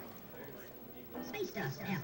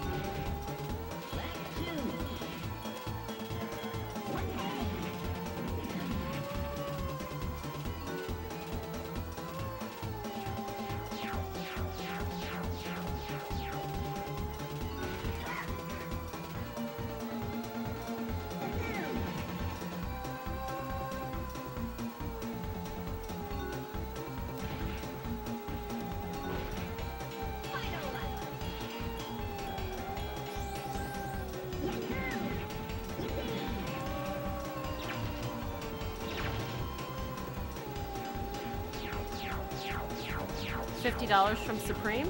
Supreme here, love the marathon so far and hanging out with all the great runners. Can't wait for the last few days of runs. Great work, everyone. Now let's put this towards Kill the Animals.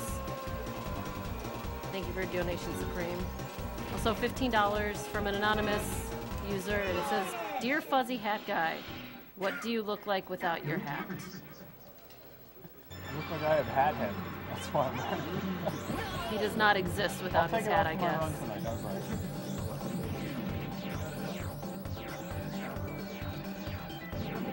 I'll do anything for money.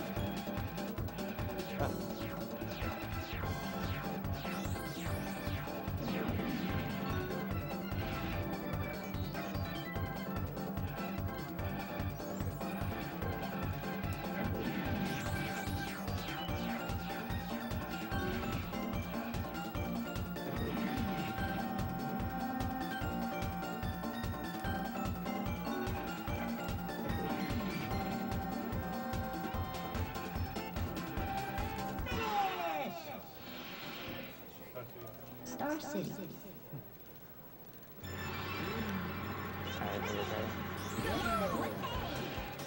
We're gonna snap for Star State? Yeah. I don't know how to snap though. Yeah, we're supposed to snap this Too one. white, I don't know.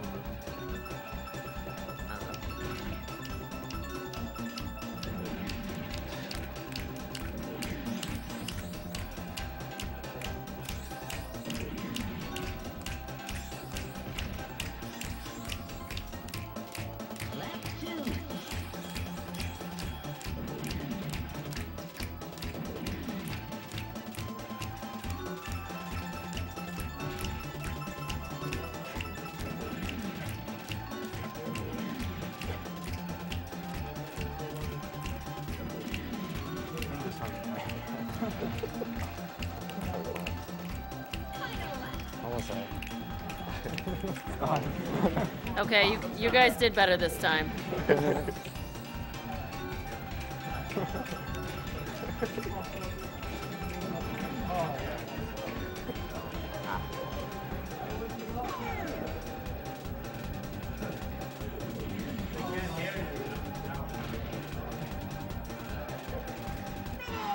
Alright, one more race until Wizfig 2. Spaceport Alpha. Now I'm going to try the out of bounds again, which saves another 30 seconds.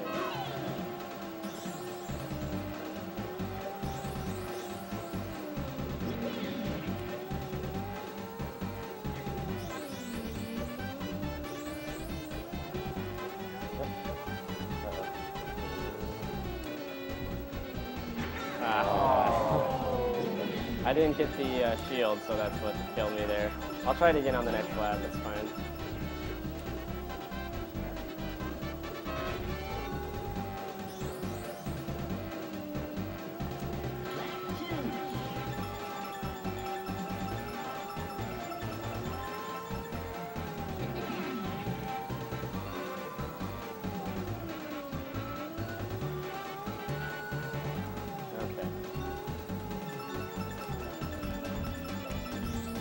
$10 from Chris G for Florida. Oh. Wish I could donate 10 more for dollars for the three guys to get off the couch. Kind of why it's annoying to be at the end, because it's kind of a tough There's trick. one. There's a number 2 in this game? This comment is actually sounded positive. I just got stopped in the middle of it. For the three guys to get off the couch and let the player lie down on it if he's going to have to play for 2 hours. That chair looks miserable. I'll try it again for fun.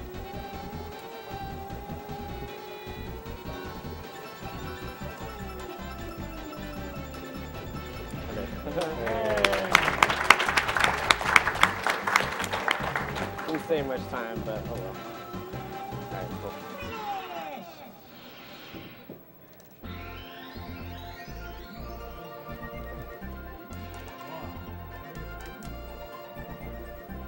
So now we go beat the final boss.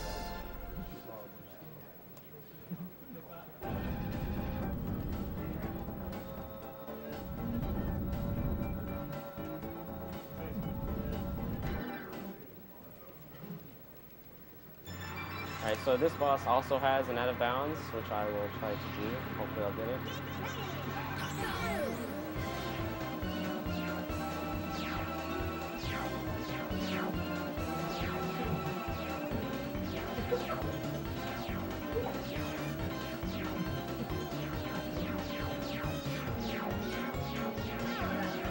Alright, here we go.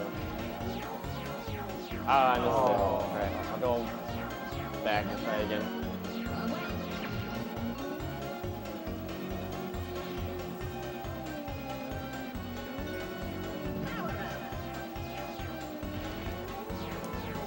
This is a little tough of a trick. I'm just not going too far behind the area where I get that. Okay, there we go.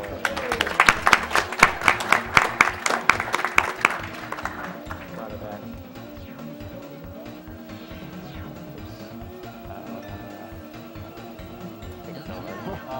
I don't know what's happening now, but we'll see if I can win. So on the first lap. Yeah. This pig's right there, we'll see.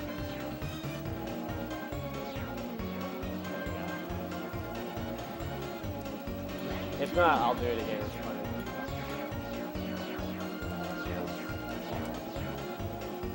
It's gonna be close.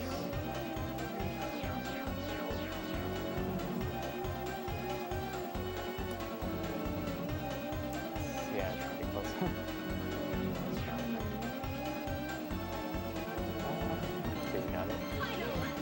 Yeah, I should be alright.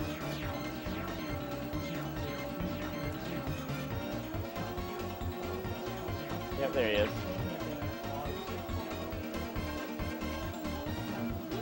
Alright, cool.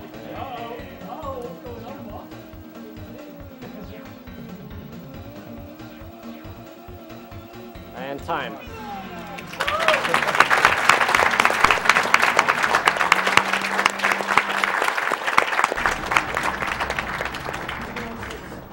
That's alright, that's fine.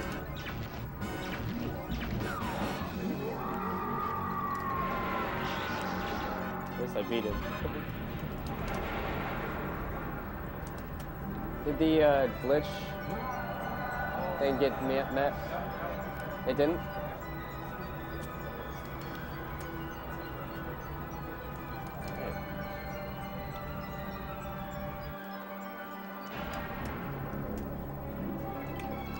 Didn't get met anyways.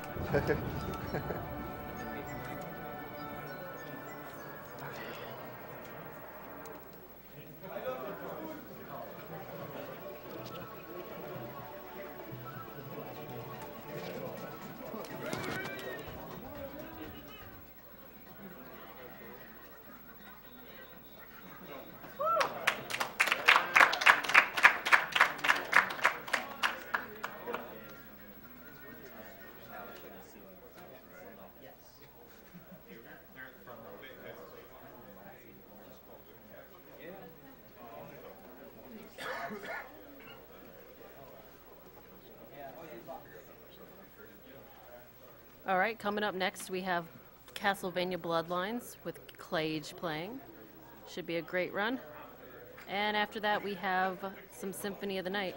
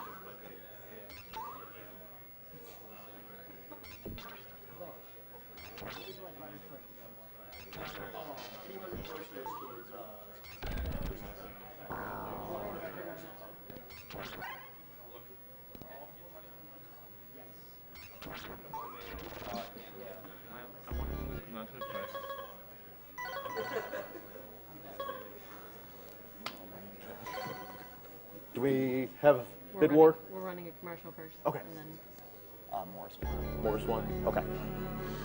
everything that was donator's choice, I put towards Morris. So Okay. so it all went to Morris. So Morris won. Fair enough.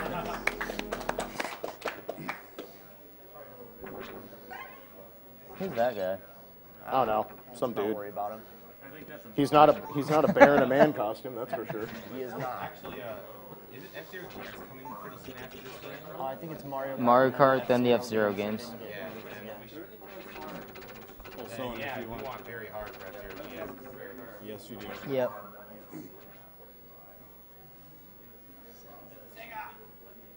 Sega. You guys on mic?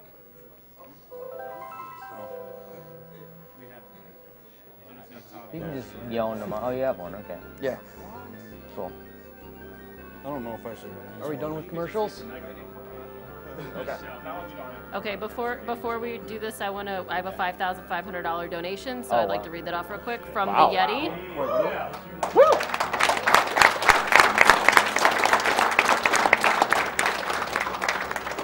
Hey all, the Yeti here. We are close to beating our Agdq 2013 total raised, and we aren't even close to being done yet. I am floored by the support the speedrunning community has for this event. I remember our first Agdq watching the blindfolded punch out and loving it, so with this donation can we make sure that happens again? Top up the required amount for that and put the rest towards saving those darn animals. For those of you who don't know about the Yeti, we have a bunch of t-shirts that we do with theyeti.com. It's Y-E-T-E-E, not Y-E-T-I. And they do a lot of cool t-shirts, and some of the funds go towards, you can go ahead and check out their website and see what's going on. And the exact link is theyeti.com/SDA. Oh, yes, thank you. And the blindfolded donations led. Yay! Awesome. Oh, nice. Good. Okay. We ready? Alrighty. All right, so my name's Clage. I've been running Castlevania Bloodlines for about 3 years, and time will start when the music starts, so 3, 2, 1, time. So, Bloodlines is a classic-style Castlevania. It's the only one on the Genesis. It has one major caveat for speedrunning. Unlike older Castlevanias, instead of having 2 whip upgrades, it has a third one, and there's only 2 ways to get it. You can get a hidden vital item that's here in the first stage. It has a 50-50 chance to drop it. It's not manipulable. It either drops or it doesn't. And the only other way to get the item is to break 30 candles while having the second best whip that don't contain sub-weapons. I know, that doesn't make a lot of sense. So, right there, I did not get the upgrade, so I will have to break candles to get it to come out later. The upgrade does 2 things. It powers up your main weapon for extra damage, and then it also gives you access to a super sub-weapon, which has a lot of utility and does a lot of damage. The caveat is both these things, if you take any damage at all in any form, they are gone instantly, and you will have to recollect the candles to get them back.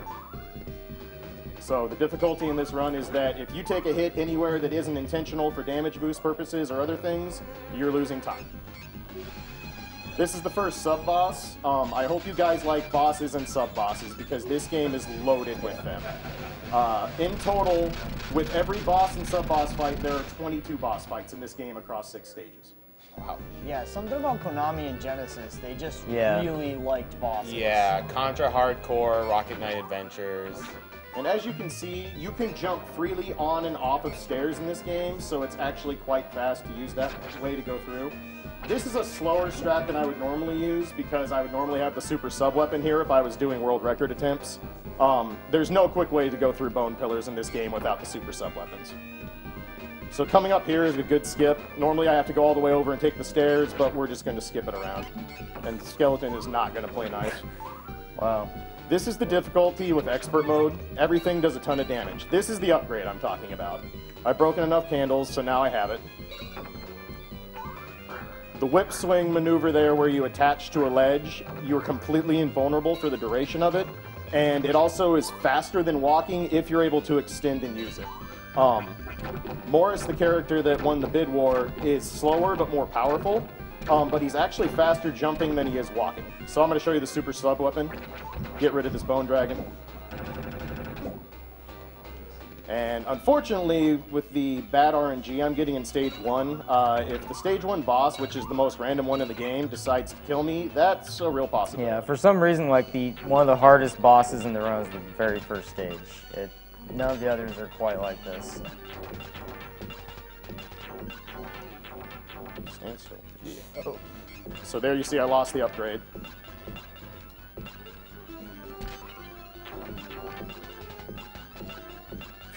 Nice. Ooh.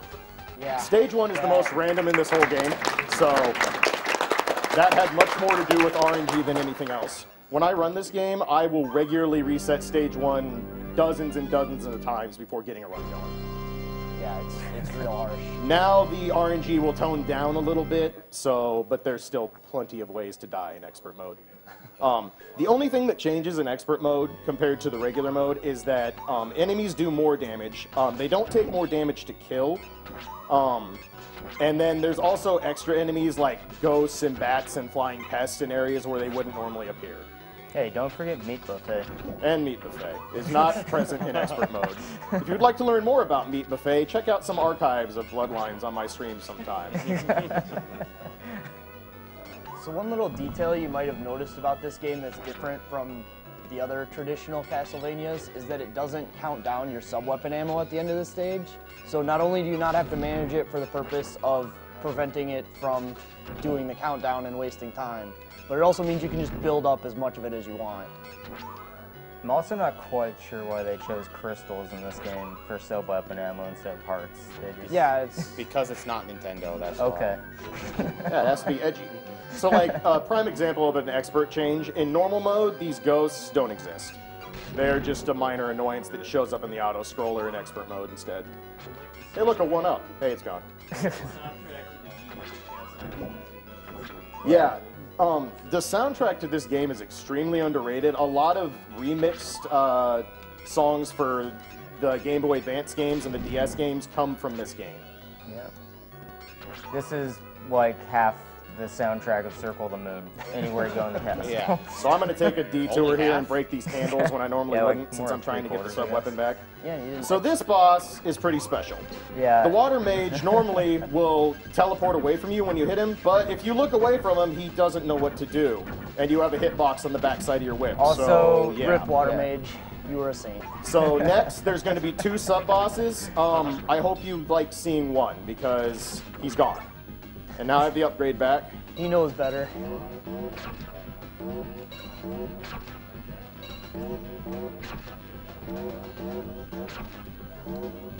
Kill that one off screen. So there's 3 sub-bosses gone without much fanfare.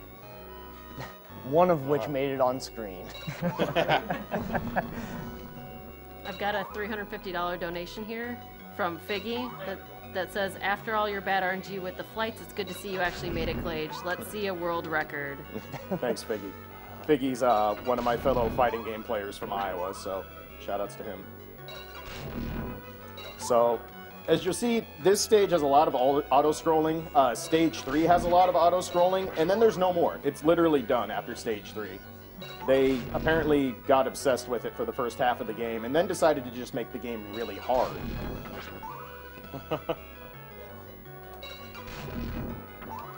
So if I was doing this with Lacard, I would actually be taking damage from the first Medusa in this section to set up some damage boosts. With Morris and his super sub-weapon, it's actually more optimal to just take some risky strats to go through this next long section coming up. Yes, it is. Yes. That was leading up to Water fast. Mage. Yeah. I have to wait now because of when I got this back. The other way to recollect the super sub-weapon is to collect the same sub-weapon you already have while holding the powered-up spear. I'm going to wait for a second, make sure Bone Dragon doesn't troll us. Blast processing. Real strong. If you think this blast processing is strong, you should see Lacard's super sub-weapon. Yeah. It Absolutely fantastic. The lag generator to end all lag generators.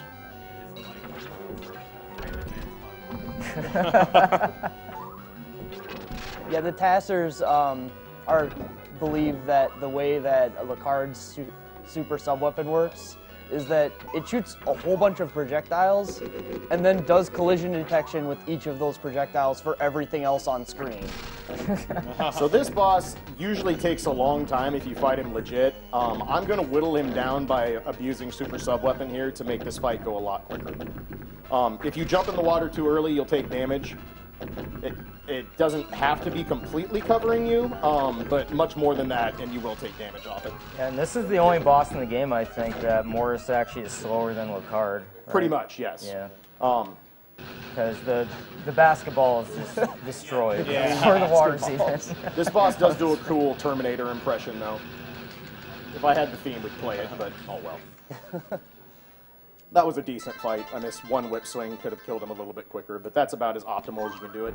There's a riskier Taz strat you can take that attempts to hit him in the head with the super sub weapon to trigger his animation where he shakes his hand. But it also causes him to do his rock smash attack earlier. And speaking of things I hate, oh, right off the bat. So these enemies are the most random enemies in the game. Harpies can go wherever they want and get away from you. I've gotten pretty good at semi-manipulating them. But the big thing they do is that when you give them enough damage to kill them, they can randomly not die. They can just have their head pop off like that one did. And the bleed animation that happens is the laggiest thing I've ever seen for a few red pixels. Yeah.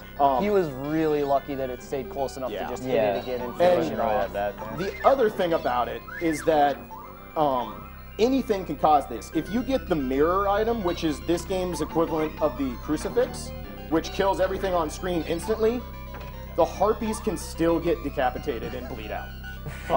I once had a practice run where I grabbed a mirror and 3 of them started bleeding out after it, and I could not move because there was too much lag. Bloodlines is a good game. So there was another sub-boss fight. That was a bone dragon. Just a plain old-fashioned CV1 style bone dragon that they felt the need to give sub-boss music to. Yeah, it was his place, man. I just walked in and took it. I'm not very nice. So this is Blast Processing's version of Cheat Mode 7. This room can be really buggy. It's really easy if you jump by the edge of one of these platforms to land and then have the edge detection just completely give out and you fall to your death. So I make a point to try to hit the middle of platforms to save myself headaches. Also, none of the items can land on any of these platforms. Yeah, they just fall straight. They are hollow except for your character. Everything else goes through them as if they don't exist.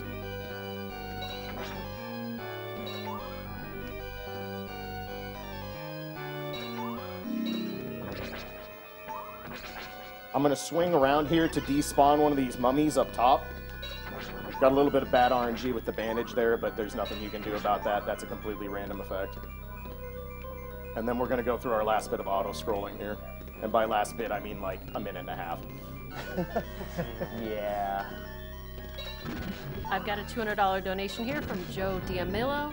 Castlevania Hype, the Koreshi and Funk Doc originally got me into speedrunning. I want to thank everyone at the GDQs for the inspiration. Shout out to the Castlevania 4 crew. Shout out to Hanage Belmondo. Hanage. Thanks, guys. And the Castlevania IRC. Good luck, Clade, Sex, and Mecha Richter in all your runs. Also, $50 from Byron T. 50 Bison Bucks for Clade and Murph. Shout outs to Drunken JoJo's Rants and Horses on Ferris Wheels. Oh, man. Clade and Murph will know what I'm talking about. What was the name on that again? It was Byron T. Huh. Oh, Brian. Oh, okay. Yeah. JoJo. Yeah, JoJo's Rants. Those are right, probably not applicable for a charity. It So. was Byron. We'll just continue talking about how boring this auto-scroller is. Yeah. Actually, Joe DeMillo is the world record holder for Castlevania 4. Yes. You guys should check him out. Just took that record that and time. destroyed it. What's his URL? Twitch.tv/just Joe DeMillo? Just his name, yeah. Okay. With 2 L's. So I'm going to grab the axe here for this boss coming up. You'll notice I switch sub-weapons a lot in this game. The axe has a lot of utility and does really good damage. The boomerang has a little bit of utility in some situations. Holy water is the worst thing ever created. I don't know what they were thinking. They had to balance out all the times it's been completely overpowered. So this boss is completely set. I can manipulate this last part by going over to the right part of the platform here. Almost. That's almost a flawless fight. So angry. And then he gets really upset. Yeah, he's like he's so not angry all happy the that he time. has to fall down the entire Leaning Tower piece of. Yeah, which is why he lags out the game. Yeah. And if you've noticed, you're not just going through the typical Castlevania areas. This game actually takes place all over of Europe. If you want to know more about the story of this game, here's all you need to know about the canon story of Castlevania Bloodlines. It actually melds the Bram Stoker Dracula novel into its canon. John Morris is the descendant of the Quincy Morris character from the Bram Stoker novel. And with that, we'll just stop talking about the story because lol Castlevania stories. Lol video game stories. So I'm going to take damage here on purpose to set up a damage boost later. This stage is the most techy and difficult stage in the game for speedrunning. When I was first running this game, I dubbed it the Widowmaker, and it's held up to that for quite some time. Yeah, there's a couple tricks in this stage. One's coming up pretty soon. And it's when you throw a sub-weapon, you gain a little bit of height, maybe a couple pixels, when you're jumping upward. So it just pushes you a little further up. And he's going to abuse that to just go straight through a wall. And just it zips you upward, and here it's going to be right here.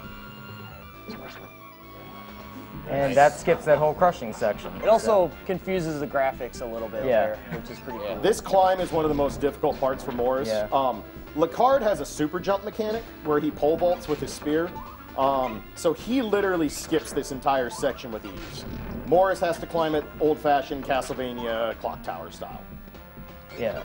Well, with ease, other than the skeletons deciding Yeah, they just want to there's a lot more luck with Lacard going up here fast, too. But that's flawless climb. Yeah. Wow. Wow, that was pretty good. That room can also get really laggy if Medusa heads decide to spawn a lot, so you got really lucky The backgrounds move and can really mess up the AI. Got $100 here from Grand Philasian. Not sure. Any night is a horrible night to have the curse of cancer. Here's something to help the morning sun vanquish that particular night. This is the most dangerous skip in the game. Yeah. Nice. Ooh. I got that back early. That's fine. We're just going to safety this now. Okay. Usually what I would do here is, I got the sub-weapon back too early. I messed up my candle count. What I would do is not get it back till this next section, and I would have left one of those enemies alive to damage boost me through this last blade. Unfortunately, I'm just going to have to take it safe now. But the idea in this room is, the hitboxes on these blades are the laziest programming in Konami history. Each blade has 4 pixels. 4 dots on each side, evenly spaced out. If they hit you, they do about 17 points of damage. This section is also really terrifying for a speedrun. Yeah, so you can just walk anywhere in the blades outside of those pixels and you're good. So, normally I would have damage boosted through, that's why I lost the whip early, was to set that up. Unfortunately, I hit an extra candle somewhere, probably with an axe going through the climb. So he can damage boost. The last blade Because when I take damage, I would have lost so the sub-weapon again, and I need it to kill this boss in any kind of decent amount of time. Because the gear boss has a ton of health. As a lot of my stream viewers know, he also has an amazing dance animation if you kill him, or if he kills you. We're hopefully not going to see that today. And for those of you who are enjoying this run, you should go follow Clade. She doesn't have nearly enough That was people following pretty him. much a flawless fight. That was good. Agreed. That boss has the second most HP in the entire game. So that was the hardest stage in the run, probably. that's easily But Stage 5 has some stuff that can get pretty scary. Stage too. 5 He's gets very definitely scary. not in the clear. Yeah. Stage 5 is actually, it's difficult for both characters. The latter half is more difficult for Morris than it is for Lacard and vice versa. So. Yeah, one thing that we actually haven't mentioned is that both characters have separate paths in some of the stages. Yeah. Yeah, the game has some branching paths, though the game was obviously designed around Morris as a classic whip-using character. These pollen things that just hit me, they don't do damage. All they do is reverse left and right on my controller, and they last for a fixed time, so I just alter which way I'm going. And vine monkeys, they're pretty terrifying too. Yep. Morris has a much easier time because I'm just going to say I have a super sub weapon, leave me alone. Yeah, with Locard, you actually have to do a really tricky jump over them. It's kind of infuriating. It's a little bit laggy, but it's totally worth the safety that's there. I even do that in my world record runs. It's simply not worth it. Here's another fun part of this game. Environmental hazards, one-shot enemies. So I'm going to use these chandeliers to really speed up things in this section. Because as you can see, those take a lot of damage from the powered-up whip. They're pretty heavy. I just like how this entire room, all of the chandeliers are rigged to fall.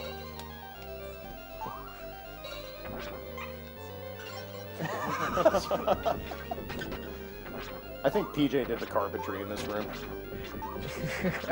So up next is another cool skip. This is a giant bone tower. We don't like these. So we're just not going to deal with it. See ya.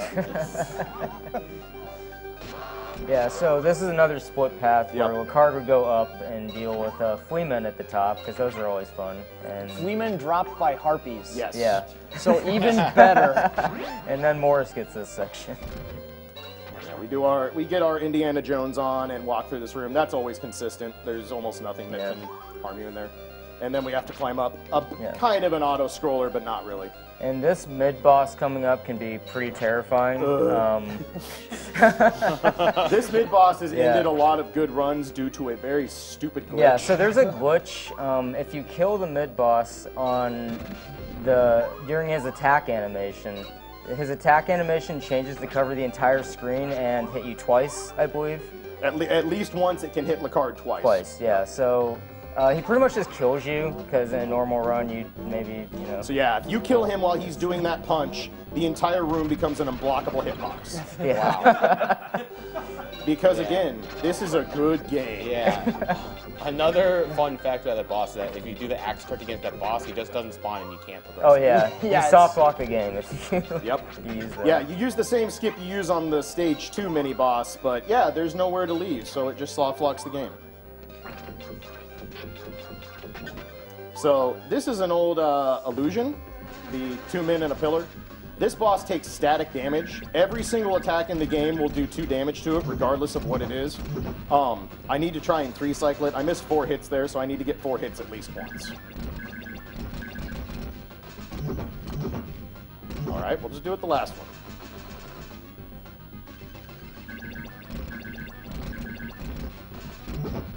Or not. That was the super sub weapon trolling me really bad. Yeah. It doesn't actually have a set interval on when it hits, so sometimes if it just decides to troll me, it will override the, basically sub-weapons override whips in this game. So the sub-weapon was basically hitting the boss during its invulnerability state and prevented me from getting a 3-cycle there. I haven't had that happen in a long time. That's some good old-fashioned, this has never happened before in a marathon. This next boss coming up, I've adjusted my strats quite a bit and can kill her really fast if I'm on point. First, we have to make her transform. Surprise, she's not a princess. Surprise moth. Oh, that's all right. Yes. I'm gonna take a hit either here or the next stage anyway. That's still a pretty quick fight. Yeah. So even though we've played all but one stage of the game, the last one's like, what, like a third of the run or something? Oh, it's over 10 minutes. Because they really, really like bosses. Yeah. Yeah. Still doesn't beat Metal Slug 3. Yeah. We're going to refight 3 of the bosses from earlier in the game, fight a boss with 2 different forms, and then fight a boss with 3 forms. Because Genesis Konami games. They didn't feel like we had enough boss, so we needed more boss. Always more boss. So, just to be mean, Konami likes to do this to you at the end of a game. PJ, get out of the room.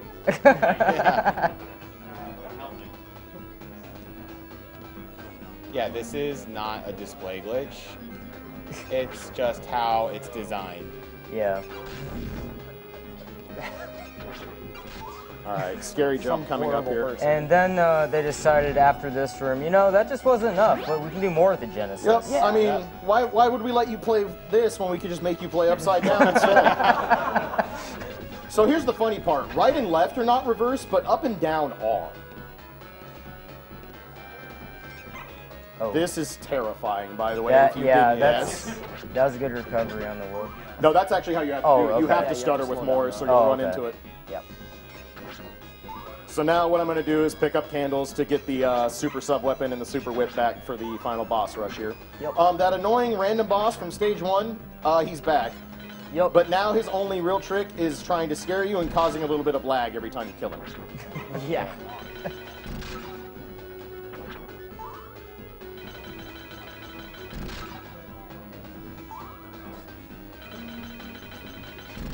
Yeah, it just blows up instantly now. I've got a I'm coming. $150 donation gonna here wait. from Magical Donut. So happy to see someone running a Genesis game live. Reminds me of my Shining Force days. Thanks for this event. That was basically a big safety play. You guys I fight didn't for want a to take good a hit cause. right after picking up the super sub. All right. Hope you like bosses. Hope you like We're about bosses. to fight all the bosses. So first, Death really wants to play cards with you. Yeah. Like, really wants to play cards with you. Yeah, but Morris doesn't enjoy cards, so No. he just starts attacking them. So first we're going to refight the gear boss. I can actually get a quick kill on him now. The nice thing about the refights, all the bosses now take double damage.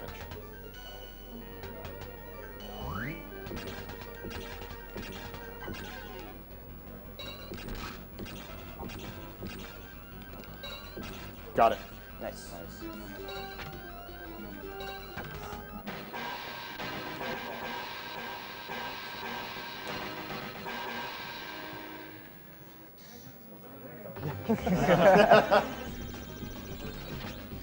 Now we'll refight the Bat Gargoyle.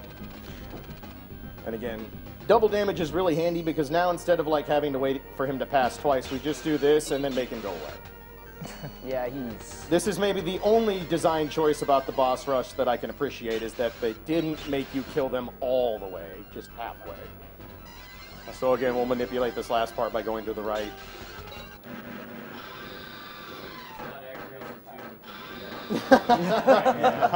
Is anything ActRaiser 2? Let's hope not.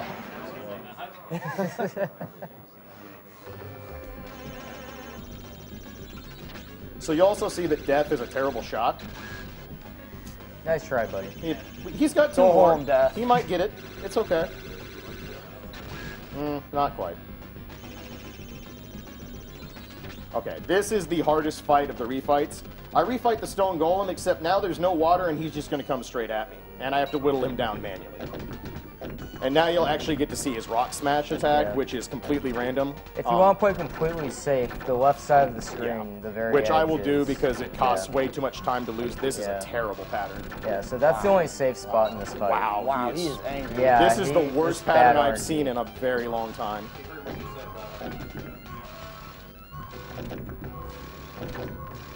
But then his head itself, only a couple. Yeah. only a couple hits.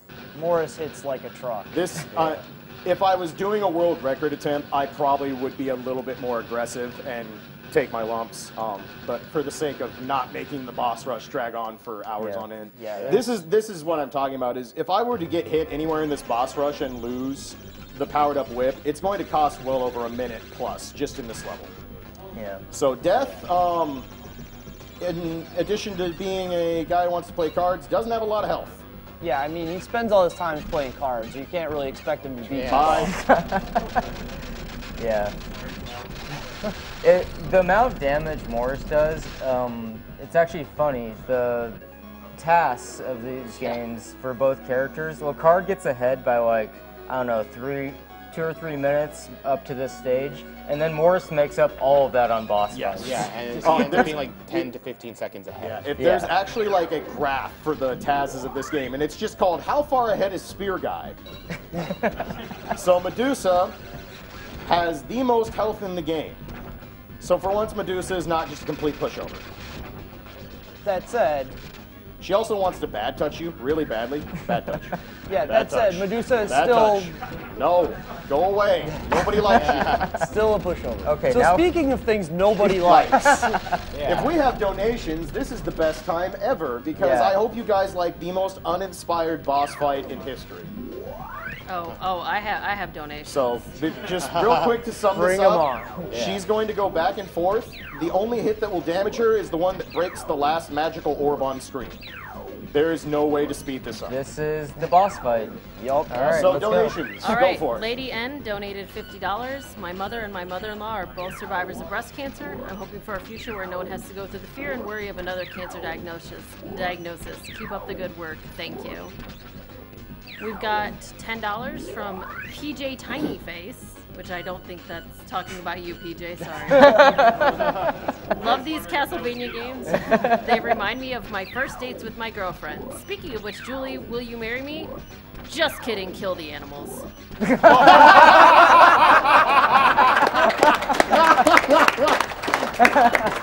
Well played.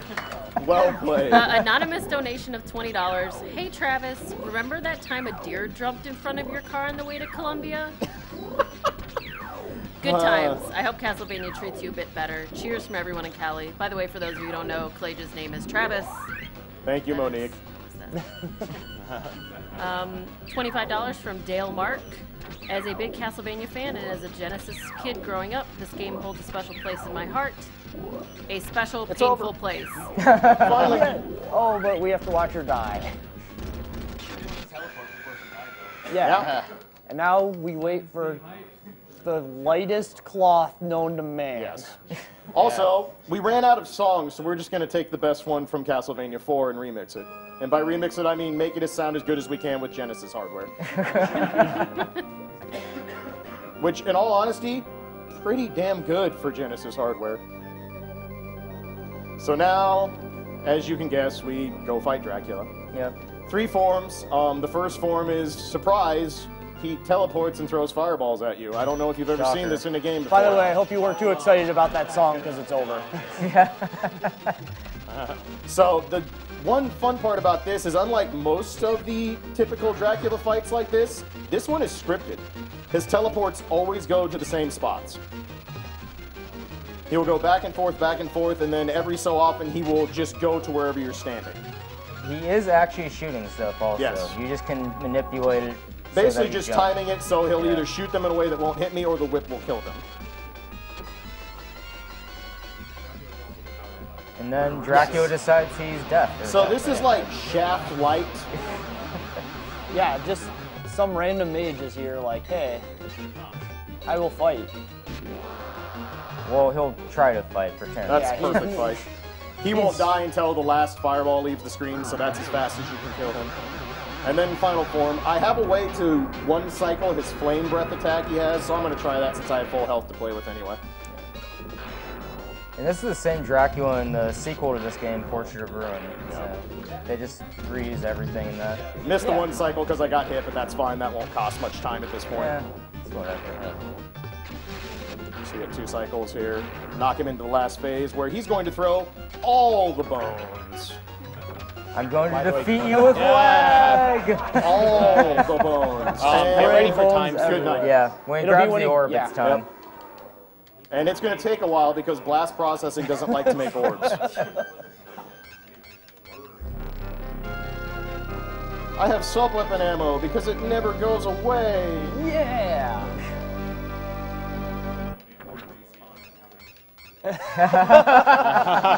And time. Time. 31-17. Nice.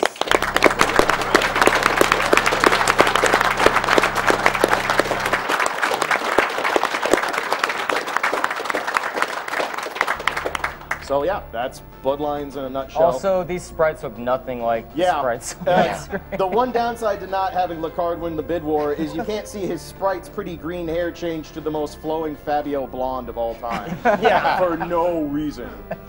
And much like all old Konami games, beating it on expert mode gets you 1 extra screen and a nice ending message. This is the extra screen. Gotta beat it on expert if you want to see this. Yep. Because There's bats. I mean, we need to get rid of bats, right? Yep. And go away. Yes, we're the best. All right. And that's it. That's Bloodlines. Good job, man. Thank you very much, job, guys. yeah. And up next, I believe it's Soten time.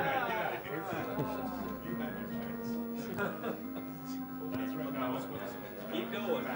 Go away. I can play with too.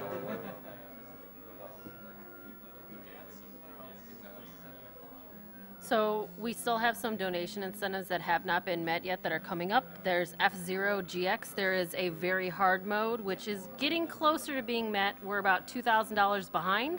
So if you guys start donating now, I think we'll be able to make that by the time we're over to F-Zero GX in a couple of hours. We're also trying to get Deathborn 25-second head start for F-Zero GX, which we are at about 863 out of 2,500. And we're also trying to get Toad's Turnpike in extra mode on Mario Kart 64, which would be after the run. So you guys have essentially this run and the next one to make up for that. We're at 898 out of 2,500 there. Let's see. We also have a prize that's going on right now during the Castlevania Bloodlines and Symphony of the Night. It's a $10 buy-in for the Yokai print. It's a Dracul print. It's very cool if you take a look at it on our website at the tracker.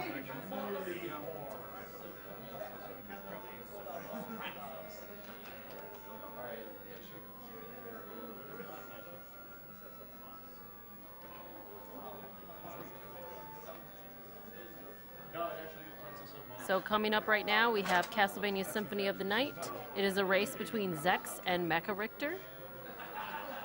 And then after that, we had a donation incentive for an Alucard Any % run done by Rom Scout, which got met.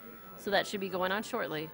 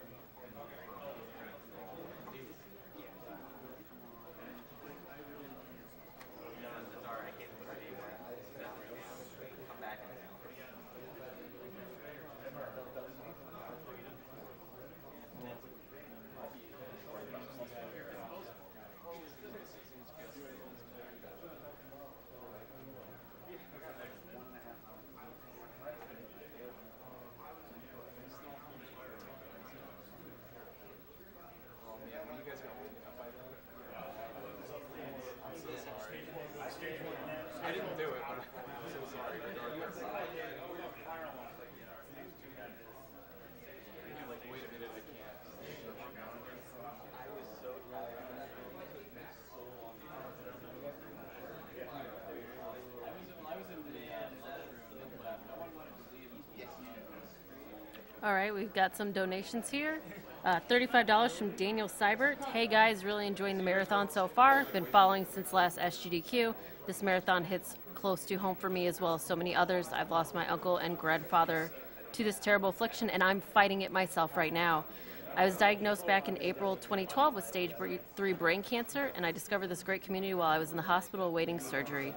Donation goes to Runner Choice, and good luck on the rest of the marathon. Let's hit that goal. Well, thank you so much for your donation. I'm sorry to hear about your loss, and hopefully you will be doing well soon. I have $55 from General Shrimp. Hey guys, this is such an awesome way to raise money. At 13, I was given 6 months to live. Well, it's 10 years later, and I've been cancer-free for 9. So I'm doing all I can to make cancer our inappropriate noun here. Can't wait to see the rest of the runs. Keep up the good work. And that stained glass Hylian crest is sexy.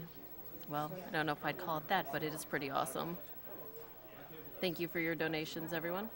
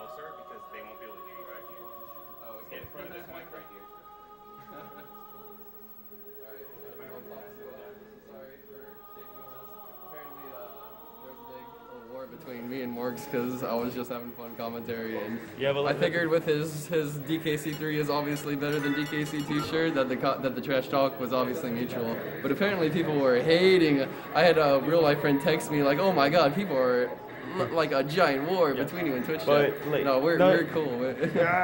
All right. Okay. Well, actually, I like you, dude. But actually, yeah. Well, it was mostly trash talking and mostly sarcastic. So please don't hate on this guy. Follow him and everything. Yeah, So yeah. He's a good run. I mean, I don't like DKC3, but he's a good runner. All right. Cool. Take care, guys. Love you, Morgs.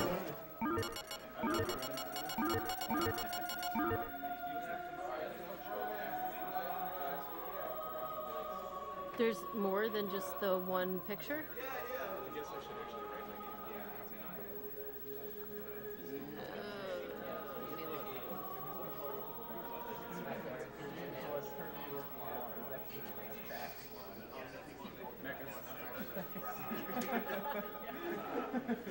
Mecca has 7 controllers. One of them is heated up while not being plugged in.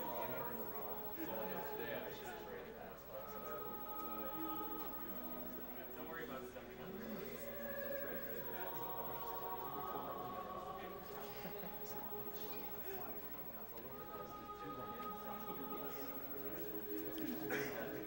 So it looks like that even though there's only one prize on the schedule currently for Castlevania stuff, there are some pretty cool perlers that we have.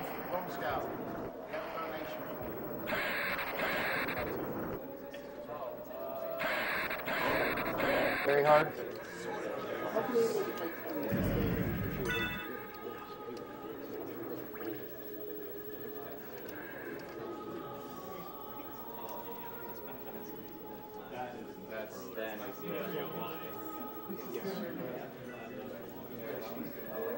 Those were donated from RB spreads, right? It was Reroutes who donated these. Okay. I'm sorry, I have to keep these in bubble wrap just to make sure they're safe. So I know you guys might not be able to get the clearest picture of them, but you'll have to do it's $20 buy-in for these. It's a full set, and there's also. Can you turn this for me? Oh, yeah. I don't mind. We also have 2 grand prizes. Perfect. That's perfect. Thank you. A Majora's Mask box set. This was only released in Europe and Australia. There's only 1,000 copies. It comes with a certificate of authenticity saying it's number 163 out of 1,000. A T-shirt, a Majora's Mask themed watch that has 72 hours on it. Some stickers, soundtrack, box copy of the game. It is the PAL version, but this is a very rare collector's item and usually goes for $1,000 at least in auctions. It's a $50 buy-in, up to 3 bids for $150, and cumulative donations throughout the marathon do get you in the drawing for the prize.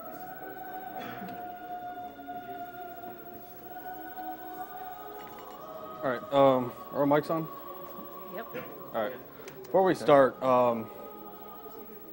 me and Zex made an agreement that we should do something to make sure we have a really good race. So we don't want to do any safety strats or saves or anything. So we made, prior to this, we made saves in the same spot. So if we die at all or something horrible happens, like we soft lock the game, it could happen. It can happen. Spoiler alert, it might happen. We can just load up that save closest to that area, so that way we can just keep the run going. And I guess that's it. So we're pretty much ready to go whenever you guys are. We're ready to go? All right. 3, 2, 1, go. All right, so this is the alternate mode of Symphony of the Night, and Richter is kind of a glass cannon. He has high offensive power and dies in just a couple hits to pretty much anything throughout the entire run. So the possibility of dying and needing those safety saves is very real, and it's probably going to be pretty intense. So Richter also has a ton of movement options, as you can probably tell already. He has the air slash, which is actually the horizontal movement they're doing in the air. That's a not three-quarter, you can do a three-quarter circle, but up, down, quarter circle, forward. And while it may seem easy enough to chain that, Symphony of the Night does not have a very good input reader, to be perfectly frank. You can't quite do it like a fighting game motion. It just will not do anything past the first input you do. So it needs to be in a very specific rhythm, and they will be using this quite a bit throughout the run, as well as other techniques such as slide kicking off. And by the way, this is how boss fights go, like every single one, because that's just how much power they gave this guy. I wait and grab that health because Richter doesn't get much help from these. Well, he gets full refill. Yeah. And on top of that, his max HP goes up by a little bit. And you have to wait at the clock room for 2 minutes anyway, so I just grabbed that. Yeah, the route for all bosses, optimally for Richter, goes through the clock room, much like Alucard does in like every category. So it opens and closes the statue on the left side every minute, meaning that 1 to 2 minutes it'll be closed, like right now, and at 2 flat it'll open. So you're able to farm hearts a little bit, and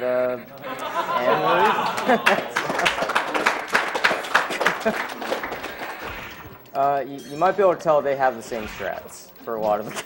Oh my uppercut doesn't work. And yeah, sometimes you'll just miss inputs because the game's finicky like that. Or my controller is just bad.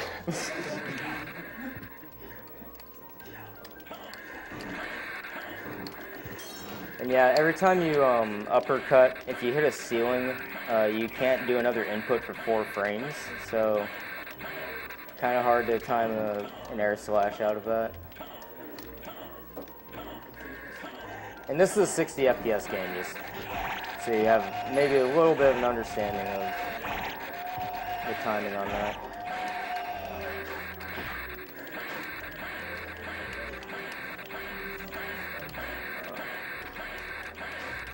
I'm not even sure they intended you to like slide into this thing. That is a really hard tight. slide kick to do.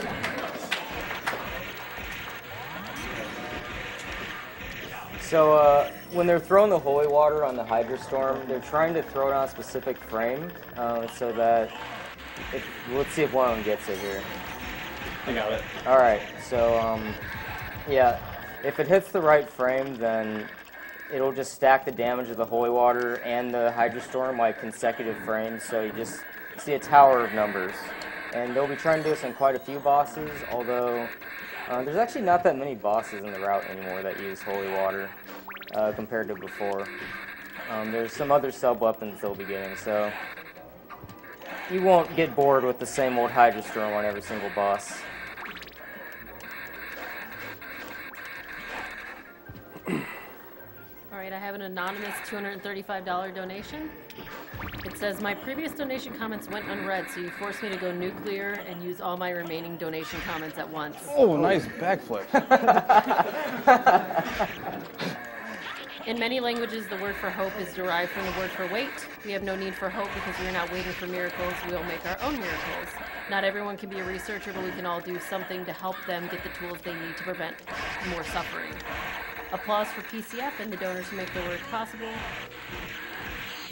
P.S. You can do it. Mecha Richter, Don Ellis is with you. So something you might see them doing quite a bit here, when they slide like into a candle or something or an enemy and then start air slashing immediately, they're actually quickly doing a backflip off of that. And you generally won't notice that because they're just doing the air slash so quickly. So this ceiling, I hate it. Yeah, and anytime you hit a ceiling, it cancels out your inputs, so stuff like that can happen too. Ceilings are the hardest enemy in the game. Yeah, ceiling boss is the strongest. So yeah, there's a lot of like more inputs going into this than you can even tell just from watching them in the screen. And fun thing here is the door cancels out your Hydra Storm animation, so you can throw the holy water candles for the quick kill. Oh, never mind. I jumped into it. These candles can break in the next room. Yeah, you get the quick kill. because the Hydra Storm's still going. And they do that in the second castle as well, on that door. Thank you.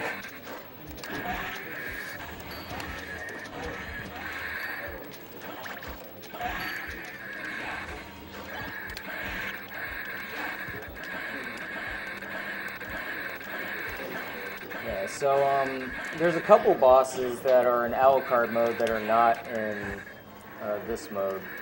I guess Konami got like really lazy and decided that they weren't going to program any of the bosses in with cutscenes to like take out the cutscenes. So they're just like, yep, they're gone.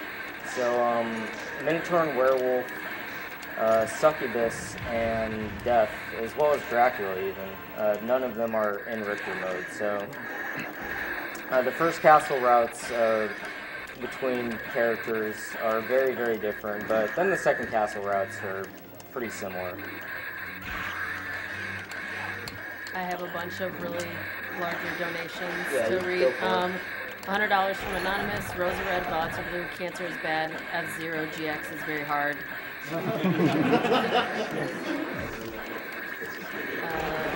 5020 from Wintergreen. Here's to Zex for repping 502. We're all here for you. Stay 50 true. Shout outs to the rest of the 502 and of course the incredible runners and staff that make this all possible. I have $500 from GT Tuna. Yeah, Die nice. Cancer. Yeah. Tuna. Die Cancer, you don't belong in this world. God, please. Great job as always with the marathon so far. Planning on making it SGDQ this year. Shout outs to Rom, Dex, Dacid, who is not here, but Mecha and the rest of the Castlevania crew. You guys are the best speedrunning community, and I love all of you. Let the winner of a best of 3 rock, paper, scissors between Rom and Cosmo decide where this goes. It's $500, so. Wow. Well, what were you going to give it to? I was going to give it to F0. Yeah, okay. Oh, then just well, put it on that's F-Zero. it then. Speaking of which, we're getting close to hitting that goal, so everyone Yeah, put all we'll- your money we'll do towards it after. F-Zero. Fine, whatever. No pot splitting.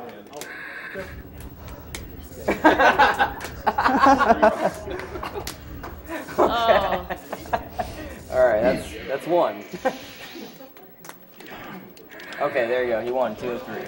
Oh my god. I got $100 from Rhea. I gotta grab health. Okay, so Loving- both of them are pretty low on health here, so wisely grabbing the full health there.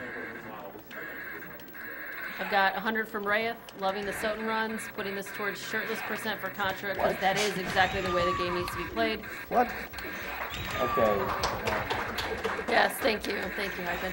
And 250 from John M.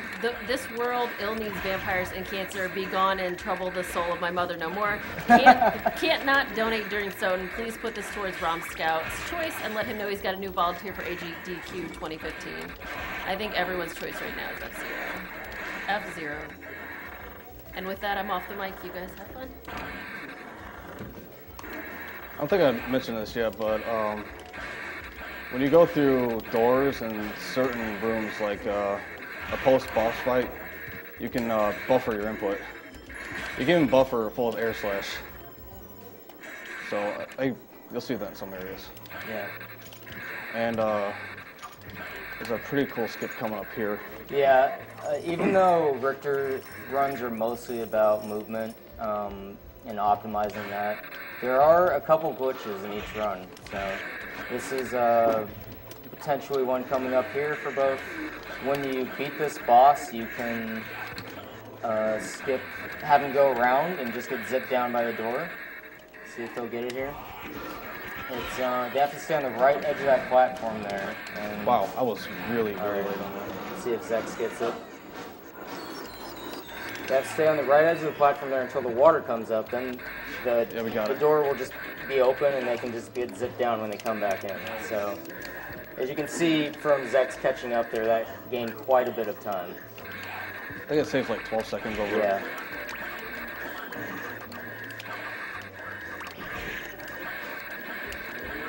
Please. I killed them. Never but then, underestimate toads and frogs in this game.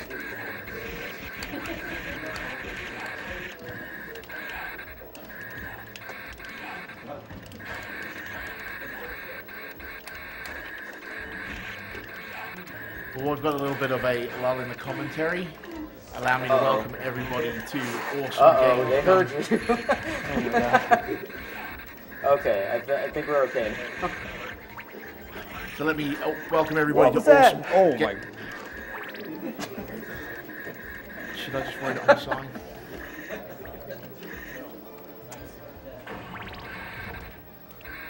I think you're fine now. Okay. So again, let me welcome everybody to Awesome Games Done Quick 2014 here on Twitch TV. Okay.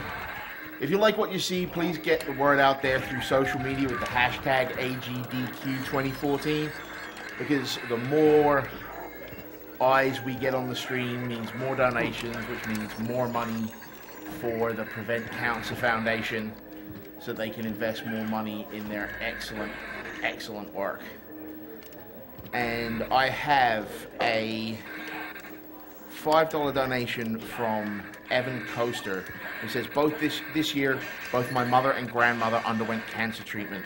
My mother, fortunately enough, made it through and is now completely cancer-free. My grandmother, however, passed away this October from it, and I don't want to see cancer affect any more people. Keep up the games, guys, and thank you for your great cause.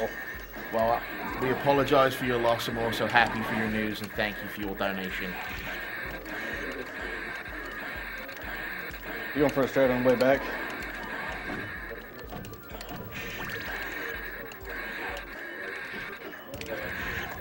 All right, so this is That was a boss. yeah, this is one of the only bosses you have to damage boost to quick kill it. And so if you come in here with like, low health, obviously that's not happening. But luckily they both had enough health to do that. Uh-oh. Those guys are They heard dangerous. Yeah, not getting past any of the enemies in these rooms quickly can get really dangerous really fast. Yeah, their fire does a ton of damage. Alright.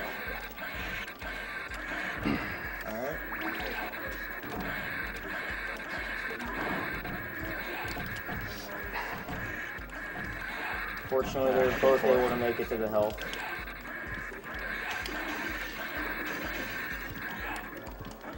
There's a different strat I have for that last room, but it's really hard to pull off. I haven't had time to practice it.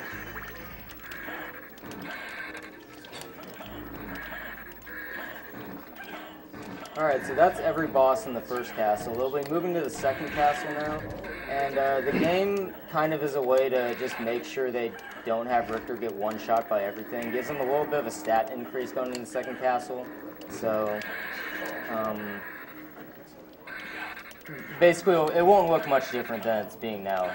I think you do double damage. You'll just kill stuff a lot. Yeah, you do like double damage, so it's basically just to scale it so that you don't get crushed everywhere, even though you will anyway if you're playing casually.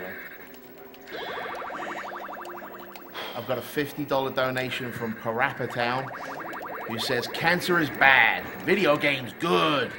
Keep up the great work, everybody."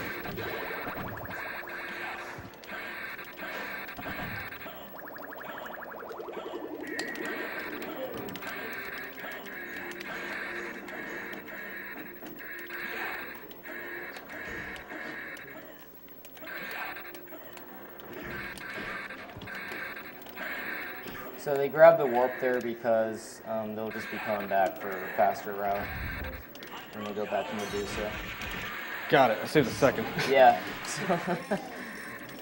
Yeah, maybe not even a second. Just it's a second this time. Okay. Yeah. It's cool looking though.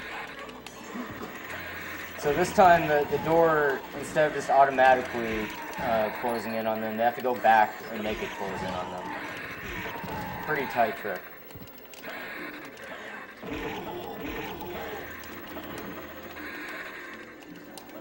I've got a $50 donation from Poxnor.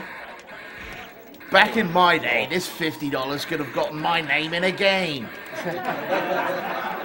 Get off my lawn with your post-Game Boy era graphics and your non-ear-hurting music.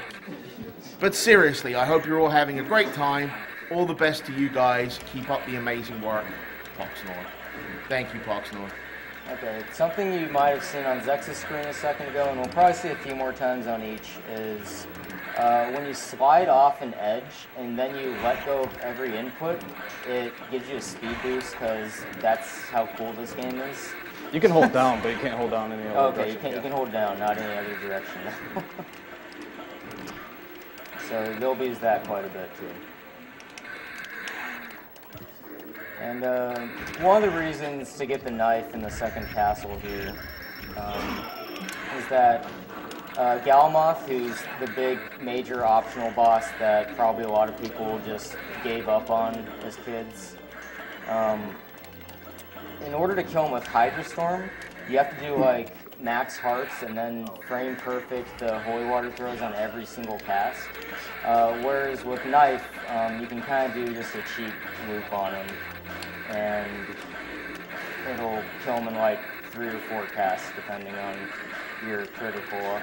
So otherwise, I'd probably just stick with Hydra Storm here.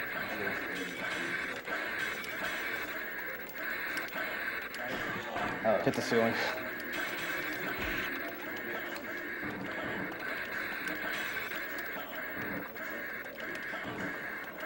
Coming up is the hardest boss in the game. So Mecha does have a little bit of a gap right now, but you shouldn't get comfortable with that because this boss is really hard, and then there's some really dangerous rooms right after him. Oh, yeah. So the second doppelganger boss, you can do some easy AI loops on him, kill him kind of slow, but to keep him from doing his mist move into the air and being invulnerable for really long, they do this whip into air slash, and it can be kind of tricky, especially with how quickly you have to do the input. So, yeah. And Mecha nailed it. So there you go.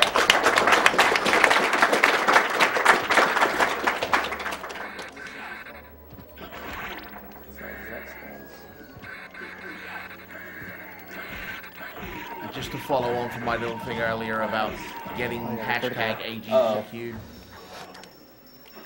He killed me. Yeah, the hitboxes in that section are kind of ridiculous. When you go past a Rock Knight and also the toads in the first castle, if they jump over you, the hitboxes in the Xbox version for some reason move off the sprite, so you can just go past them and then suddenly get hit by nothing. So it's one of the worst bugs in this version of the game. Venus Sweet does so much damage. I can't believe she actually hit me. So Zex was able to get past them, fortunately. So just following on from my hashtag of AGDQ 2014 earlier, I'd just like to point out that Twitch is going to donate $50 for each concurrent amount up to 5K with 100,000 concurrent viewers.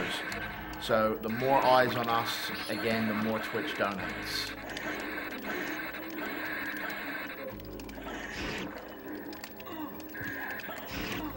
These bats, I hate them. Yeah, these bats are pretty nasty. Basically, every room in this run is like fine and dandy as long as you don't miss an input or screw up at all. There's actually not that much RNG. There's only like one RNG spot on a boss fight, and that's it. But you know, the moment you miss an input, then you better have really good recovery because you can die so easily in this mode.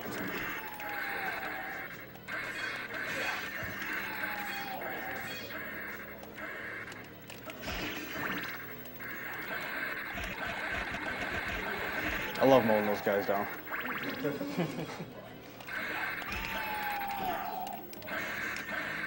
Alright, so here you get to see that Galamoth can be completely cheesed.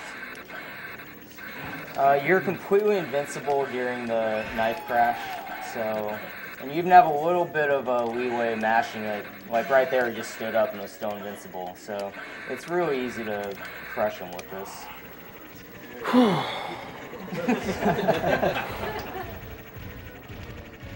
Headbang, headbang.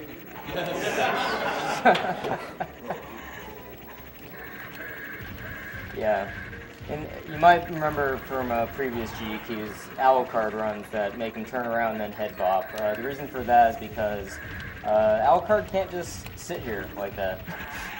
So he kind of dies. You can save a lot of time on that boss just from how many just from criticals you critical get. luck, definitely. That's a really hard slide kick to get. It's pretty much frame perfect out of that room. I've got a $100 donation here from the man with sauce. When I was in college, I was one of the researchers into some new anti-cancer medication. One of my favorite games to play in my downtime was F-Zero GX. It helped me deal with the long days and nights spent doing research and studying. Now it comes once again up to help us fight cancer. Thank you, man with sauce.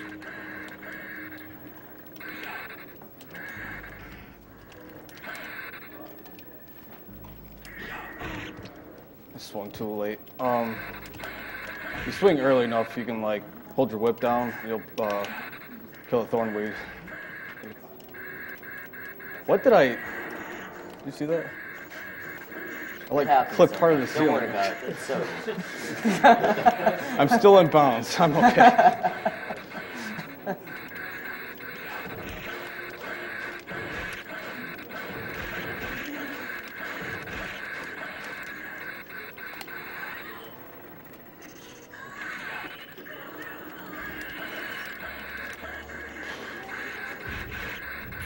Bloom Pod does a ton of damage.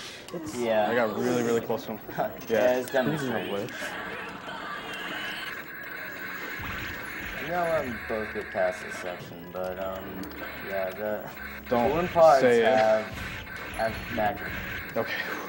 Yeah, your slide hitbox is really, really bad. Yeah, it even though you can do consistent inputs through that room, sometimes the balloon pod, I don't know if it's like a sub-pixel thing or something, but the balloon pod just decide, yep, you have been hit. You are not sliding through me right now. Your hell spawned. That ain't fair. Sometimes that hell despawns and we have no idea just why. too much going on the screen there, I guess. They'll probably be back on the way back there.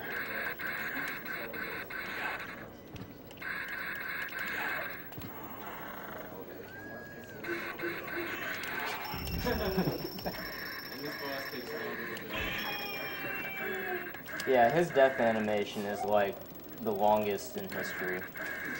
That's for you, PJ.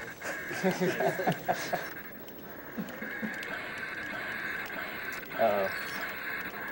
Alright, so Mecha's been closing the gap a little bit, but still plenty of dangerous sections left. One of the most notorious rooms for speedrunning any category in this game is the Imp Room coming up. You need a very specific set of actions no matter what category you choose. And if you mess it up at all, you've got like, I don't know, like 10 enemies just kind of coming in on you for fun. Wow. Alright. Yeah. Safer to reset the room than go off of that. Running away. Well, you can see, both giving them some issues. Yeah. I'm not sure how to recover there. Never had that trouble at the top of that room. Yeah, so, if you position the knife crash just right, you can actually just kill all three without moving, which is pretty impressive. 'Cause I'm pretty sure they didn't design it that way. There is some luck with when Grant drops there, but it looks like, Mecha's getting trolled a little. Yeah. But Zek's got pretty good luck there. Uh-oh. These Minotaurs move really quick, so hesitating at all there can get a little dicey. Yeah. Pretty much the whole rest of the run's scary as shit. Yeah. That's not the right direction, Victor.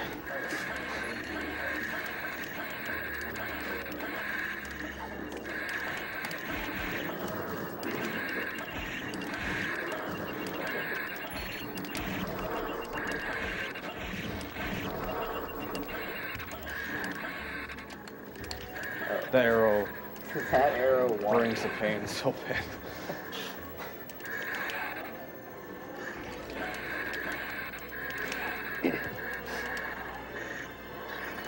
Alright, so the last two bosses are Beelzebub and Shaft, and we'll be finished off with the axe. So, coming up towards the end of the run.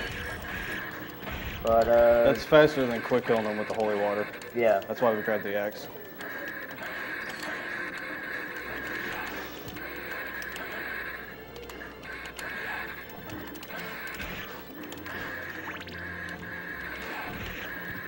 I'm just going to cut in quickly to remind people that we do have 2 foreign language restreams going on. We have twitch.tv/MrMV for our French viewers, and we have twitch.tv/exe_DE for our German viewers, and both of those communities have Zach, you're making me very nervous doing that. You make me really nervous. Wow. So, in case you can't tell, this race is kind of close. Yeah. That was really scary. Yeah, even Mecha's health, I don't know, like a Guardian sword would definitely They one-shot one him. hit, I think. Yeah. Like, there's no safety in this run. None.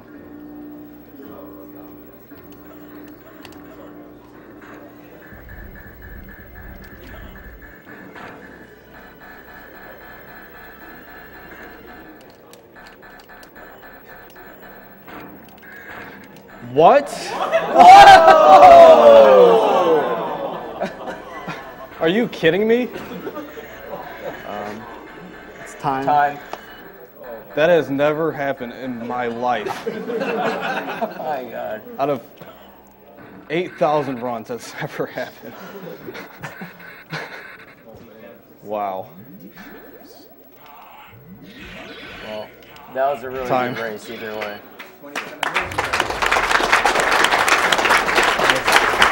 Good run.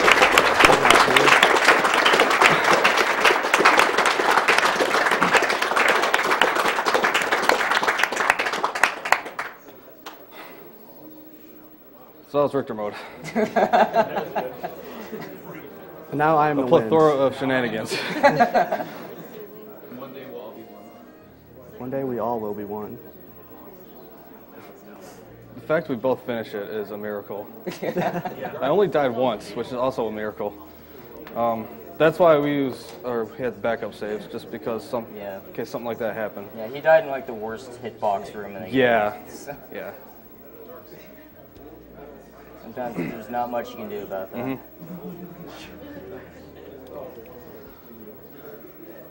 I didn't really get a chance to explain too much about some of the techs that work with Richter. The air slash is an up, down, forward attack, and you might have noticed we were gaining some height. All right, during you that. jump out of it. I never mentioned that. Yeah, you can.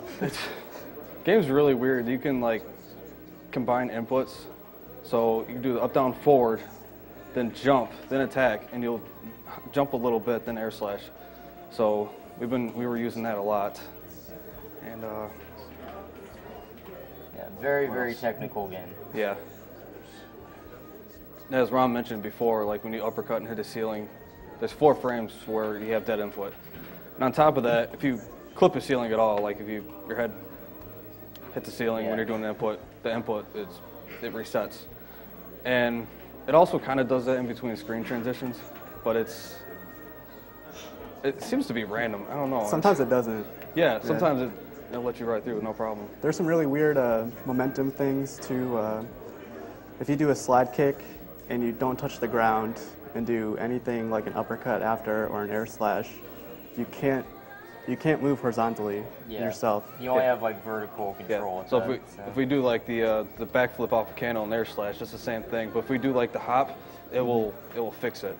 So yeah, a lot of weird little things that. Yeah. At least mostly a buggy game just with weird physics makes for interesting speedruns. So yeah. Speaking of buggy game, if you thought you saw something got some broken. different bugs coming. Yeah. Just minor programmer oversights. Nothing to worry about. Just very slightly, yes. The thing that impresses me the most about this game is 3 people right I am the win.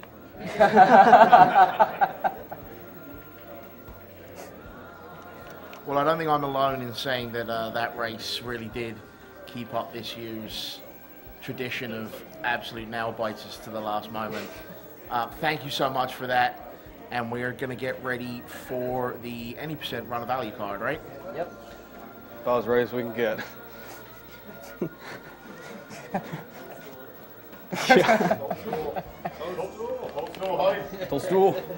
I honestly don't know if I want this on because it will fall off. You might just want to move that closer to the TV. Yeah, I think your headset falls off like every single stream. It does. Toadstool percent? They have Toadstool. I do have to say we are getting a lot of donation comments asking to be entered for prizes. You don't have to do that. Any donation of value that qualifies you for a prize will do so. So please put your donations towards future incentives. We are less than $400 away from F-Zero. Sorry about that. Was it already synced? From F-Zero GX's very hard mode. So that can be one of the things you want to put your money towards. It's, yeah, it's... Got it? All right. It's like searching for something? Oh, because there's 2. It's so... Is that Macro Richter's? Yes. Maybe we should reconsider this. You're gonna get the toadstool and you're gonna eat it and die. Huh. Well, I've gotten it to work with mics, so I guess I'm using mics. Oh. Like, can you figure out why this might not sync? Just press that, right? You gotta hold harder than that. Rom Scout, while you're setting up, we're going to go to a quick commercial. Is that okay? Yeah, yeah. Okay, we're good.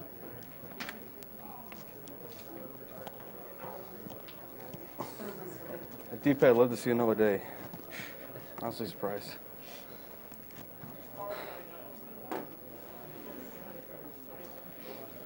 We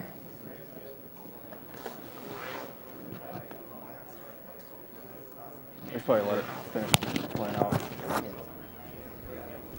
Or you can go to dashboard.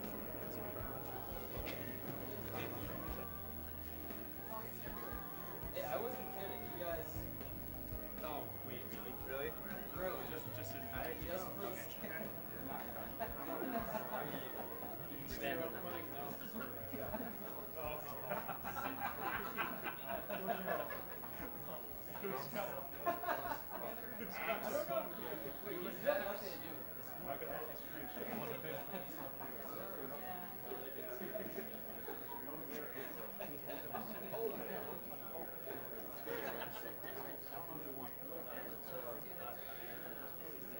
Okay, so welcome back, and just let me point you guys in the direction of one of our sponsors here, the Yeti, who have been putting together some awesome t-shirts for us. Find them over at theyeti.com. That's YETEE.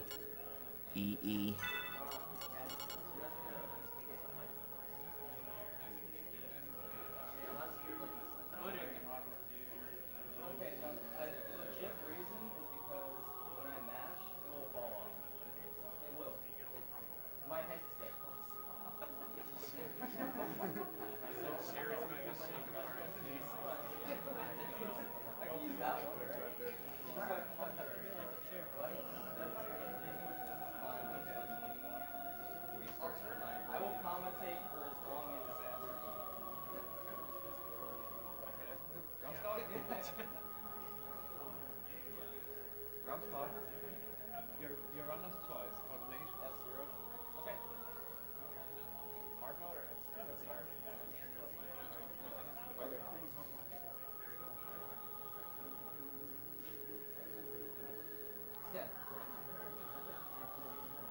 I've got a $250 donation from Ian Schmidt, and it merely says, "I'm loving the Castlevania block and had to donate." Hopefully. Okay. That's the point. It's pretty bad if we don't. Bad still.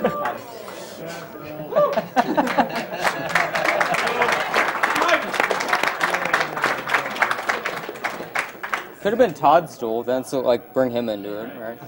I don't know if you want to do that. I think if you name it Toadstool. Okay. What? Are we good? Yeah, we're good. Okay. 3, 2, 1, go. Oh God. Okay. So explain the intro thing, because I'm gonna be collecting hearts and screwing up. Yeah, so when you go through the intro, you can get different weapons when you start as Alucard, depending on how you play through the fight. So you notice he got more than 45 hearts, and that lets him get the neutron bomb to start off with, and that's going to be useful later.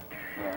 Also, I'm going to end the fight with 0 hearts, which will give me a heart refresh, which is also used for a glitch in this run. Yeah. Very minor glitch. Yeah, not really that much. Just gets like 5 bosses, whatever. Oh, nice. Didn't get the quick kill. So that thing they're doing in the all bosses run also applies to this battle. Yeah. I don't think we ever explained it too well, but we throw holy water during a hydro storm. If you hit the right frame, it like doubles the damage. So you kill an enemy or boss twice as quickly if you land it.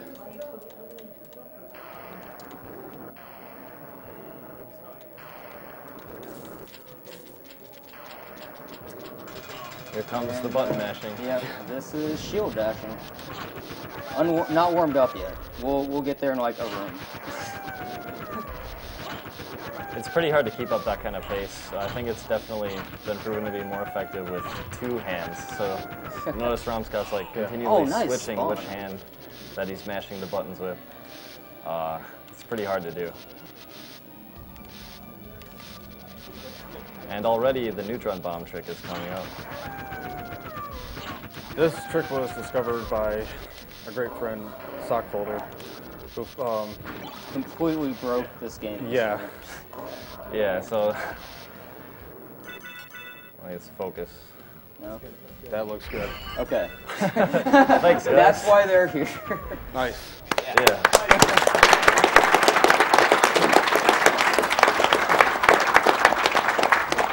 So previously it was thought that you can only skip death in luck mode. And the reason for that is in luck mode, you start with 99 in luck, but it also nerfs all your other stats, including your HP, which brings it down to 25. And there's a interesting thing about this game where you have like different stages of knockback, and if you get hit for more than your max HP, or half of it, half of it, you get knocked back pretty far. Until you hit a wall. Yeah, you go flying until you hit a wall or a ceiling. Right, so it's possible to get hit by that warg and get knocked entirely through the death room, and that's how you can skip them normally. With this neutron bomb trick that Sockfolder figured out, it's called reverse shift line.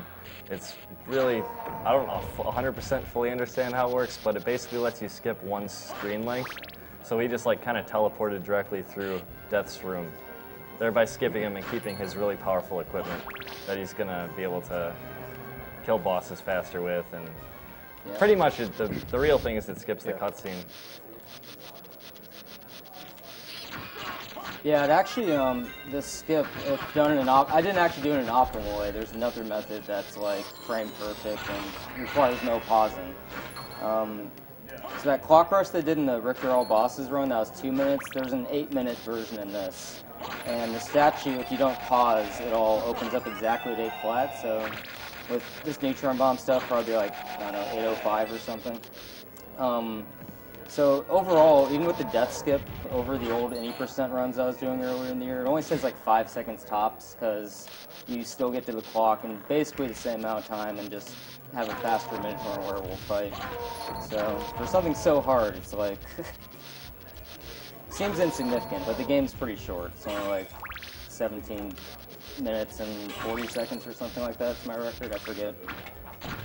1746, I think. Oh, okay, something like that. I don't remember. You keep beating it like every week. Try to keep up.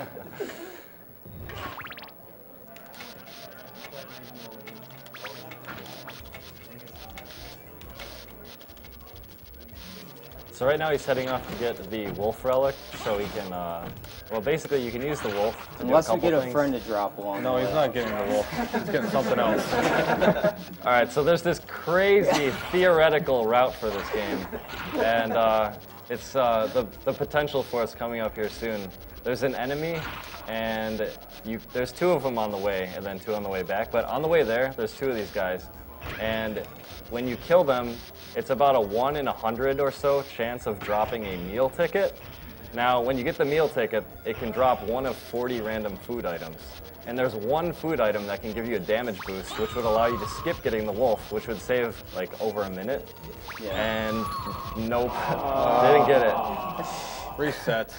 So, Runs over. right, so if you got about 1 in 4,000 odds, probably even worse than that. 4,100, I think. Yeah, around 1 in 4,100. You could skip this section right here. And save like 2 minutes. Yeah. So good luck with that. And of course, nothing's easy. When he throws the toadstool, it kind of goes off in like a semi-random direction. So it's hard to get it right. Yeah, it's a frame perfect trick and it's just bad. Yeah.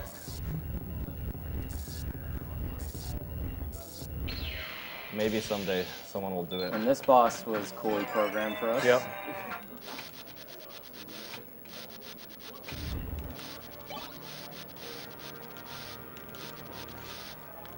I believe that's the only boss that's fully affected by the stopwatch. Yeah, Doppel 10 and Doppel 40 are the only ones. Yeah.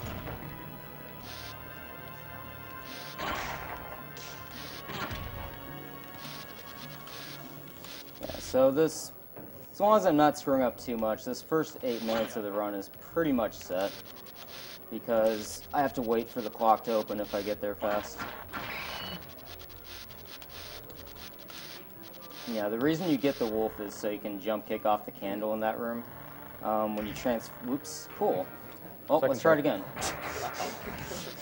Remember not to hold down at the bottom of the elevator. Yeah, so XBLA is pretty special. There's some weird glitches that happen. I don't think we really explained them in Victor All Bosses, but the Toads and the Rock Knights, their hitboxes are something else. I'm not really sure what caused it with the Toads, but if you jump over the Rock Knights, their hitbox goes like from here to over here, and you can like just swing at nothing and it kills them. The other one is the elevator glitch he was alluding to. Yeah, and yeah. It launches you into space. It's not very helpful. Yeah, you can still push down at the bottom of the elevator, and it's not really sure what to do, so it like stops halfway up. And if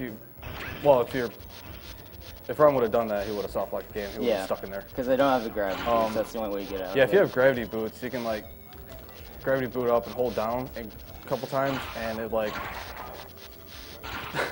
the elevator goes flying out of the ceiling. I can demonstrate it after the run, I think. All right. As long as I remember the inputs, I might not.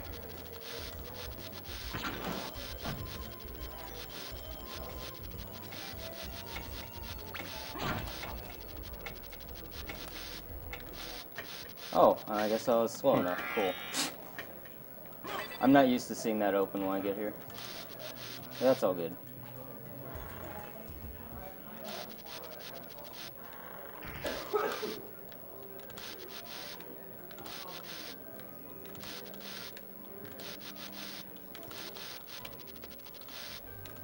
If you screw up in that room with the boomerang guys, it's kind of bad because then you kind of get stuck and they're throwing boomerangs at you and stuff. Yeah.